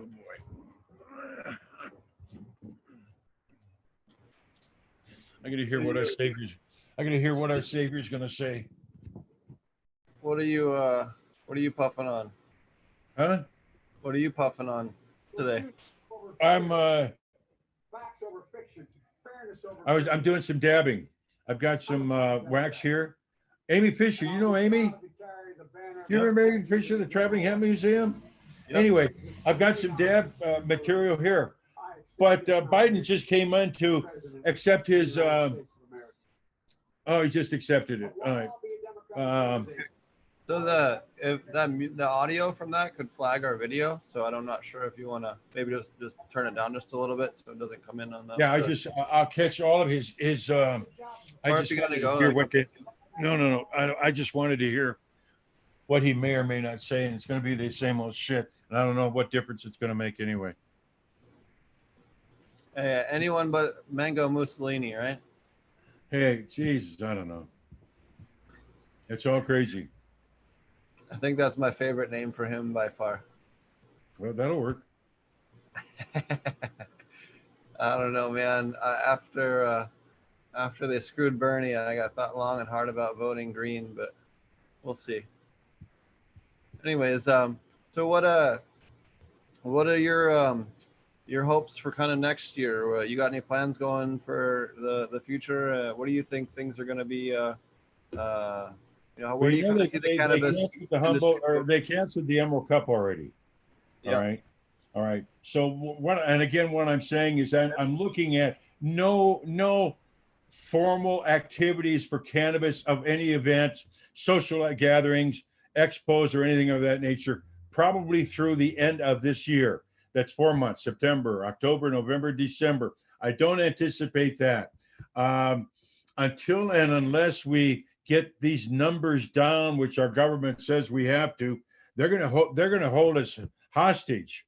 We're doing this to ourselves by going out and having parties and not taking care of one another. And then what's happening in these restrooms and things of this nature, we're doing that to ourselves. Geez, I walk by in San Francisco when I'm out and about, and you see these boarded up businesses, and on the other side, they were broken windows. I think, what the hell, we did this to ourselves. Anyway. But I don't see a lot happening until it's probably till January, February, and unless we really do something about it, and then also too what the results of this election will be, and all. And either way, I'm not sure what the hell difference is going to make. We're just take it one day at a time. That's all we can do right now. At least it's what I'm trying to do. I'm getting old, Steve. Jesus. I thought, anyway. Your second coming of what you said, everybody saying it was just as bad as March, is because there were too many poor leadership and the idea that we should take precautions, and too many people, about 48% of the country, thinking it's their free right by the Constitution not to wear a mask because they don't want to. And 52% of people, this is interesting, 52% of the people who were polled will not take a vaccine even if it comes out. 48% will take it, 52% won't. Think about that shit. And that's the same thing. That's the same thing. How many people will wear a mask or will not? Because it's my right to wear a mask. or I don't have to, it's, I mean, I don't know. And again, as an older man, I'm not sure what the hell to make out of our society. I do know this. If we think that we're all that smart and we're all that progressive and civilized, either you're fools or you're a damn liar. Mm-hmm. Really? I know that after my sister almost died of the flu shot, I think I'm definitely would not get it, at least for the first 4 or 5 years. I would get it once I know that it's safe. But Once I'm not people aren't be one of the dying guinea from it, pigs. right? I'm not going to be one of the guinea pigs on the vaccine. And the thing of it is, I don't know about you guys. I got nothing else to do but sit here and watch this damn television in front of me. So one of the things I do in the morning is I turn it on and see what the hell's happening in the world. But with something else you guys realize, to wear a mask or don't wear a mask. I've seen experts on both sides. To do this or not to do this. I've seen experts on both sides. In other words, you can be just confused by experts on both sides. I think it's well, I think the American media tries to play everything as a 50-50 argument when it's not. And I think that's a big, it's big. I have, as someone who's spent a lot of time in Canada, Jamaica, Africa, and other parts of the world, life isn't that way. And life isn't always balanced. And there isn't always two sides to every coin. Sometimes someone's wrong. And the United States definitely placates a lot too many times to people that are just flat out wrong. I'm not saying so much in any of the cases that you were citing, but I'm saying just in general, they'll often give credence and make something seem more legitimate than it actually is, just to try and say that both sides are equal or both sides are whatever, and it's just not, and they need to stop. It's causing problems. But there's an interesting. Anyways, I'll go off. Point well taken. Point well taken. Steve, I love it because Steve doesn't. We don't usually broach politics on this show, So it's kind of interesting tonight to hear Steve. I'm not trying to get too political, but right. That's I know you're holding back. Definitely some dumbassery going on at the government level. Yeah. I don't think, regardless of what party you're on, I don't think anybody agrees that things are going smoothly right now. Right. So. I'll just say I think it's blind ignorance by half the people out there. That's I'll leave it at a 50-50 conclusion right there. And until but it's not people their don't fault. read, they don't read, they don't know anything except what Twitter or Facebook tells them. They exist in their own little universe, in their own bubble, where they don't actually hear the reality, and that's part of the problem. So I'm glad I'm 75. I'm looking at 76 in a few months. Give me another 4 or 5 years, 80, something like that. Let me check out, because I wish I was optimistic about what our future might hold. I don't share that optimism that I might have had 50, 60 years ago when I was graduating college and now coming out, et cetera, et cetera, et cetera. When we can look at one another and call us the N-word or a faggot or a Jew, or we can assault one another. It's much too easy now to do this. And cannabis is still considered a drug, and it's dangerous. And we still, the earth is still flat. The moon is made of cheese. So at least some of these things are still solid out here.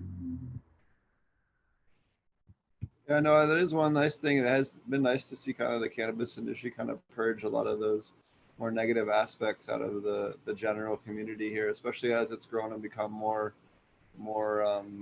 I guess adult and more, maybe not adult, but more corporate probably is the better way to put it. In general, it has purged a lot of the more hateful people. You don't really see them around anymore, which is nice. Not all entirely, but certainly a lot of the people I can remember seeing that have had a lot of controversy are no longer around. A lot of new faces, Steve. There's just so many, but there are not a lot of us old people left that really, or that are involved in it anymore. Really most of the people just burned out. Oh yeah, that's true. No, that's true. Or our health issues. Look at all the number of friends I've gotten, and of course Steve Covey, he's got health issues, and other people have passed on. Pebbles has got health issues. Eddie Lepp has got health issues. I've got health issues. Some of the people that are there from day one and day zero, rather fact. Oh yeah.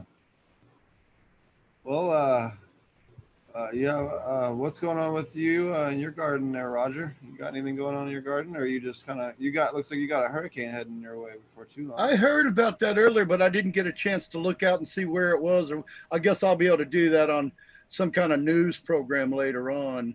Well, we've been working on the greenhouse. We went out and cleared some more the other day. I'm waiting on a shipment of square tube steel for my sidewalls, and then we're going to complete the greenhouse once and for all. Got my 2 rolls of 6 mil plastic out there in the yard, just waiting to be put up. I'm so excited about it. And other than that, not a whole lot. Just trying to keep up. It's been raining here like for 3 weeks.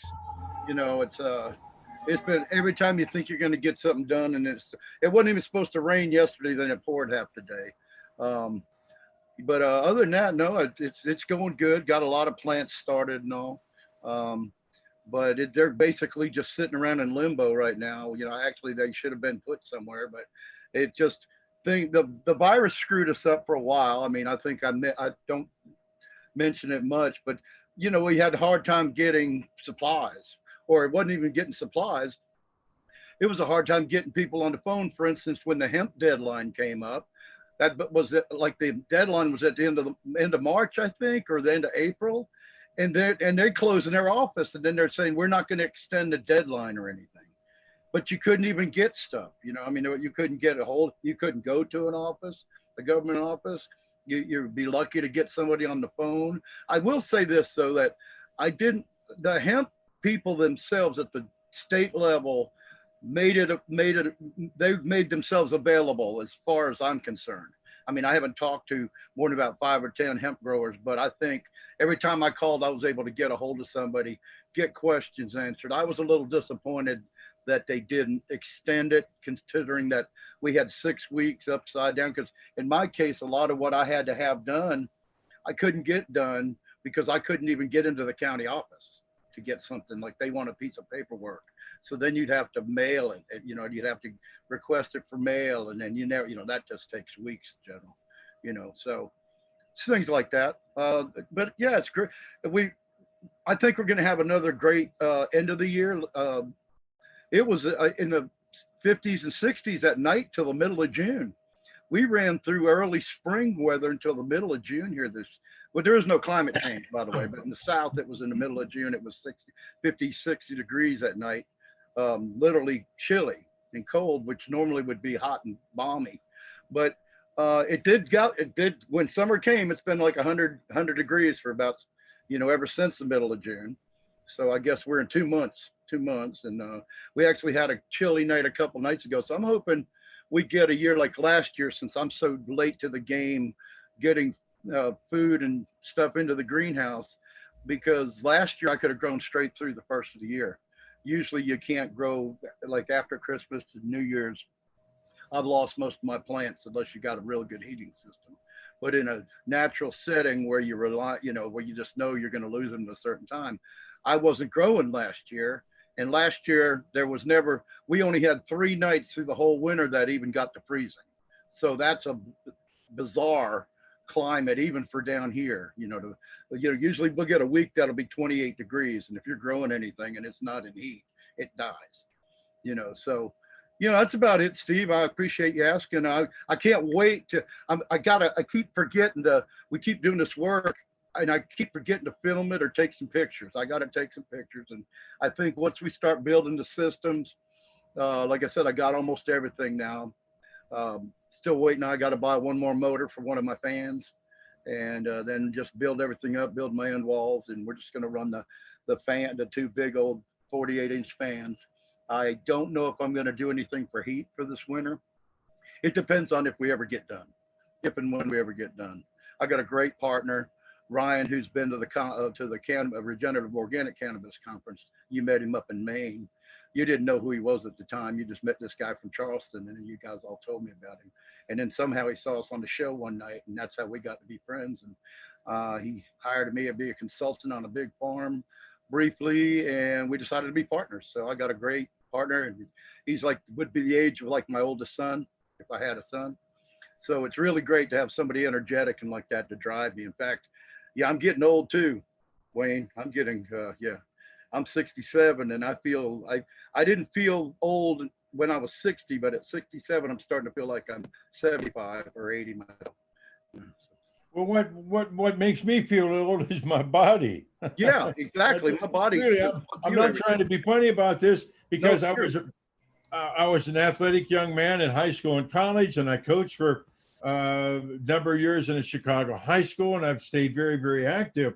But also too, I'm slowing down a little bit. I'm 33 years HIV positive. That caught up, but just the aches and the pains that come along. But that's something, Roger and Steve, that these administrators and bureaucrats don't understand about this plant. It is helpful to those of us that use it for medical reasons, whatever those medical or physical reasons might be, and it's really helpful. And that has to be understood. And unless you have people that have that empathy, it seems like it's empty words. It just, to listen to people that have no empathy or no understanding, you can have the greatest argument in the world and still come out on the losing end of the argument. Yeah, or at least not accomplish anything. Exactly. Anyway. Exactly. Yeah, but I know you're right. It's the body. It's like my back and hips. They just, and even my, like I've never. Well, I was an athlete. I was a scholarship baseball player. I was off scholarship to the Citadel, but I had enough of military, so I kind of bypassed on that. But yeah, I always was athletic myself until about in my 50s, and I started getting. Well, I call it somewhat laziness, I guess. There was nothing to do when I moved out here in the country. It's not like when you're in the city, and then now I can't drive, so I'm stuck on the farm. I don't get to go run around and hang out, or of course I wouldn't right now. We go that I got a bunch of friends that go and hang out in bars with everybody drooling all over each other. And personally, I feel like I'm healthy because I'm being smart about it, and I'm going to continue to try to do that. But yeah, I can't stand up too long in one spot. My hips will start trying to poke out my back. Well, cannabis got me through a heart attack about 10 years ago, hip replacement surgery. Now what I kind of been challenged by, and I talked to my doctor about this recently, are what I call these phantom pains. Yeah. Really. And I've kind of experienced that in my hands the last couple of days. They both hurt. And I think, well, what the hell did I do to hurt these things? Yep. And maybe in a few days they'll be gone. It doesn't hurt all the time, but they come and they go. These quote phantom pains. I have no idea what caused it, no idea how to get over it. That kind of is instant. And then I'm thinking, is this just a mind fuck? I can do that too. Well, isn't that kind of what fibromyalgia is? Yeah. I mean, I have these pains that can't really tell why, but they're there and they're real. And I have suffered neuropathy, both hands and feet, because of being HIV positive. That's one of the side things that I've had experience is that. But these phantom pains are in different parts of the body. And like I said, they come and they go. They'll be like, oh, damn, that hurt, and gone as quickly. Yeah, and the cannabis helps. I know that for me too. Oh, it certainly does. Steve gave me some dry THC that really I used so well years ago. And again, any product that was cannabis product is, for me, it's helpful. Yeah, my friend gave me a little nice vial of CBD powder. And it comes with a little scoop in it, and you're supposed to maybe put it in a little water. I just drop it on my tongue. Sure, drop it on your tongue.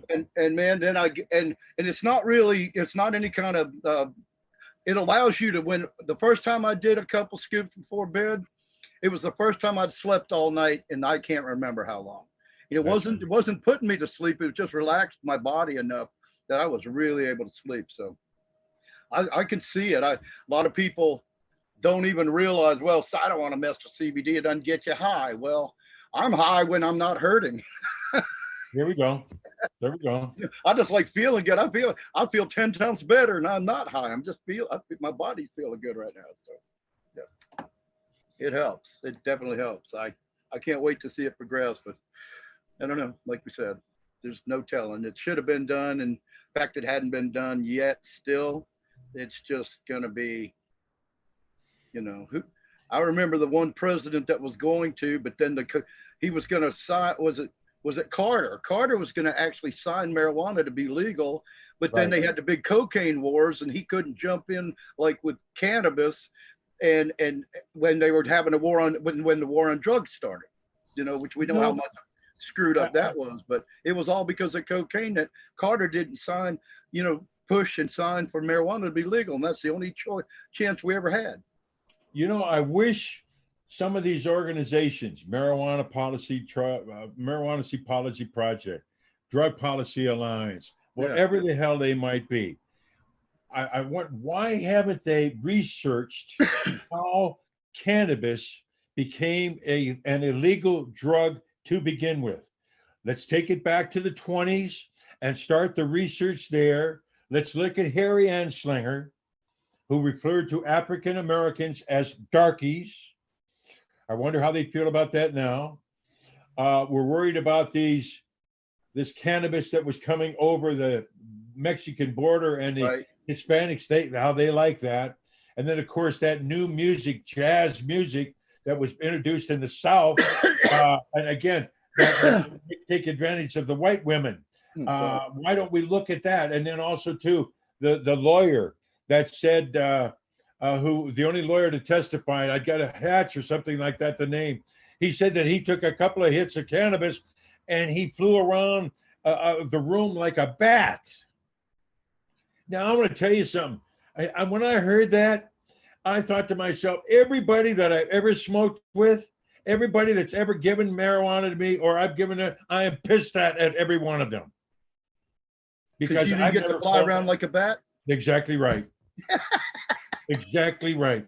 I pissed at all of you. You've never given me stuff that allows me to do that. I mean, it is so senseless. And I'm thinking when we see what prohibition didn't work and why they had to do all these other things, it's an argument that I think could be disabled. But we had some researchers just take this shit apart on how silly it is.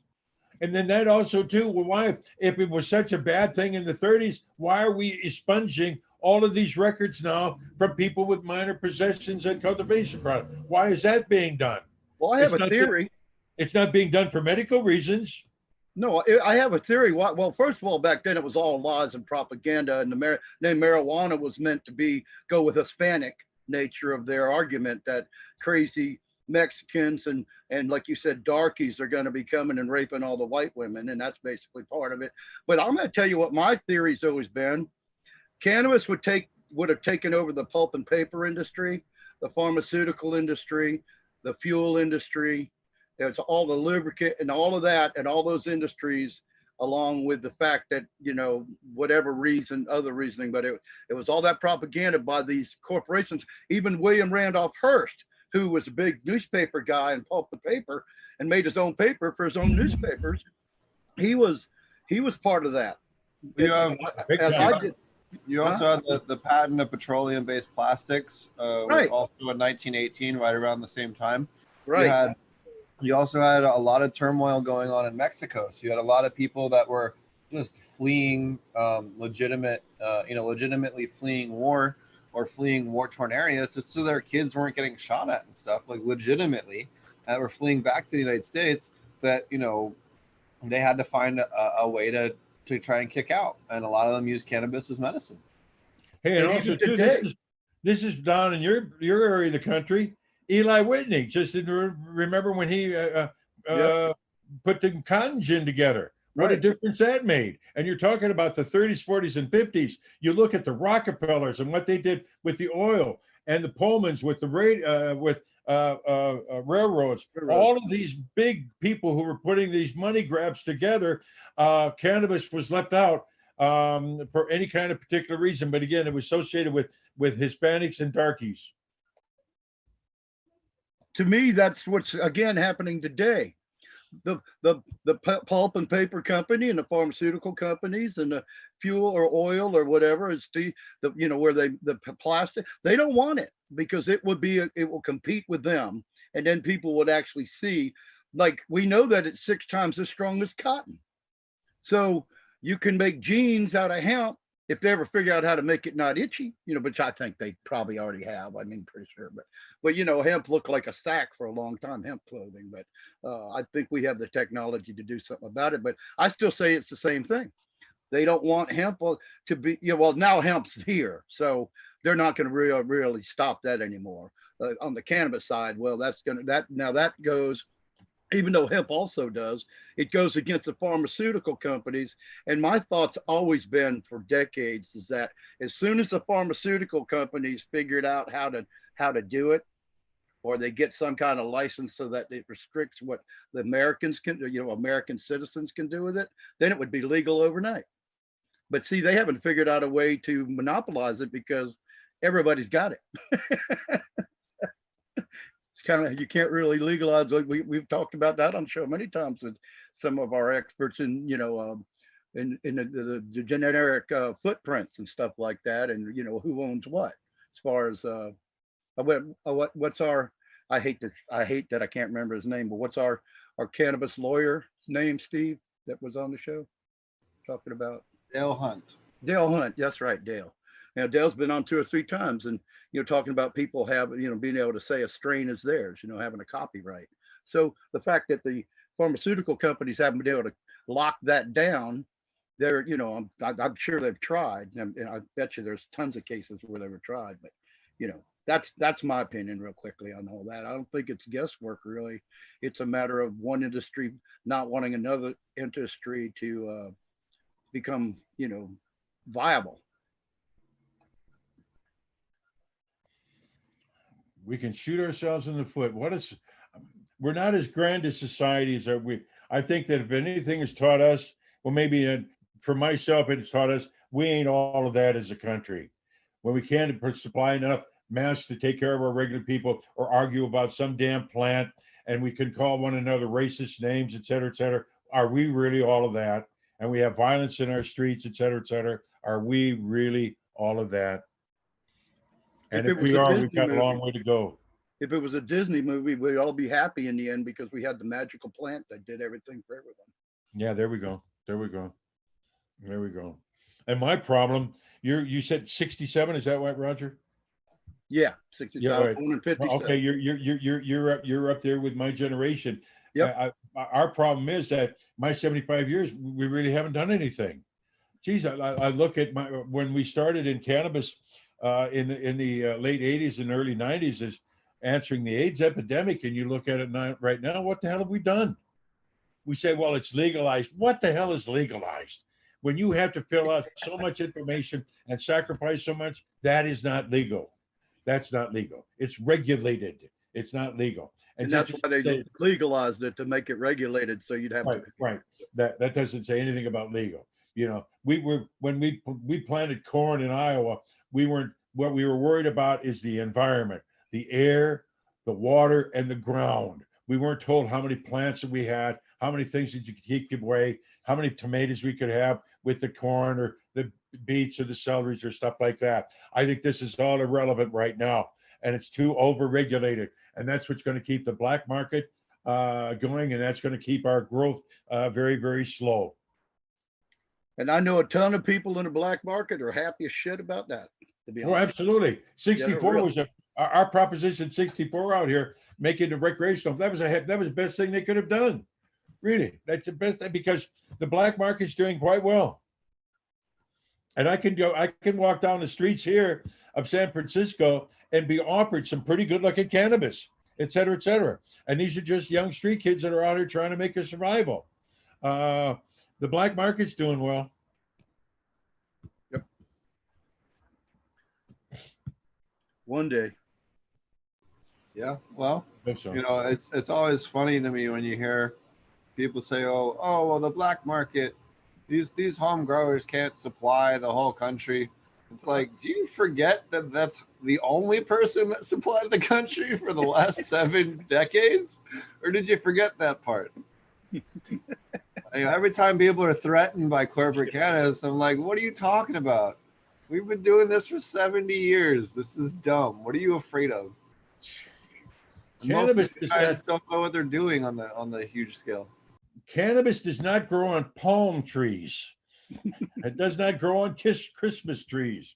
And also, too, you guys know this, but one of the things that I've always kind of thought, why do people think that growing cannabis is so easy? The cannabis plant, why do they think it's so easy? Like I put it in a potted plant, put it in the window. It's called weed, man. Okay. Okay. All right. All right. Well, Exactly. Well, because it grows wild in nature, so it can't be that hard. I guess so. That's one of the things. This virus is going to be over. All right. This virus is going to be over. The stupidity will continue on very well. It will rage on. On that point, we need a better virus. On that point, one thing that I've said is, sorry, Steve, just real quickly, is I have not seen one person, one study, or one doctor, or anybody say that they've tried to do anything with CBD in relation to treating this. And I'm real curious about that, seeing the wide effects that CBD has on the human body now that we've been able to have trials. I have not seen one thing, and I think that's a mistake that I'm not saying it would cure anything or help anything, but I'd like to see it tried because I think that's something they're missing out on. Sorry, Steve. No, I was just making fun. We need a smart virus that makes people smarter. Yeah, because this one sure didn't do it. Yeah, right. Yeah, but only 170,000 like, deaths, but it's 170,000 deaths, but nobody brings that number up on a daily basis. They want to argue about other stupid shit. Wow. Alrighty, well, before we wrap the show up here, I just wanted to mention we will be hosting the virtual aquaponic cannabis conference, free here on YouTube with product giveaways. We'll have Recharge, we have Foop, we have oh man, who else? We got a True Aquaponics. We're gonna have a whole bunch of cool people doing giveaways for aquaponic and soil products. In between speakers, we're gonna have George Pate speaking. We'll also have Wendy Cronenberg. We'll have Murray Hollum from Practical Aquaponics. We'll have Breeder Steve on the show. We'll have Chris Trump. We'll have Matthew Gates, aka Zenthanol, aka Sink Angel. We'll have Dr. Leonard Wilson from Australia. We'll have Roger Terry from True Aquaponics, Angela Tenenbrock talking about food safety and biosecurity on your facility. Marty Waddell talking about aquaponics. I'll be talking about aquaponics. We'll have Brendan Strath from Spectrum King LED and Grow More talking about microbes and lighting. We'll have Leanne Keys, Chief Cultivator at Habitat Life. We'll have Josh Rutherford talking about large-scale integration with living soil. We'll have a whole bunch of, we have a couple more speakers that we'll be announcing as well. But it's going to be a really action-packed weekend, October 3rd and 4th, starting at 8 a.m. Pacific. And each speaker will be giving approximately 50-minute to 1 hour presentation. It's going to be a lot of fun and definitely a great source of information if you're wanting to learn a lot more about aquaponics or cannabis in general. Oh yeah, it'll be a lot of fun. So be sure to check that out again right here on the YouTube channel, Potent Ponics. Any last things you wanted to talk about here, Wayne, before we wrap up the show? No, I just want to thank you very, very much. We miss you here. Roger, it's a pleasure to share this time together. My best wishes to you all down there. Thank you. Oh, yeah, I've been on a show with you before. You've been on this show before because I've been, Steve invited me like a little over 3 years ago, about 3 years, 4 months. I think it was about 40 months ago. And I pretty much was on every show for about 3 years. And because I remember a couple of your stories. So I thought I knew you from being on the show before. So, but I appreciate we got to really talk. I don't think we got to talk a lot last time. We got to do the old man thing and reminisce, tonight about the old days, so that was fun. They were good days. There were necessary days to lay down a wonderful foundation. And there were a lot of wonderful people that were involved. And also to the patients that gathered the signatures and really occupied cannabis and made the need of medical cannabis. Understand, if we didn't have people that didn't need cannabis for medical reasons, they were HIV positive or cancer or something like that, we'd have been no better than drug dealers. but our cannabis went to people who were like I said, in 215 days, oral or written recommendation by a doctor for it. A lot of people living a better quality of life because of you guys. So thank you guys for doing all that back in the day. You know, I have to admit though, I'm very selfish. I was diagnosed in 1987 being HIV positive. I'm doing it for a selfish reason. I need access to cannabis. I mean, that's what motivated me. And then what's also helpful, if I get it, that means a lot of other people can get it too. So I'm happy about that. Well, I also want to congratulate you on almost, well, soon, if you make your another 5 or 6 years, 44 decades of surviving with HIV when it was a death sentence in the beginning. So it was. And you know something you're here now. You know, a side note of that, Ken Hayes, who used to be its champ. I don't know if you remember him. He's down in Argentina right now doing some medical studies. And I had a couple of other doctors. You know, I have been pumping in viral antivirals into my body for about 33 years now. And they were saying that maybe there has been, for some of us that are HIV, that we may have built up some kind of immunity. Now, I'm not saying it's natural and it's all bottom line, but it certainly does make a little bit sense because I don't get a lot of colds, and I have not had the flu for quite a while. And as I say, I just wonder if these antivirals that I've been blasting into my body every day, I wonder if they've been up some kind of immunity. It's an interesting discussion for us. It should be the way to find out is you need to know if it stores in your fatty tissue, like say bee toxin that stores over. There we go. Sure. It's got to store in your fatty tissue to make, like bee pollen. Most people don't know they say I'm not allergic. You're not allergic till the day you get stung and there's too much toxin in your fatty tissue, and then you have your anaphylactic, which happened to me. You know, so it's fatty tissue. If it stores, it can last forever because just like that, never leaves your body. Wasps and hornets and bee toxin never leaves your body. So how do people find out more information about you, Wayne?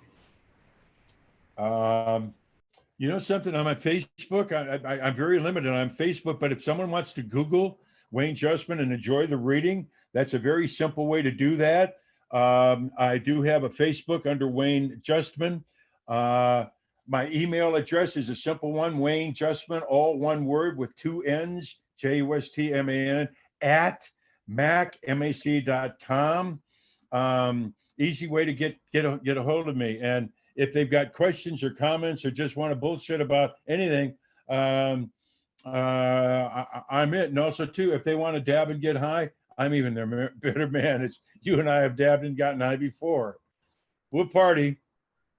Oh yeah. We'll look forward to seeing you again probably next year, given all the travel restrictions. But definitely we'll get together. We hope so. And I got to get down to Oklahoma and visit and see what the hell you guys are doing down there too. Oh yeah, man. We'll give you the royal treatment when you come down for sure. I appreciate that so much. You guys have a wonderful evening. Thanks ever so much for being part of this. Thank you, man. Thanks again, man. Enjoyed the hell out of it. Really pleasure having you. All right. Bye-bye. Take care. All right now. What about you, Roger? How do people find you?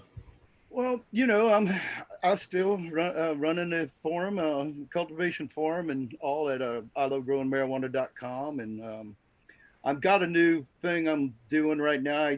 I'm not sure which name I'm going to use, but I am going to be opening up well, I had this before I got hacked, and I was shut down for years before I got my databases back. But I'm going to be opening up my own grow store, which is pretty much going to cater to natural farming and aquaponics, so that things that you would use and that kind of deal, or hydroponics, either way, because it's all hand in hand. I'm going to be catering to that. I'm not going to be the kind of grow store you go and buy a bunch of nutrients, although we will have minerals. You know, I'm sure. Well, Steve and them are already kind of doing that. I hate to be, but I've been wanting to do this and trying to do it for a long time because I make my own hydroponic nutrients, you know, largely out of fatty acids and some other things. And I learned that from a guy that was the state builder in South Africa and Kenya back in the day when he was living in Africa. Now he works for Canon Nutrients, but he taught me how to make nutrients by combining all the minerals and what, and of course you can look up anybody interested in doing that. All you have to do is look up and see what minerals of what capacity of every mineral, like strength wise, that you would need. But then if you're going into aquaponics, it's a whole different thing, because aquaponics uses a much lower parts per million across the board. So it's a little different, a lot different in that respect from hydroponics. But so that we're going to be doing that. We're going to have a little grow store. So people that want to do OHN or anything like that, they won't have to go out and go search for all the stuff. They'll be able to get their jars, and they'll be able to get their funnels and all that kind of stuff. So that's about that. That's how you find me. I love growingmarijuana.com, and Facebook, Roger Latewood. You can always look me up on and friend me on. If you do try to friend me, yeah, I don't know if you can make a note when you friend somebody, you can actually send them a message. I'd love it if you tell me, because I don't like friends from everybody. Sometimes you don't know what their motives are, but if you do want to talk to me at all about it, any kind of farming or any kind of building of anything, structures or systems, I'll be glad to help anybody out. Just put a message, send me a little private message and say, hey, I asked to be your friend, and this is where I'm from. I saw you on the podcast or whatever, and that'd help out a lot. Be cool. All right, well, it's been a fun show. You can find out more about me at potentponics.com, YouTube, SoundCloud, iTunes, all the different places. And we will have the virtual Aquaponic Cannabis Conference October 3rd and 4th right here on the YouTube channel. Marty and I have been also plugging away. Now that I have, as you guys have noticed, a proper internet connection again at the new house. Yes, 5 acres here, man. It's dope. We're going to set up a nice little greenhouse in the back. It's going to take some time because I got a lot of stuff going on, but we'll have a lot of time and a lot of cool shit going on. I'll be able to actually have a grow again, and pretty stoked. So pretty stoked indeed. Anyways, we're going to wrap up the show. You can check out Marty AP Meds, and we'll have, hopefully before too long, the commercial class. So alrighty, catch you guys again soon. Cheers. Good night, everyone.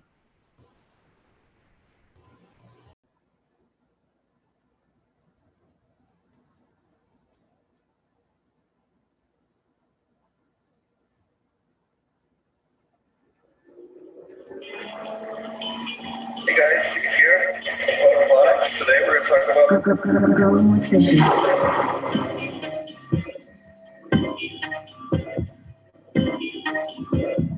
Growing with fishes.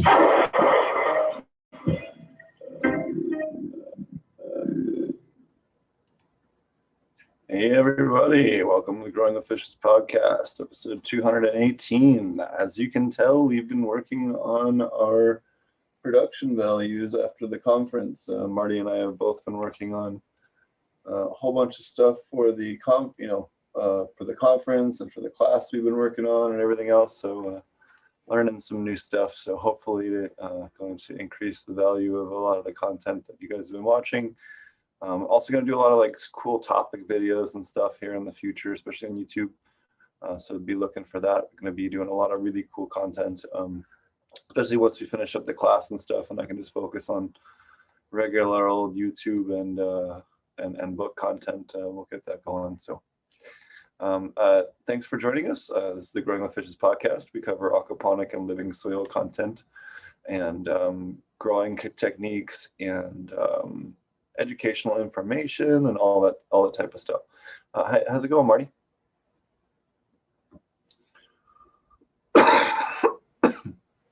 It's going pretty good. Just seems like you're still in there, but what's that? Or something. It was working a second ago. It's not working now? We'll figure it out.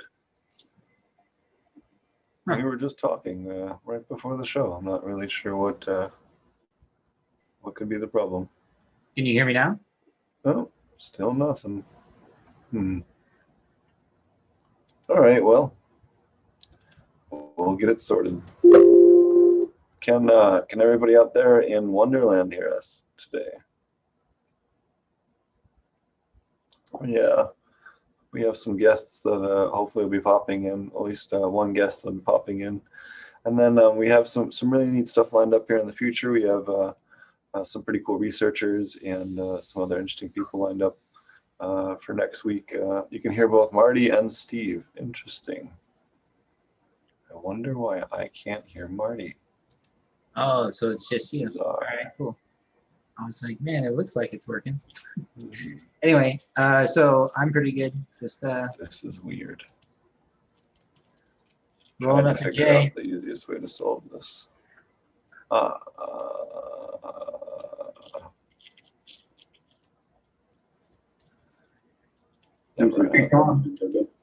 Yeah, no, I can. What's that? This is strange. 2 seconds. Check mixer. No, it's not the mixer. There is something specifically that does not like Marty on my end, but was functioning before we went live. Wonder. Can I do it this way? I apologize, people. We will start the show here in a second, as soon as I can hear Marty.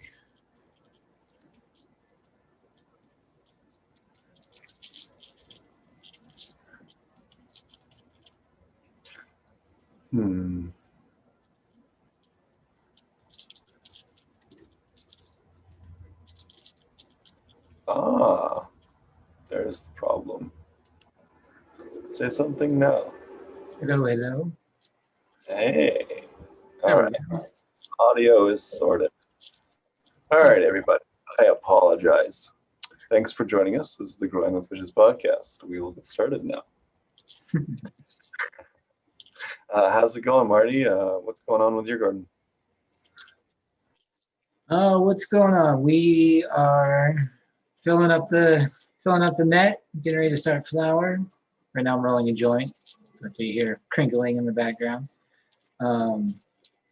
So yeah, it got cooled off really quick. We went from 90-degree heat down to like freezing real quick. So that was interesting. But it's great for the indoor because then I can just go back to kind of controlling everything with my input and output fans. I don't have to worry about much else. So sprouting seeds, taking cuts, vegging plants, transplanting clones, making new dual root zone pots. I did 3D print. I don't have any of them up here, but I 3D printed some sprayers, kind of like micro sprayers for like drip irrigation. So I'm gonna mess around with those. So that's been pretty cool. My first attempt at a U-siphon part totally failed, so I got to work on that again. It failed to print. I didn't even get to try it. So, what else are we working on? I redid my cloning like we talked about before. So I got rid of, I took the arrow cloner out altogether. And I'm just doing cloning in media beds now. So that's going really well. It's just a lot easier to maintain. So I have the net pots that I printed. I essentially just leave those down in the media bed so that there's not, I keep the media out as opposed to in, and then I can just drop the cuts down in. So I've been setting up more beds of that and more beds of the moms. I've got a random seed that just sprouted in my compost after doing water hash. So we did run a water hash, and all the leftovers went in the compost bin. And then it was a while, like maybe 3 or 4 weeks later, it must have rained or something and got wet. The seed sprouted out of the compost bin. So we transplanted it. I'm going to see what it is. It's probably who knows what. So that'll be fun to mess around with. What else do we have going? Oh, the pineapple jack from Mr. Green Jeans. Got some seedlings of that we just transplanted into the veg system. We've got a couple that are in the flower room that we're just going to flower on 12-12 and see how tall they get. So that'll be an interesting kind of experiment. What else are we working on? I think that's about it for right now. Just other than that, it's just, cleaning and spraying. I ordered some more lace wings, and some roe beetles, gonna release those. And I think that's about it. What about you? I've been working on all kinds of cool stuff. We got some cool greenhouse design stuff been working on, and the whole streamlining a lot of different processes that have been going on with lots of different things, both on concentrate side and both on cultivation side, and just trying to bring together a bunch of different ideas that maybe, I guess, on face value don't seem like they click together easily. So that's been cool and fun, and I don't know, just nice. It's been really good to work on something a little bit different for a change lately. So that's been fun. And then also working on working with a couple of the big vegetable people recently, a pretty large vegetable farm in the south, and then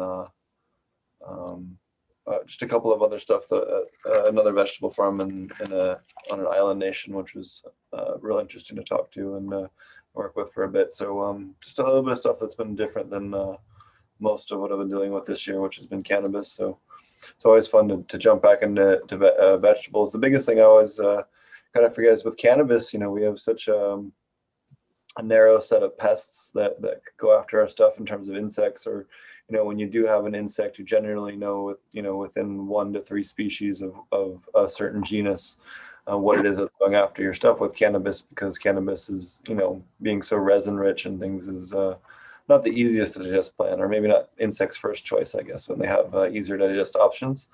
But when you have lettuce or other things that are a little bit more susceptible to insects, it can always be a little bit more educational and interesting to deal with on a pest management level. And especially dealing with different climates or different nations where maybe they're limited because of import, especially island nations are always an interesting challenge, because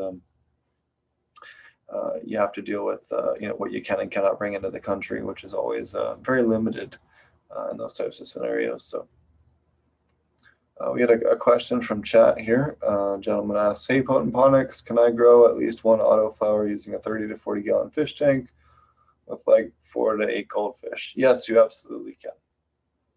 You could probably grow 2 autos. You could probably grow two or 3 plants, maybe even 4 if you're lucky. Autos don't feed well. Autos tend to not feed quite at the same rate as the photos do, at least over their whole growth period. They seem to be a little bit more dainty, which is why they're a little bit more forgiving. They also seem to not be quite as what's the way to put this? They tend to not be screwed up quite so much by nitrogen toxicity. So if you accidentally overshoot your nitrogen, autos seem to be a little bit more forgiving than a lot of the photos do, in terms of how much you're going to pay for it. If you actually do overshoot your nitrogen, you're going to have a little less larfiness, or those strains already were kind of maybe not the tightest to begin with because they're autos, so it's not really a big deal. I guess would be the other advantage. In fact, we had Jeff Lowenfeld on recently, and I tell this to people, especially newer aquaponic cannabis people, all the time. Go, listen to grab his book on autos, and get out there and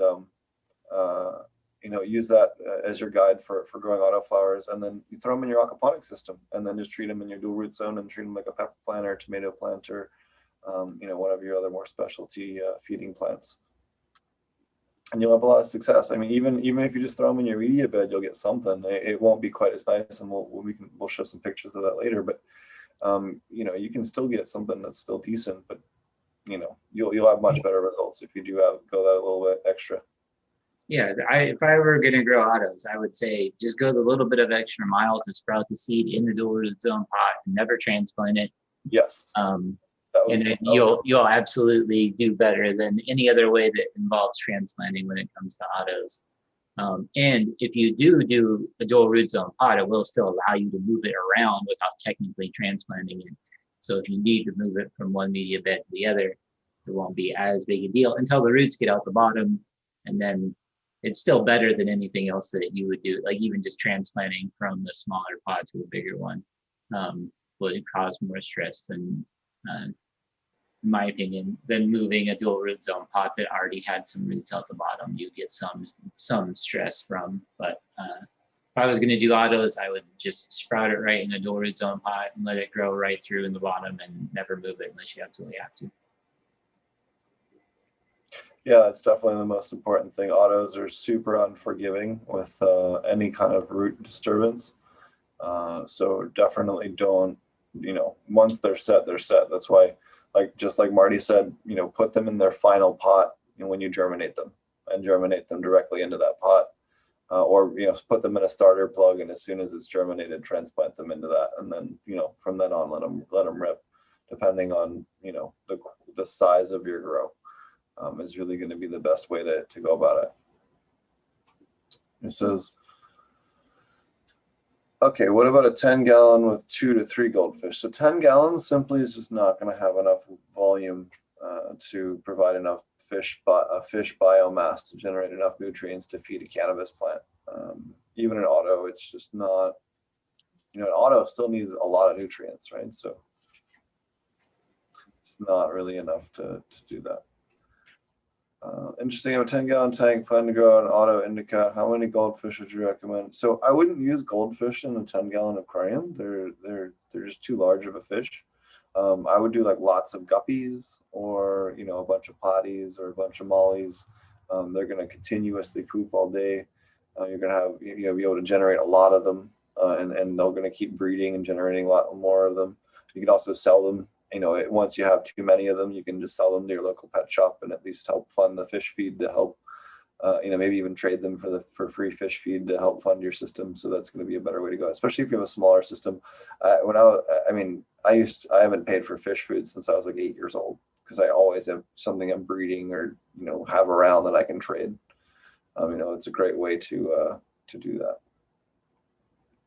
Especially for kids too. You want to teach kids it's something they can, a good little hustle. Teach them how to raise little fish or betas or tarantulas or scorpions or something like that, or a little aquaponic system where they can breed fish and hustle some lettuce or something in a little farmer's market, or have a spot in a local corner store or something. I know when we were out in the desert, the local liquor store would buy all of the extra produce we had when I was living out in the middle of nowhere. And they would sell it to locals, because we were the only people that were growing any local vegetables in the area within a 45-minute drive. So they're, even though it was just a liquor store, they were happy to buy that at, quite reasonable rates. The other thing, and I'll mention this, as a good idea, if you're an aquaponics person, maybe you aren't a cannabis grower right now, maybe you're a vegetable grower, and your sales are down on your lettuce because there's less restaurants, there's no farmers markets because of COVID, especially as the second wave hits, it could be a problem. Crap, I shouldn't have said that. I'm going to get immediately demonetized because I said that word now, and it's all right. They demonetize us anyway. Is indoor, don't get me started. I could go on a huge long rant about YouTube this week, because they flagged a whole bunch of links from different various guests this week that they suddenly decided were no longer acceptable. And it was just like, dude, some of these videos are 5 years old. This is obscene.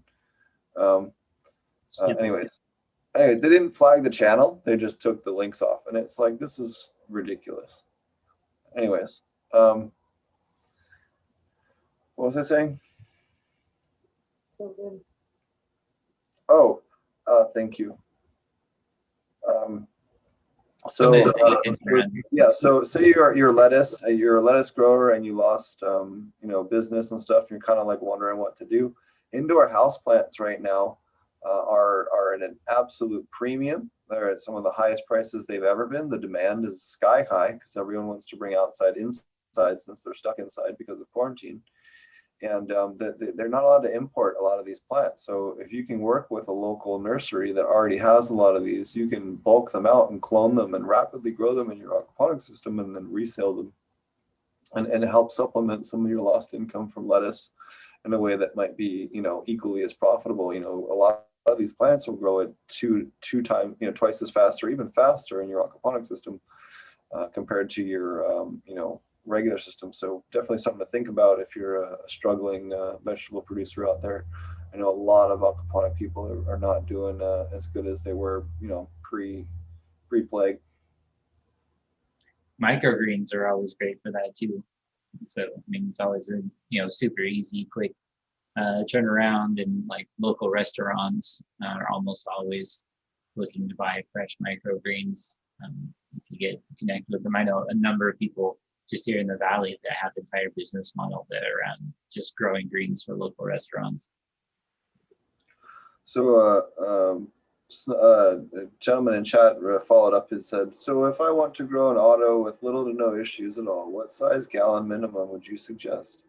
I would say I wouldn't go smaller than 3 gallons as far as, setting up a long-term dual root zone, full-term autoflower.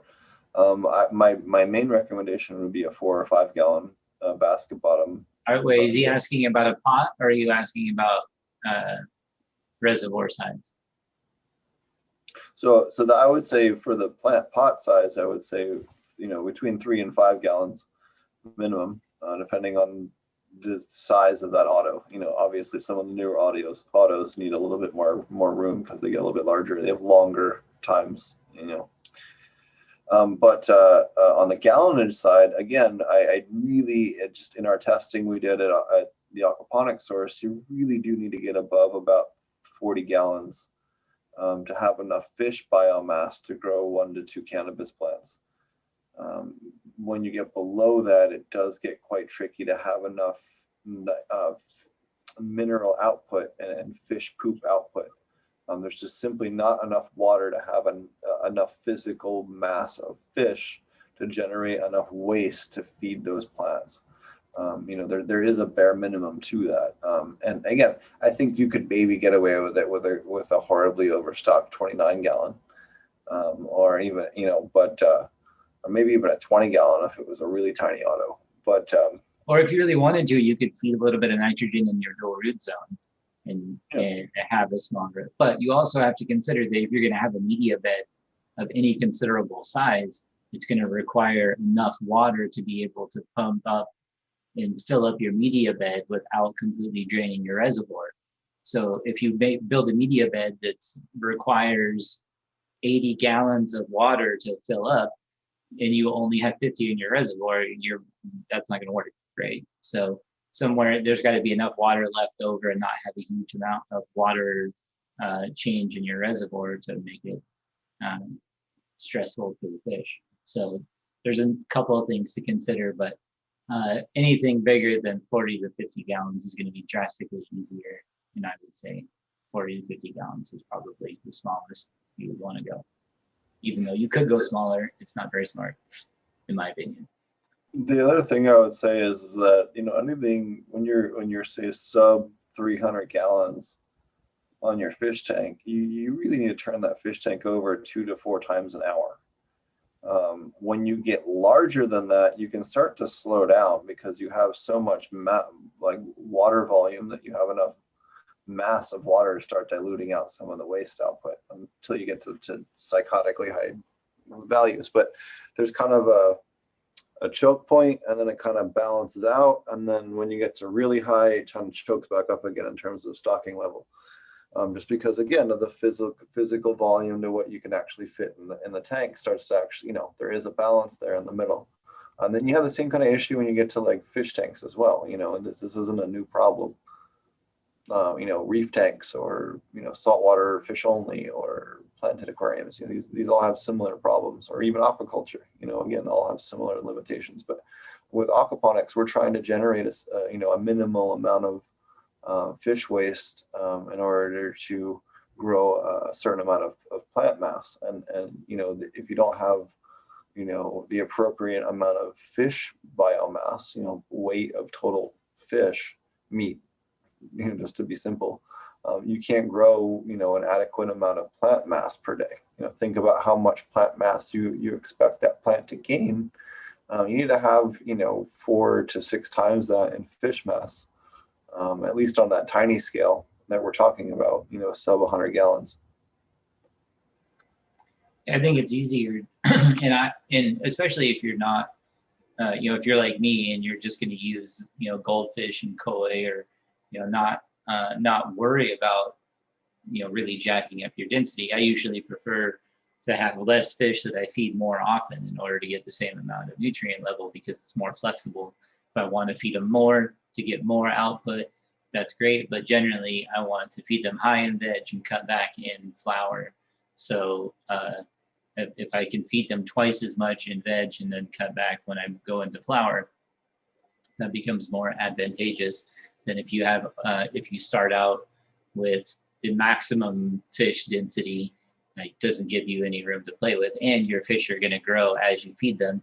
So, eventually you're going to have to take some out, or you're going to do something different. So I don't ever really like running any system at max density. Not to mention, your filtration needs, your oxygen needs go up as density increases. So everything is easier at lower stocking densities. So if you're only concerned about the nutrient portion of it, then have less fish that you feed more often. If you're looking at fish production and you want to produce food like catfish or tilapia or something like that, then obviously, yes, you're going to probably want to be feeding more often, if that's what you're concerned about. But otherwise, if you're just looking to use fish to grow cannabis, I highly recommend less fish. You feed more often, and it's more flexible and easier on your entire system.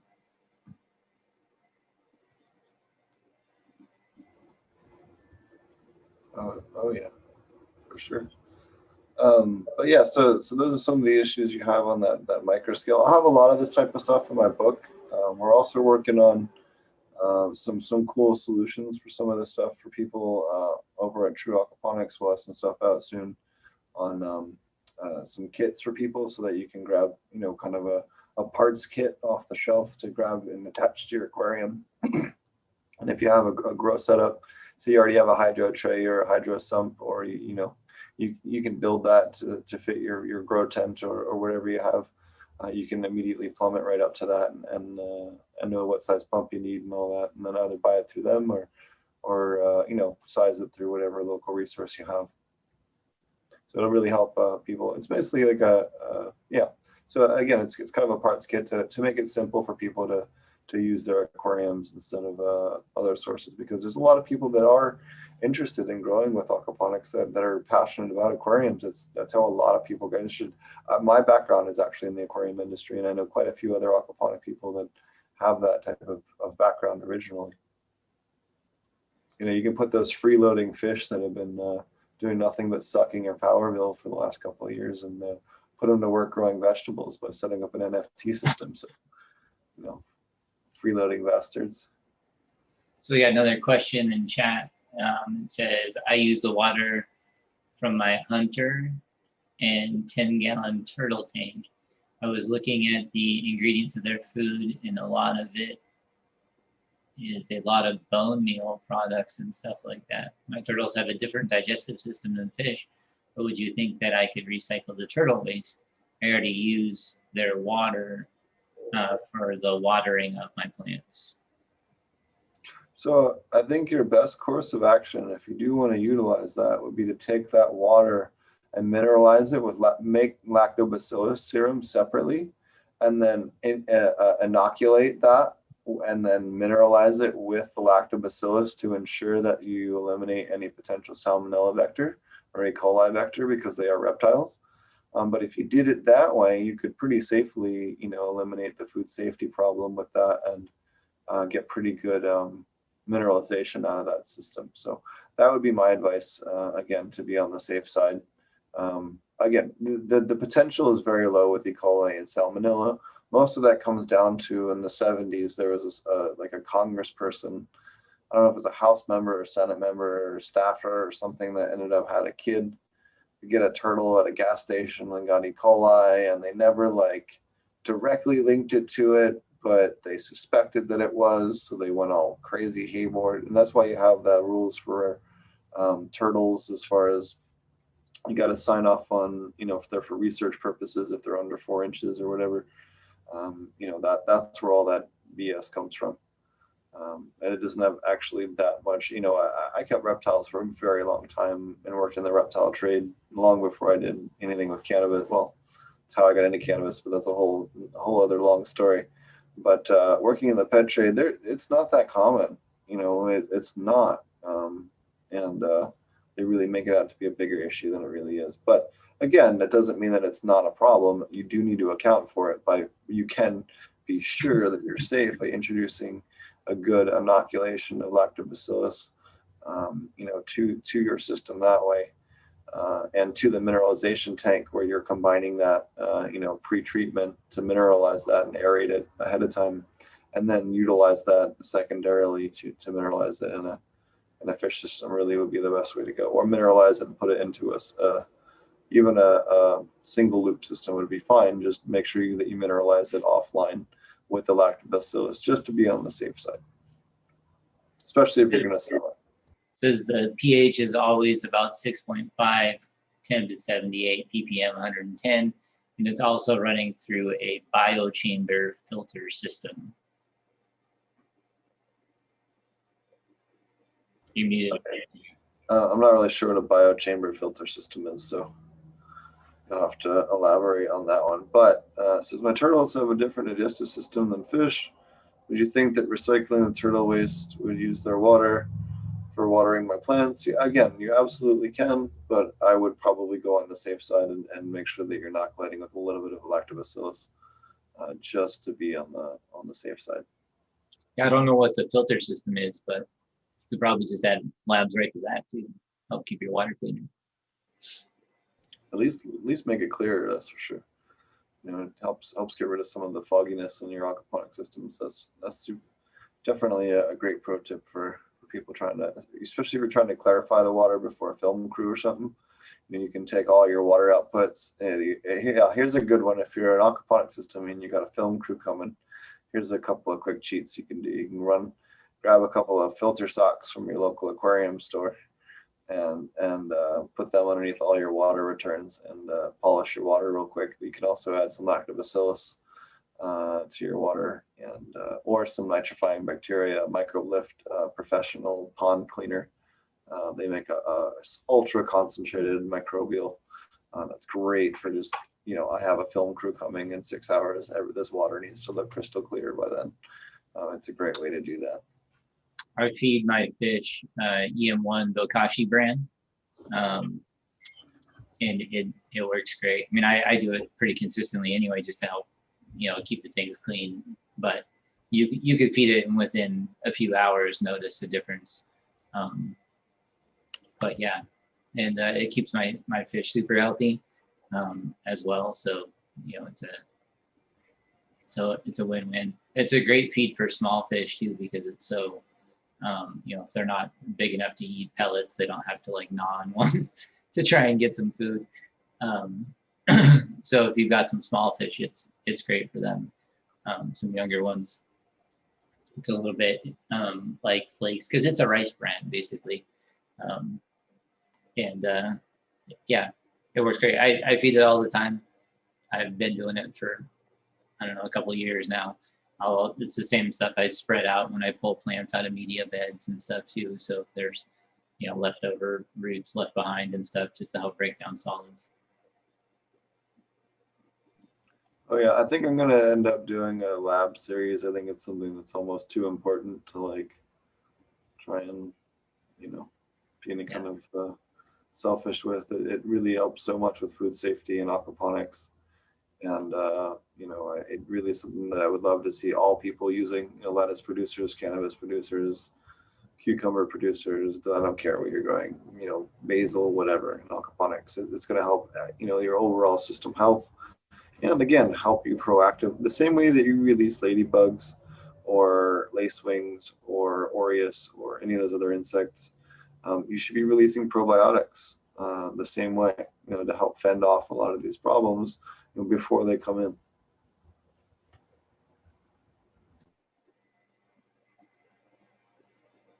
For sure. Yeah, I have some videos on labs. You can check them out, but I don't have a full start to finish all edited together, which is something I need to do. YouTube used to make it easy. They've gotten rid of a lot of the more functional features of it. We used to be able to live broadcast through it. We didn't used to need a third-party system. Although the quality of this, I'm not gonna lie, is nicer. I think everyone can agree. The audio quality certainly is improved. Another question from chat: how does labs interact with recharge?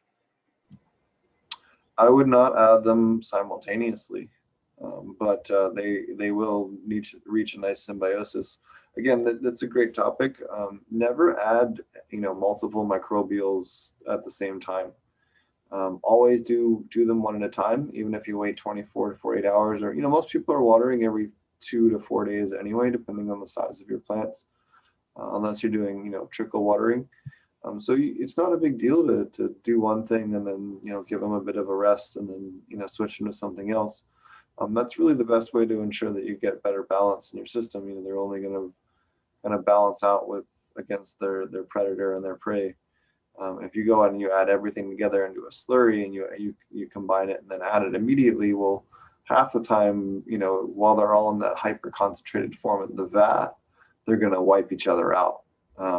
Not so much with stuff that's pre-formulated, but when you start, if you're doing like, I'm going to mix my own personal compost tea with recharge with XYZ with 5 or 6 other companies' microbes, some of those are going to fight each other, especially if you go heavy on trichoderma or heavy on lactobacillus. They're going to prey on some of that stuff when they're in that hyper concentrated form, and you're going to end up with a negative population count on terms of diversity if you scope it versus if you would dose them individually over the course of say 30 days instead of doing them all as a combined slurry. You'll have much better results.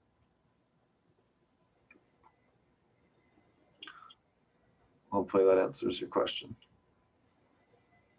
You just don't want them to compete, basically. Yep. Yeah, you don't want them killing each other before application. So we talked about labs being kind of ideal for finding anaerobic zones in aquaponic systems because they're facultative, meaning that they can survive either in anaerobic or aerobic environments. And labs specifically prefer to reproduce in anaerobic environments, and will seek them out just in their normal life cycle. So it allows them to travel through your aerated media bed zones and seek out anaerobic zones, reproduce in them, and overpopulate them until they're gone. And then they'll go seek out other ones. So they're kind of, in my opinion, a necessary microbe, especially if you're running large media beds, if you're running DWC, anything that's going to have like a constant water height, an NFT style system. It's just necessary in my opinion. Unless you want to have really elaborate filtration systems that require a lot of maintenance, I suggest you just use labs or Bokashi brand.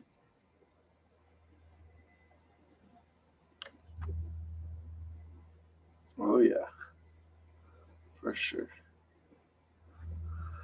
All right. Does anybody have any other questions? If not, I grabbed a couple of slides from some of the different presentations we did for the Aquaponics Association conference. I figured, hey, you guys are probably interested in it too, eh? They have a lot of that stuff up. It's not, again, to be respectful to them and their paywall, at least for the next year. We're going to keep at least part of it, behind their thing, but we grabbed some of our favorite slides from it and put them into a bit of a shorter presentation to show you guys. So I also love, there's a guy, I'm going to comment on this because it's funny.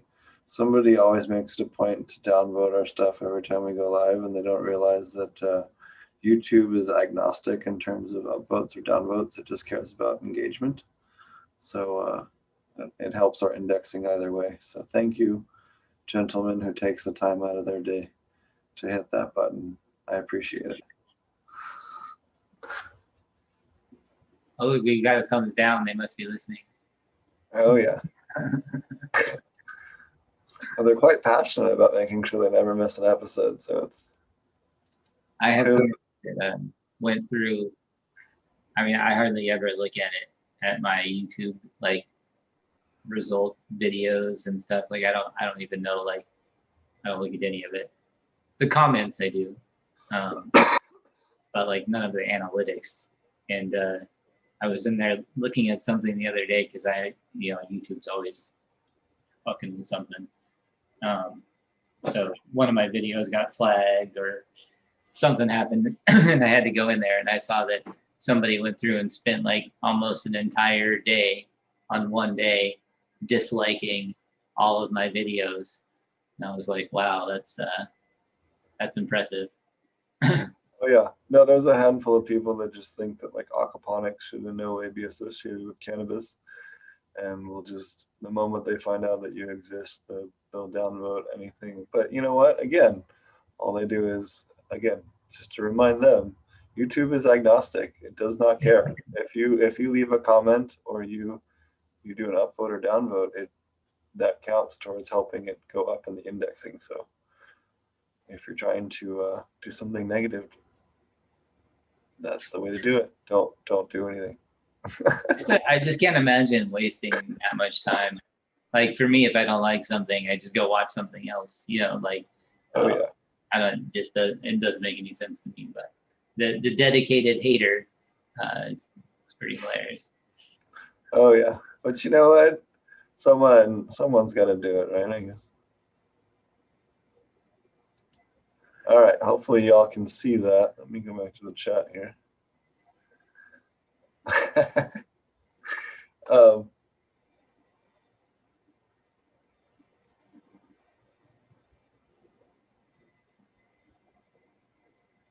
There you go. All right.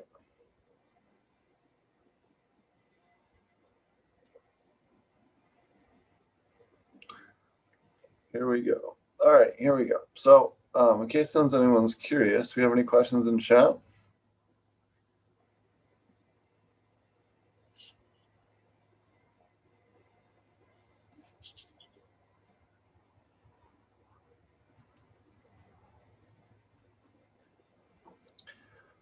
right, here we go. So, common aquaponic cannabis myths.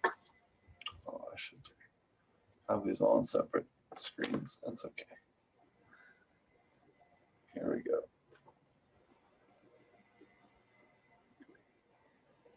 So plants can grow comparably. So a lot of people still tell you that aquaponics plants can grow without any type of supplementation. That's simply not the case. Iron gets oxidized. Because of the aquatic environment, you do have hyperoxidation. And because of that, you do have limitations, and you have things that are chelated that need to be chelated, or otherwise they oxidize, like iron, manganese, and some of the other things that are in your system water require that. And then some of the other issues you have is that if you put enough nutrients through a fish that in order to adequately supplement the plants, you will actually harm the fish, certainly with things like potassium and other issues. Silica being another one that is not added in enough in fish food, nor is it in easily passable through the fish in a high enough content without outside supplementation. That would be another big limiter if you are not adding those. Molybdenum is going to be another one where, again, not naturally found in fish foods, but very much required. Okay, I wasn't sure if I froze there. Marty wasn't moving. Oh, sorry. I'm here. Oh yeah.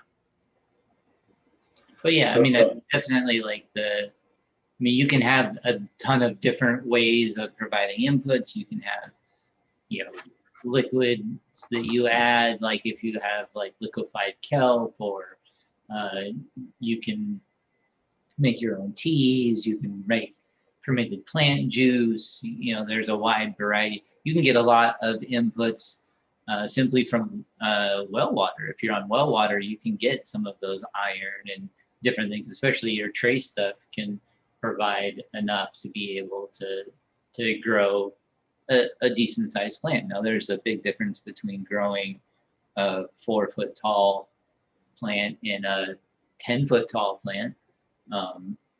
So it kind of depends on what scale you're looking at, but those inputs have to come from somewhere besides just fish food, because you get primarily nitrogen out of that exchange, which is great for veg, but it has to shift during flower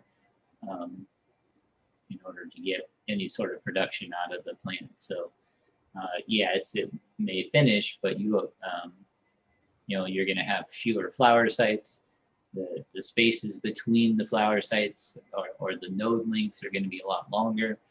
The size of the buds are going to be smaller. You're going to have not as much genetic expression. So you have to have input from somewhere, but it can be from a number of different places.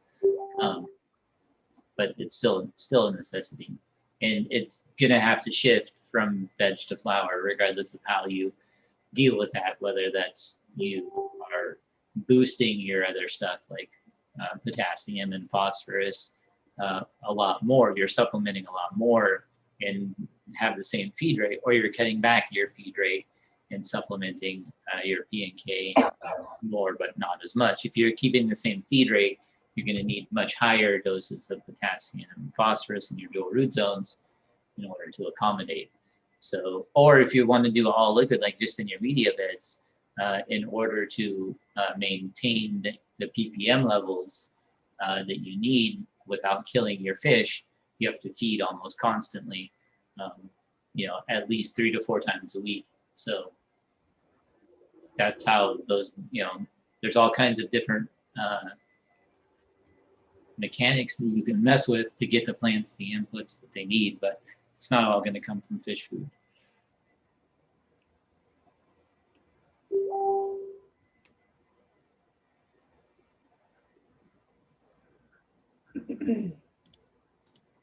That's my mic. Okay, cool. You good? Yeah. So, and then there's other things too that there's different enzymes and proteins and vitamins. Vitamin B especially from like. Ah, shoot. Hold on. Let me. I have a thing going. My friend's getting a good laugh at least. So you also get things like vitamin B complex. Now, when I'm dosing with lactobacillus, okay, it's a great point with lactobacillus. I'm getting a wide variety of vitamin B, and that really helps accelerate plant growth rate. If I'm trying to get really fast plant growth or really large flowers, I want those plants to have a little excess vitamin B. I want a little bit more than maybe they would have naturally, and that's okay. As long as it's in that hyper available form. And one of the best ways to do that is with lactobacillus. And this is one of the reasons why we recommend combining traditional KNF lactobacillus with kefir, like a traditional Eastern European-based kefir or kefir, depending on your culture. When you combine those, you get a much wider range of vitamin B complex, which really helps, again, further accelerate plant growth rate, but also have more beneficial predators in your aquatic environment that will, again, eliminate things like E. coli, salmonella, listeria, etc. They also help your fish growth. You can give the cheese to your fish. I know quite a few people now that do lactobacillus for aquaponics and give the cheese off the top straight to their fish. So the curds, they love it. It's good for them too, high in protein, makes your fish grow faster. It's good stuff. All right, continue on. So aquaponic cannabis has a fishy taste or fishy smell. Marty, have you ever had fishy smelling or tasting cannabis?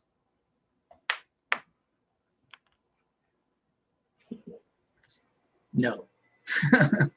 I mean, I get this question all the time, and that's really all I can say is no. Just like weed doesn't taste like bat guano or seabird guano or cow poop or worm castings or anything else that you grow it out of. It does not taste like fish, doesn't smell like fish or fish poop.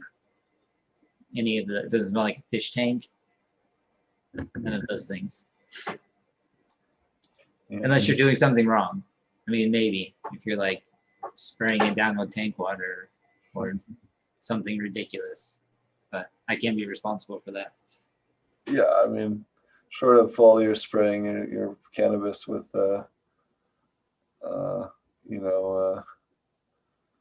system water. So another one I get a lot is, it's not scalable. It's absolutely scalable, but I would highly recommend making it compartmentalized so that you can, rearrange anything or something catastrophic goes wrong in terms of an earthquake or a hurricane or hailstorm or tornado or whatever, or a snowstorm that busts in part of the roof, or I don't know, just weird stuff happens. Or you have a farm long enough, you're gonna see something weird happen. I don't care if you're doing soil or what. Stuff happens. So making sure you compartmentalize it so that you never commit more than 2,000 to 3,000 square feet per grow room. I really am just still absolutely blown away when I see these huge rooms that have no separation between them, and it just makes absolutely no sense to me on some of these bigger grows. Even with our good pest management program, why not hedge your bets and give yourself extra insurance by putting up a few extra walls? It just makes no sense to me. So again, keeping stuff small, 1,000 to 3,000 square foot areas as far as grow spaces is much more manageable. 1 to 2 people can manage that space no problem, or one lightly trained person can manage that space no problem, at least outside of harvesting. And then also, aquaponics can't be organic certified. It absolutely can. Even dual root zone can be organic certified. In Switzerland, there's an aquaponic dual root zone company called, what's it called? Biosinsedia, something like that. We're trying to get them on the show. We've been in talks for a little bit. We will get them on the show at some point. Biosed. I'm not quite sure what it is.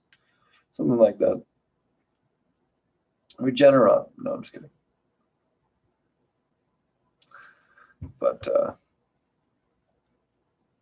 all right. Anyways, just common myths. So another common problem you see a lot with aquaponics. So traditionally, before a lot of people had a lot of chance to do a ton of comparative R&D, and what a lot of the founding fathers in aquaponics would teach you is that you want to use potassium hydroxide and potassium and calcium hydroxide. Well, if you're trying to just simply move the pH for the least amount of cost, yeah, no, that's great. But we're trying to also grow the microbes, and we're trying to also account for as many of the nutrients that are missing from our soil solution. So by switching to a potassium silicate, calcium carbonate, and occasional potassium bicarbonate dosing regimen, you will get much better results with your aquaponic system, be it lettuce or cannabis.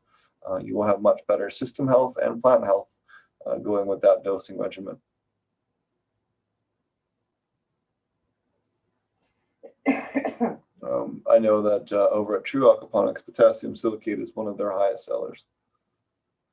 Marty, did you have anything you want to add to that? The other thing I would also say is that, if you're in a pinch, especially if your chloride levels are not particularly high, you can also fall back even to using calcium chloride, which is going to sound crazy coming from me, but if your chloride levels are sub 110, you absolutely can use calcium chloride to boost that. And especially if you're supplementing with CO2, you will notice those plants suck that down. You'll see a visible drop from dose to dose, or from a week later. If you test your chlorides, those plants are going to suck it down. If you have all your nutrients dialed in, your light is perfect, and your CO2 is being supplemented, they're going to start really plowing through that chloride, even through the root system. I know that sounds kind of weird, but we've seen it in documentation. You know, the only thing I would say is that, you know, over time, your system is gonna, you know, at least should maintain a balance. And just when you're like, if you're doing water changes or different things like that, you know, you'll see a lot of content online that says you should never do anything in order to adjust your pH, and that you know, you'll kill all your fish and everything will be terrible and all your plants will die and they'll take your firstborn child. And you know, like, there's some horror stories about doing that. Can you mess up your system with acids? Yes, you absolutely can. Can you do basic math? If the answer is yes, then just pay attention while doing it and go slow. You can dose it in very small dosages, which you should anyway. Measure it over time. Dedicate to getting, you know, to doing it on a regular schedule to get it into a balanced place, and then let your microbes have the best chance to establish quickly. Because, you know, yes, the microbes will eventually balance the pH of a number of different things, but it can be difficult for those microbes to reproduce if your pH is way out of whack. If your progress is going to be much slower than if you just start nudging them towards an environment that's better suited for their reproduction. So the microbial expansion that will eventually work in your system to balance your pH naturally can be nudged along. And we always, you know, there's tons of stuff out there about how, oh, well, if you dose acid at all, you're going to kill some of your microbes. Well, yes, that's probably true. But if you kill off a small portion of your population with microbes at the time of dosing it, in order to gain, you know, literally 100-fold increase in reproduction over the, you know, days of production, it's much easier to see when you think about it in terms of that you will gain a lot more microbial population in a lot less time, even if you dose a little bit. So there you go. Oh yeah. All right. Any other questions? Oh, the other thing I would also recommend is that you can always fall back on magnesium carbonate as well. Again, if you're just eating magnesium, then you need to boost the pH.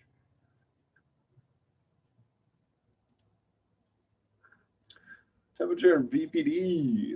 Make sure your silica is up above 60 ppms. You know, you want your water temperature between 66 and 72. You know, your VPD, you want dialed in, you know, a temperature appropriate between 78 and 86, depending on cultivar. If you take any of our other stuff, we go all into that much more in depth. You make sure you're balancing your nutrients around Mulder's chart. You know, you want to make sure you don't have too much of one thing. We've talked about this quite extensively in other episodes. And any of our talks or classes, we talk about this quite at length. I know we talk, at least in our classes, on this for over 15 minutes. So here's your hardcore pro version when you're ready to step up and yeah, you're ready to step up and really start playing around with your nutrients. So we also have the nutrient management service. I'm going to quick plug it. If you guys aren't aware, we have the nutrient management service. You can check it out over at truealcaponics.com. Test your water and send you nutrients pre-dosed for your system. I won't go into it extensively because I don't want to bore you guys, but if you are looking for nutrients, a nutrient subscription service, we get rid of all the needs to understand chemistry. Just send in your water and we'll take care of the rest. Definitely a great option for you. So scouting, this is another thing I think I see people just really do wrong quite a bit. From what most of the grows I'm doing are not doing this adequately. And I hear lots of other pest management people talk on this. Let me make sure I have this. Something's up here. I want you to show. Okay.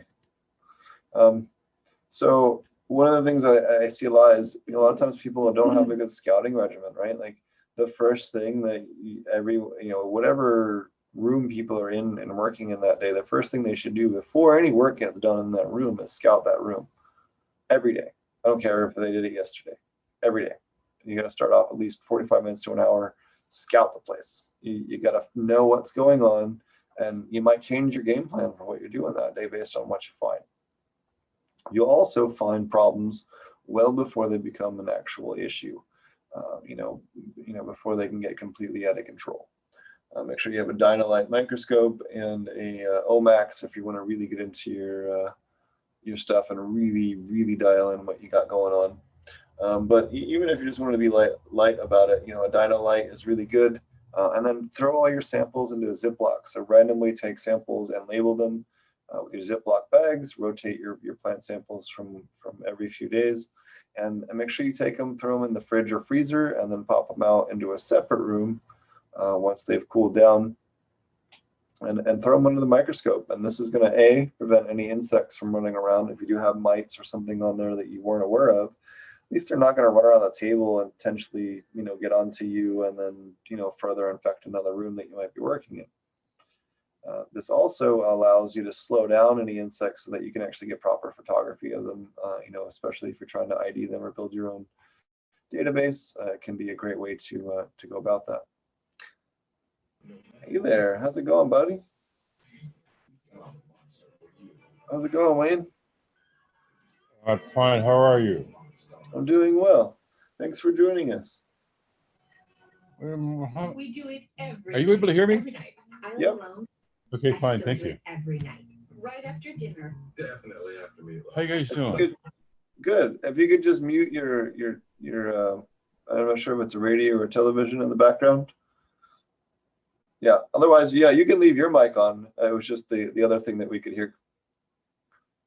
It looks like you muted your mic on there. Can get you settled here. There we go. See if we can get you unmuted. Come up.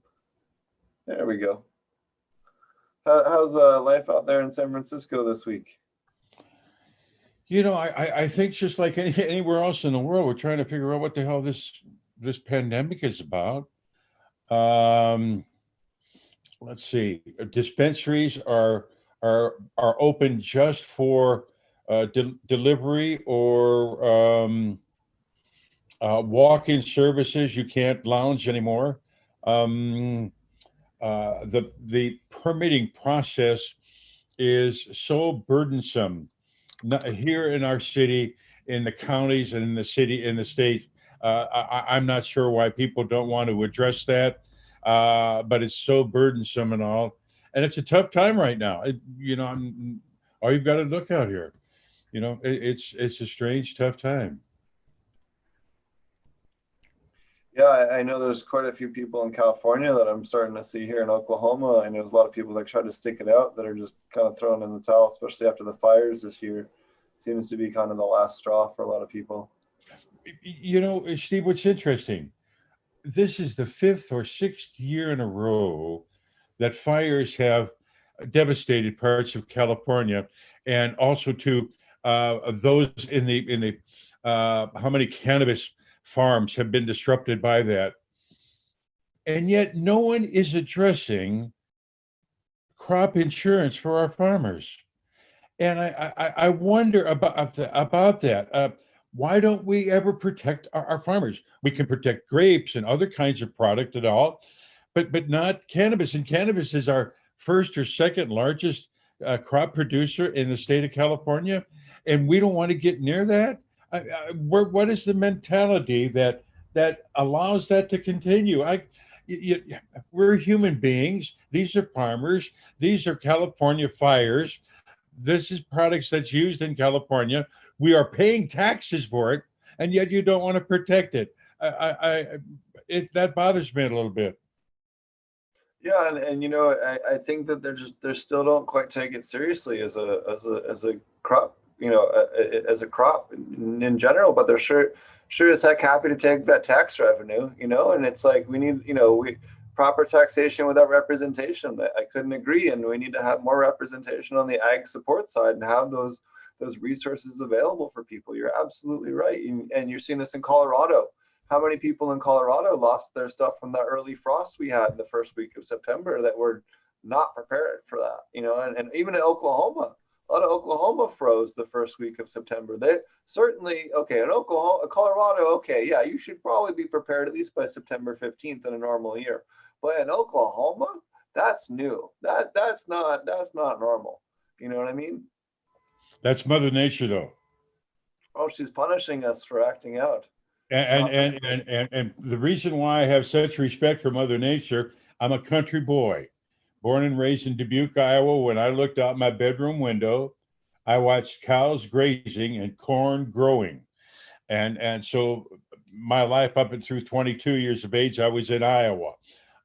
So I appreciate the nature. I worked a farm. I know what that's about.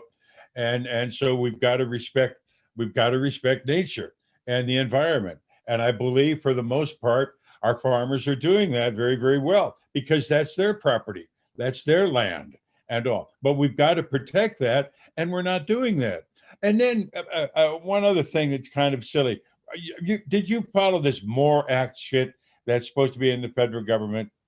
No. MORE Act. Please explain it to the people that are unfamiliar. To make it simple, this was an act before Congress that would deregulate or reschedule cannabis.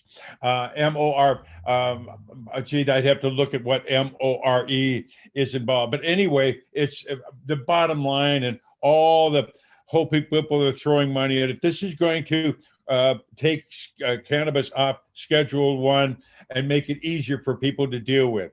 And of course, it got caught up with the election. Can't do anything before the election. And now what's going to happen, we're going to have a lame duck government, no matter what the hell happens. It's going to be lame duck. That now puts it up until January.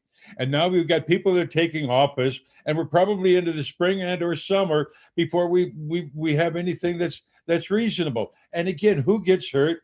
The patient, the producer of the cannabis, and the farmer. That's who gets hurt. And of course, all government people are looking for, how much tax dollars did you say that we can get from this? How much can we, if that's your motivator? I'm glad when you and I started, we were motivated in one thing. How much cannabis do the sick and dying people need, and when can we get it to them? That was our bottom line. Yeah, and so what's going on currently there with California? I know they were doing some potential taxation reforms, but I never heard much after the initial push on that. Or well, unfortunately, we've heard, as you have, it's a lot of conversation right now. There's so much uncertainty, and I think that what people are realizing is that 64 is too complicated. Much of the farm regulations are too complicated because we have a city tax, we have a county tax, and we have a state tax. Now, choke on that for a while as a consumer. You think about that: a city tax, a county's tax, and a state tax. Right there, you see. And again, you said earlier, taxation without representation. I know you don't like that idea. But that's what's happening. It's like, hey, if you're gonna bend us over, the least you can do is give us some representation on the back end. If you're gonna tax the crap out of us, the least you can do is at least let me have some representation here on that when it comes to crop insurance and being protected and treated as an actual crop. Hey, this is fair. We're paying more percentages than all those other guys. We should absolutely have access to a well-funded crop insurance program. I don't mind playing the game and putting in a little ante, but I got to get something back. Well, yeah, exactly. I don't mind. A good card game, you and I, we'll ante up and we'll deal out some cards and take it there and go to this thing. But wait a minute, whoa. But I'm at least in the game, so you and I can work on that. That's my concern. But right now, just pay the stuff. I remember years ago, State Board of Equalization. They were the first people that got our money when I had the dispensary 20 years ago. We every month pay. We had paid 8.25% at that time was the sales tax in San Francisco, and that went to the State Board of Equalization. So they were getting a piece of the action then.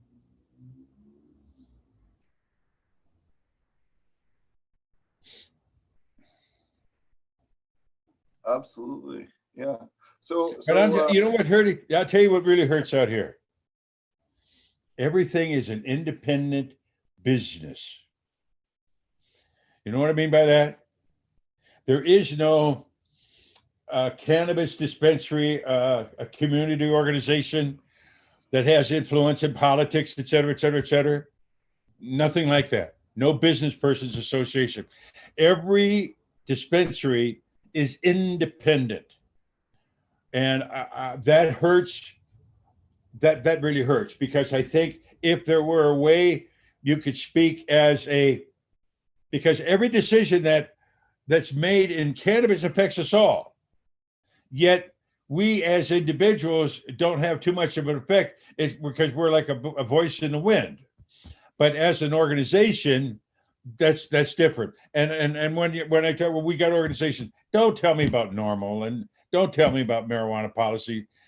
They're money. They want to make money. Good. But tell me about how effective they are. You and I are effective because we are in the ground level. We do this every day. This is our lives, not a committee that you and I. No. We do this on a daily basis.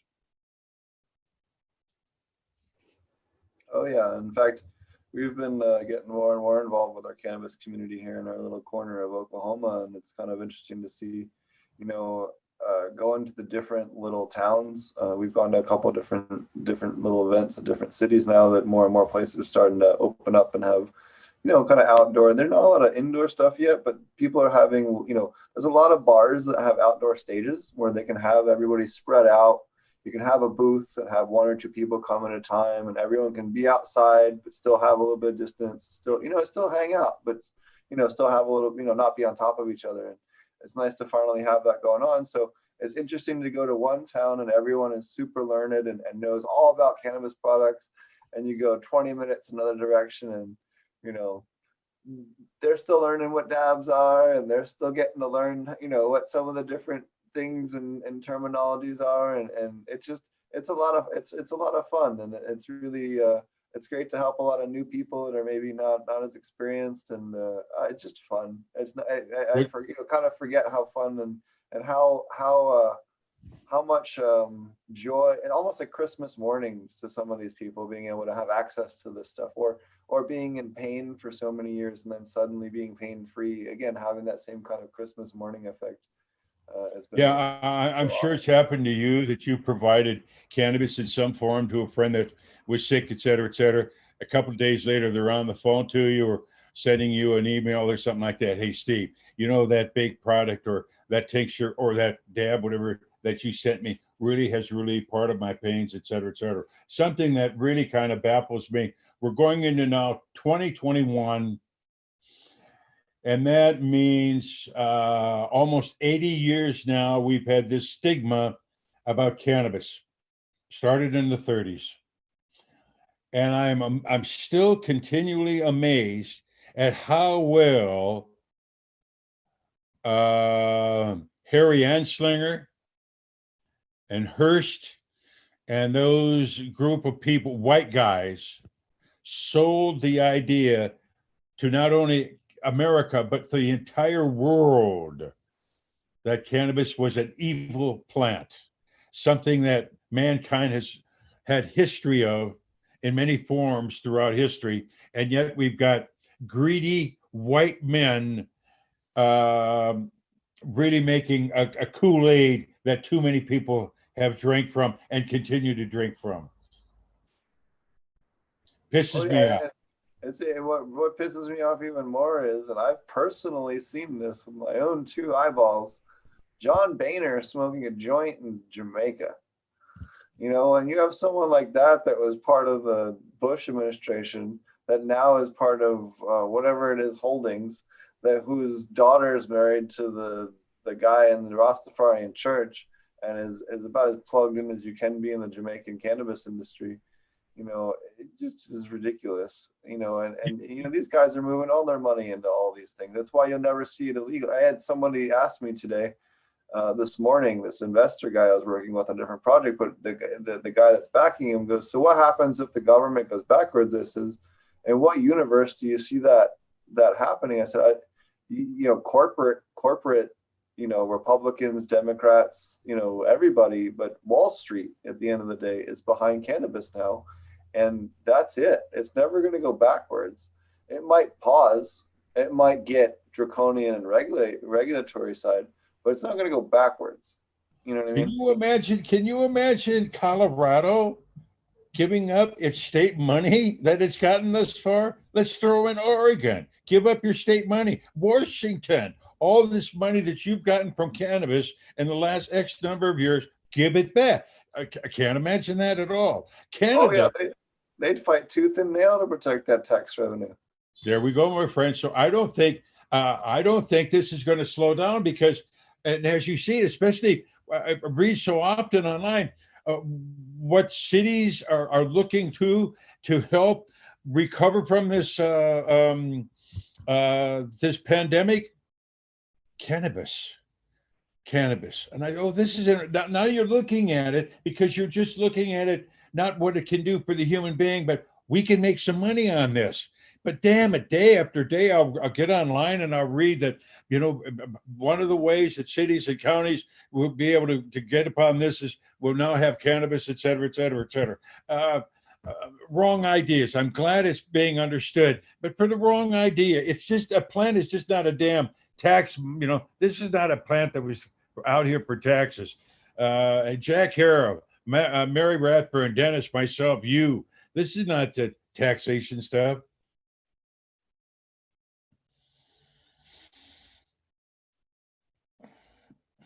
I think that's going to be the reason why it ends up getting legalized. I think that in the next 12 to 24 months, cannabis is going to be federally legalized. And I'll tell you this is why, the exact thing that you said, the virus is causing this absolute crash in tax revenue across the board for many different revenue streams that these states had. People can't go to casinos. They can't go to movie theaters. They can't have conventions. They can't go on vacation. All the normal tax revenue income streams that these states have are gone. And there's no guarantee on when they're going to come back.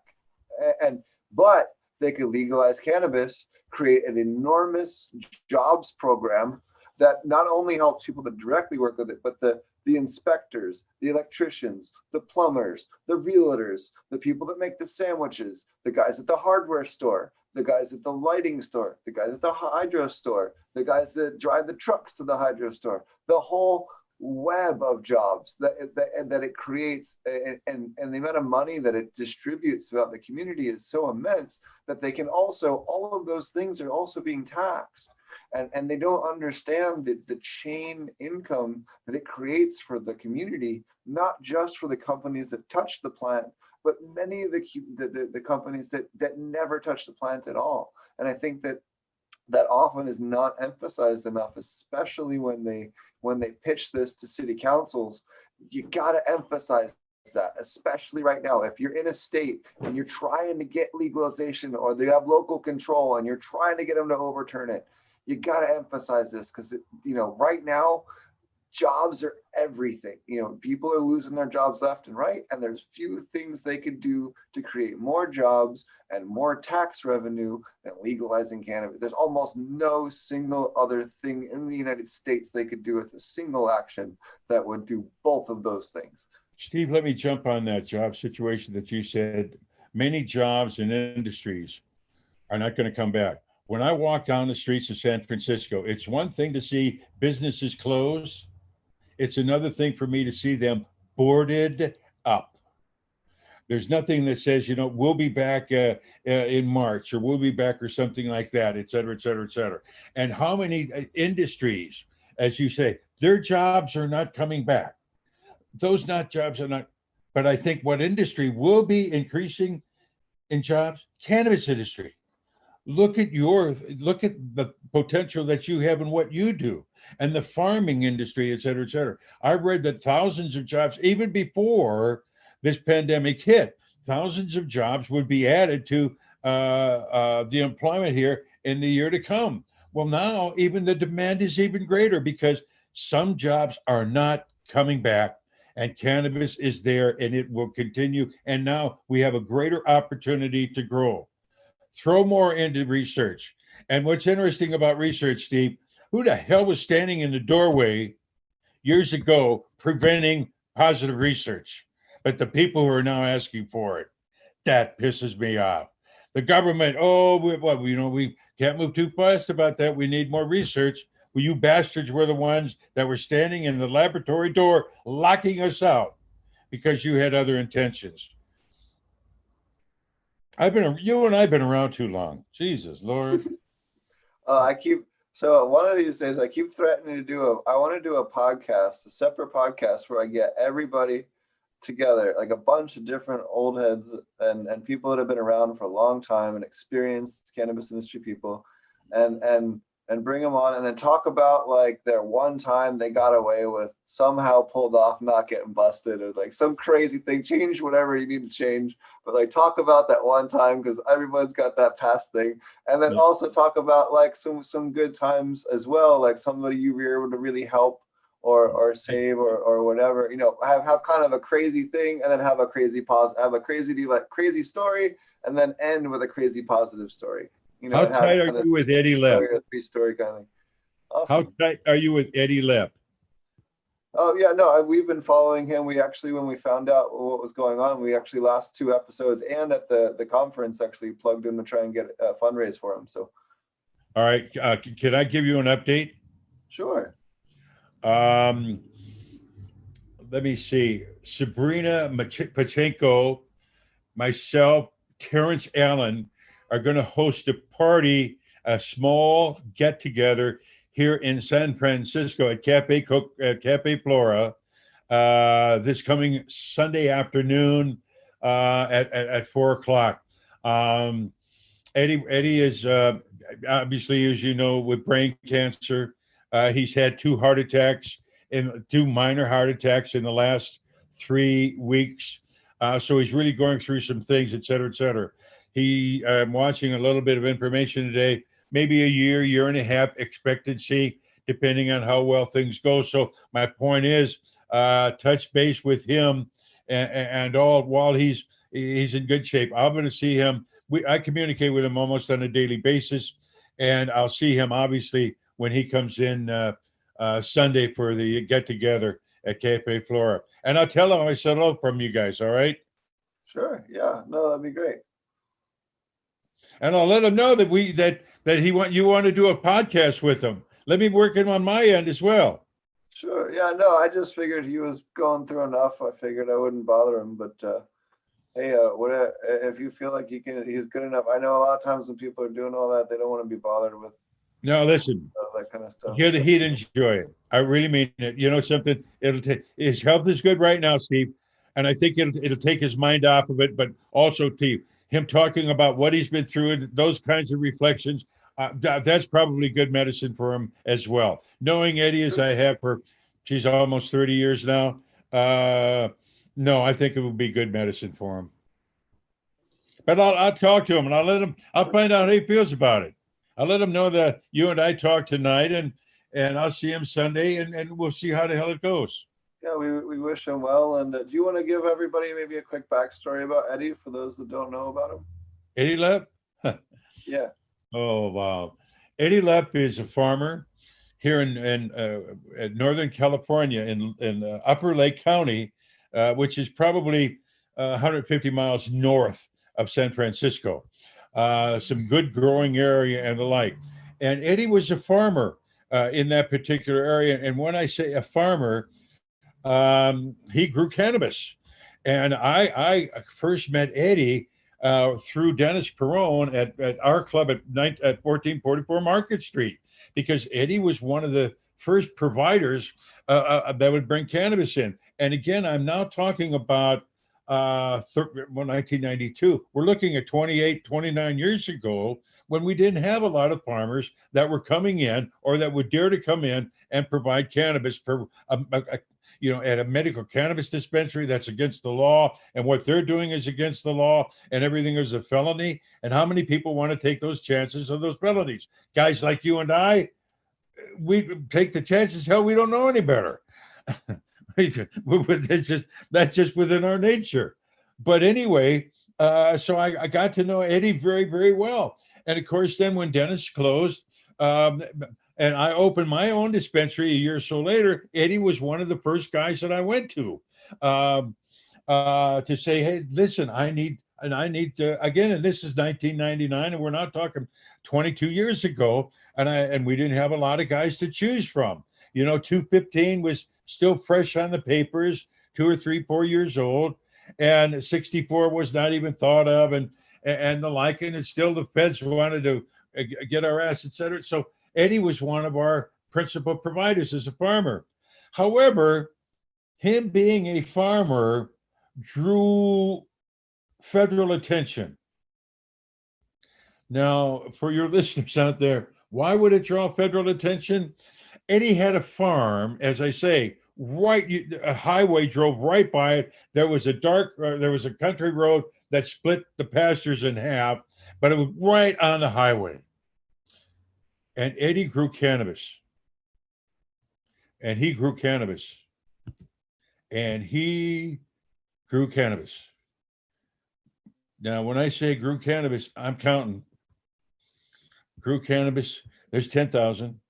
He grew cannabis at 20,000. He grew cannabis 30 plus thousand plants that he grew. And unfortunately, the federal government back in, when did they get him? Back in 2003 or 4, came in, arrested him, and obviously they had the goods on him. Here it is. And no matter what he claimed for religious purposes or something like that, Eddie served 7.5 years in federal prison in Colorado. I enjoy communicating with Eddie. I've got some photos and letters that he and I exchanged I just kept him up on, hey, Eddie, what's going on here? And how you doing? And people haven't forgotten about you. And obviously none of us did. But Eddie left. And right now, Eddie just turned 68 on his last birthday. And it was discovered that he had lung cancer. The lung cancer has moved to his brain. The movement has affected motion in his right arm, where that's kind of paralyzed and like. So we're when I say we, a number of us here in the industry that are great friends of Eddie are going to host a get together, a party. So many of us not seen Eddie, number one, but we haven't seen a lot of one another. So with masks on and all this other stuff, we're going to get together and share some friendship and some love with one another, and especially with Eddie. That's awesome. Yeah, and a lot of people don't know that he was one of the bigger suppliers for a lot of the stuff that you guys were doing back in the day, and certainly provided quite a few pounds to help a lot of people. So he took chances when you needed balls, not just lawyers. You know the difference right now? We've got companies out here, Canavan and MedMen and all these other people that got lawyers and monies, et cetera, et cetera. And he didn't have it that way. And he was not a millionaire that had money and investments behind him. He was a simple farmer. That's all he did. And Linda up there had a nice, simple farm house across the road from it. Nothing spectacular about it. And he also knew he also grew the cannabis. And like I said, he provided it not on the market, he brought it into the dispensaries because he was a provider with Dennison and myself when we had our dispensaries. What is there any other growers you want to talk about from back in the day? Like who were some of the other people that were providing back then? What was you remember Steve Cubby? What was that? I'm sorry. Steve Cubby? No. The reason why I met Steve Cubby, there's another guy who's ill, and there's another OG. Steve, oh golly, 25 years ago was the libertarian presidential candidate on the Libertarian Party at the national level. Steve had always been involved in politics. And I met Steve through Dennis, because again, Steve brought cannabis into Dennis's facility, and I got to know him not just as a farmer, but also to sharing his political ideas and the like. And as I say, he was the libertarian. This got to be in 60 something. He was a libertarian candidate for president of the United States. A good guy, but he suffered a stroke, and he lives now in Tahoe, Lake Tahoe, and all. But he suffered a stroke and doing well. One of the things also too, the feds really wanted him, and they really wanted to get him because they knew that he would. They wanted to prove that he was bringing cannabis into the dispensary. Oh, and who gets a subpoena but me? I get subpoenaed. Now I gotta go up to Auburn, outside of Sacramento, and appear. Are you familiar with Tony Serra? The attorney Tony Serra? Oh, because he's an attorney. He passed away recently, right? No, not that one. Tony Serra, the cannabis attorney. Oh no. Oh, okay. Well, Tony's a well known cannabis attorney, et cetera, et cetera, et cetera. But anyway, I had to go up there and testify that the feds really wanted him, and I kind of disproved that situation. And if you said, Wayne, did you perjure yourself on the stand? And if my head is bobbing about that, you would say that he probably perjured him. I think you have an earthquake going on there. Is that what's going on? Well, just want to. If I was shaking, I think he perjured himself. He perjured himself. But anyway, that's years ago. I got away with it. It was, Steve, the good old days. What we did for cannabis. Think about that stuff. The OGs, and I say, it's a great idea to sit down, and because we won't probably have the Emerald Cup this year. I think that's out the window. But it would be a great idea when this pandemic shit settles down a little bit, or you could do it by viral. I don't know, but put a lot of OGs together and sit down like you and I right now and saying, hey, let's chop it up and here's what's going on. So what are some other stories with close calls with because it sounds like they were trying to pinch a lot of people back then quite regularly. All right. Did you ever get into 1444 Market Street? Yeah. Okay. Yeah. So, I'm sorry. What was that? Did you ever get inside Dennis's club at 1444 Market Street? No, I've never been inside. No. Okay. Well, anyway, on the second level, it's there today. It's the building is there, obviously there, but the second one is kind of like a mezzanine, was Dennis's office, and the large windows in his office overlooked Market Street. And so, you saw everything, a great view, et cetera, et cetera, et cetera. And we were there on a Saturday night, which we opened the dispensary Saturday night from 8 until 11. Why? Because a lot of people who smoke pot, they had nowhere to go.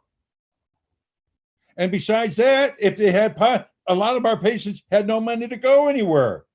But come back into the dispensary, we put on drag shows and entertainment and singing and dancing and the best we could to entertain ourselves, and which really, really worked out very well.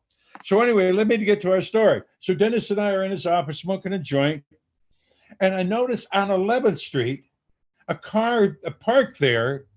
When I looked, and it seems like, there's a couple of guys. It looks like a couple of guys are in there. And I thought, and I said, Dennis, I said, you know something? I said, we might have some federal agents outside watching the dispensary. You see the car over there? He said too, and I said, does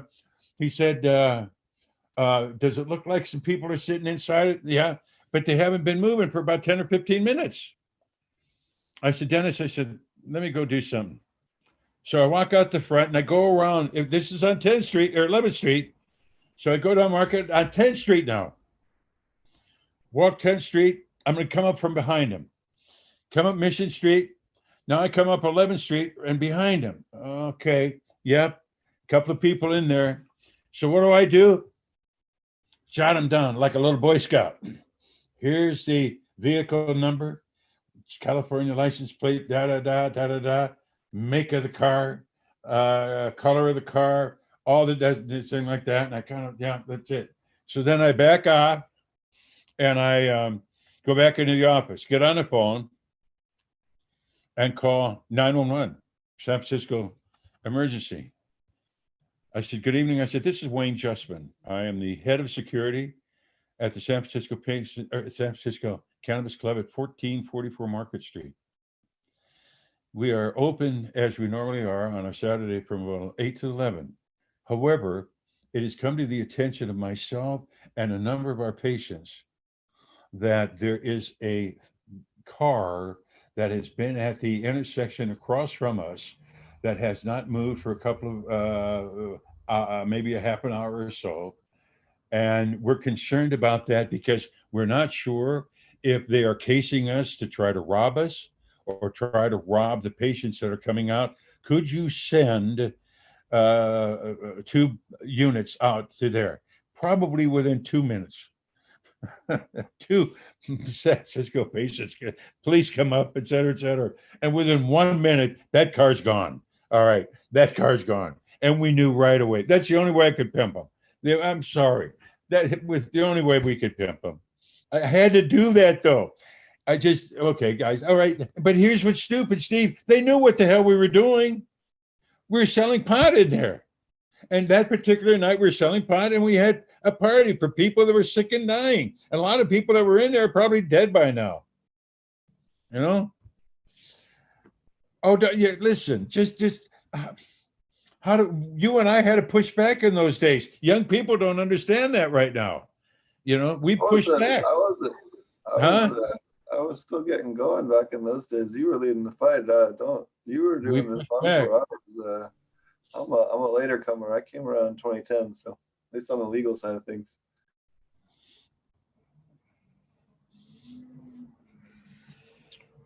So we got to get rid of.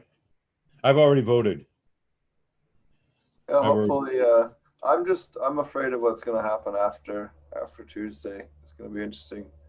But either way, I think we're going to eventually have some forward progress on cannabis.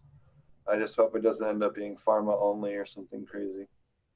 You know, what's amazing for myself, you know, Kamala was our district attorney out here in 2003. And when she was running for that office, we met a couple of times right across from one another, right where you and I are right now looking at one another.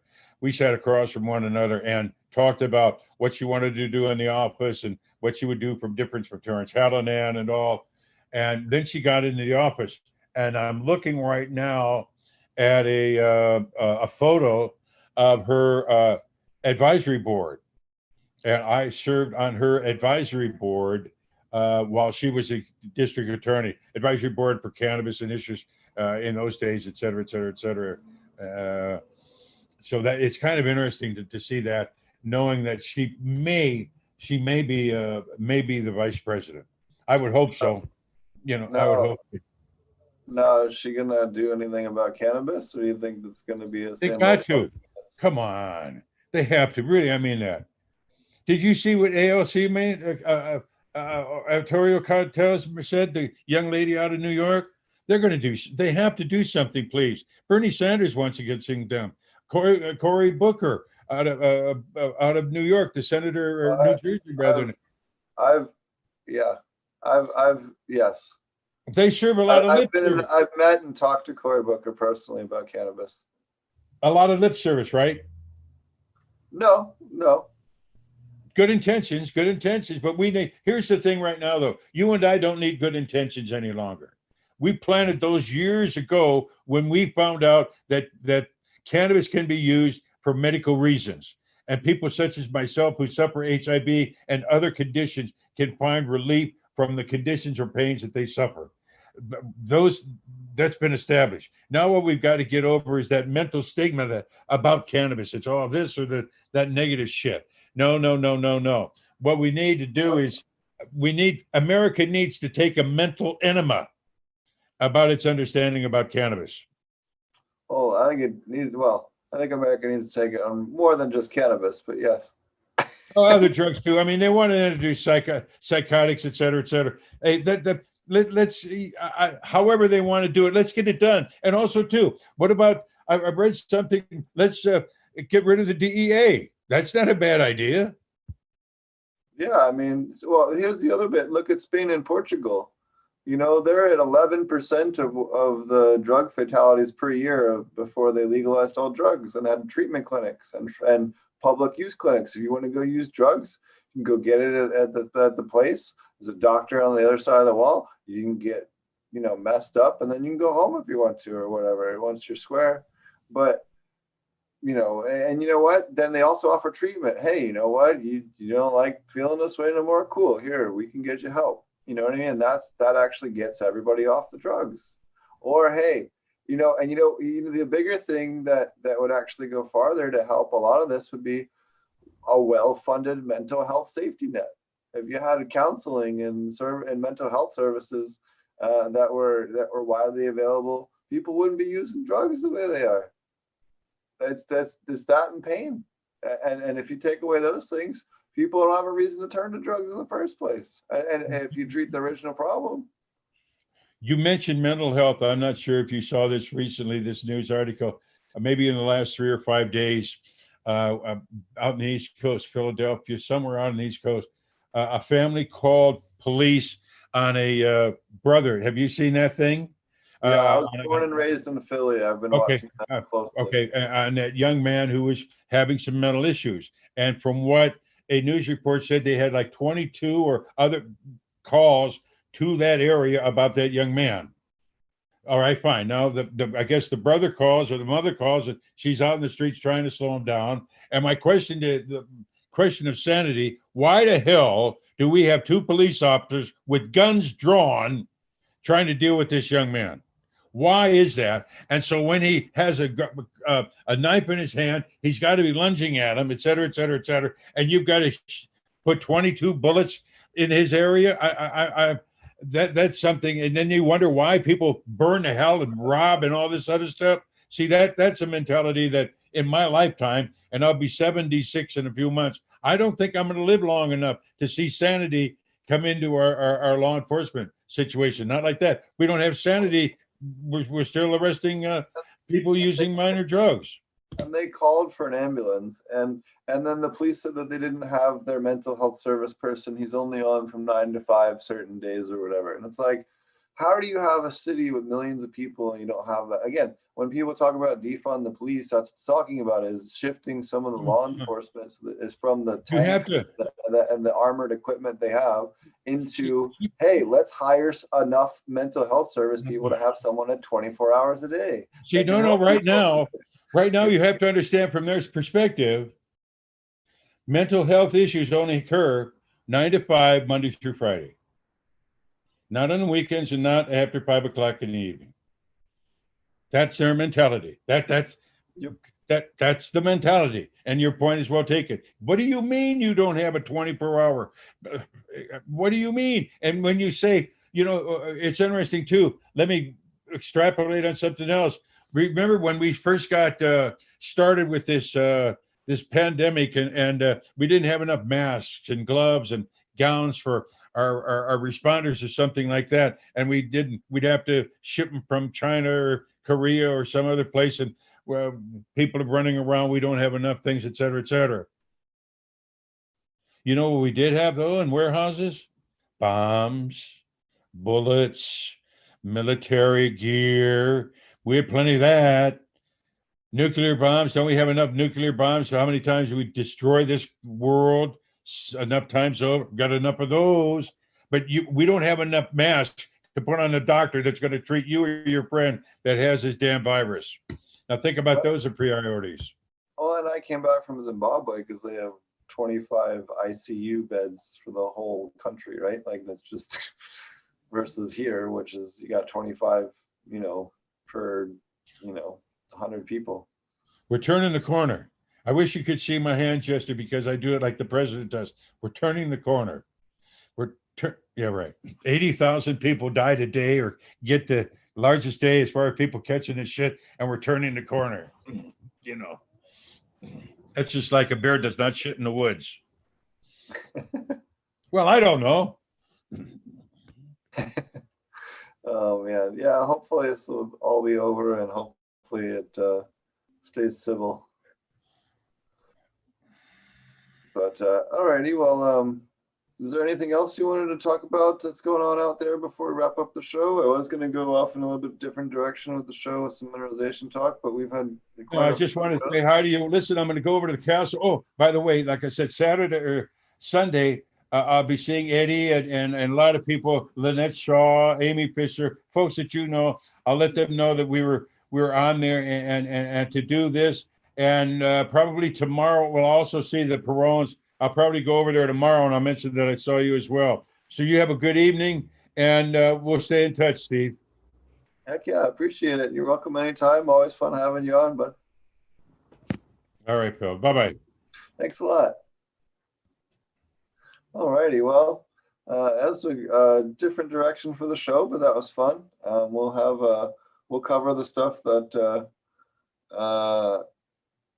that we were going to cover. I was going to go over some mineralization stuff and some other stuff, but I think we'll save that for another time. We've had a pretty fun show, and Wayne's always fun. If you guys aren't familiar with him, he's the first medical patient. He was right there on the front lines with Dennis Perone and Brownie Mary and everyone else helping get cannabis legalized there in the beginning, back in 1996, and yeah, so he's a lot of fun. Definitely someone just full of life and full of energy, and always hysterical to hang out with, and always lots of good stories. He's got a ton of really awesome stories. I'm sure we'll have him tell us some more. If you aren't familiar, go back, especially the first couple of times we talked about him, especially when we did interviews at the castle, at the Castro Castle. We were in person. He talks about some pretty fun stories with Dennis Perone and running from the police or dealing with the police, or just goofy stuff that they've had to deal with. It wasn't always necessarily goofy in the time, but at least nowadays to talk about it, it was kind of the crazy things that were going on, and some of the persecution, but also some of the funnier things that happened too. Yeah, definitely go back and check that out. He's a really a great guest to have on. So, alrighty, it's been a long week. I'm exhausted. If you guys are out, well, I'm not really sure which. Anyways, have a good weekend.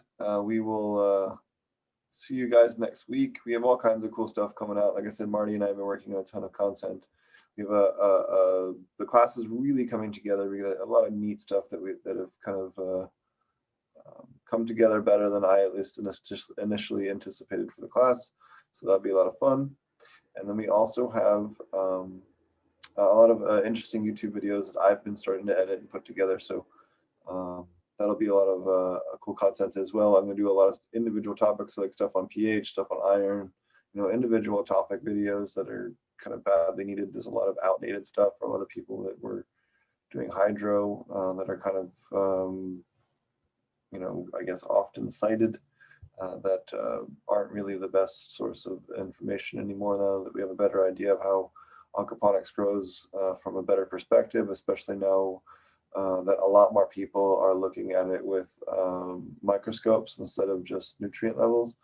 We're really learning a lot more about how important it is to maintain those. So definitely check that out. And if you aren't familiar as well, I had a lot of people ask me a lot of pest management questions the last 2 weeks, especially after the talk I did at the conference. So if you aren't familiar, we actually have a 25 video series, or depending on when you're watching this, or longer, on aquaponics safe pest management, where we go over releases, show you the insects, the beneficial insects or sprays or whatever, talk about it, talk a little bit about application rates and some of them. So definitely a good resource if you're still trying to learn some of your pest management practices as well.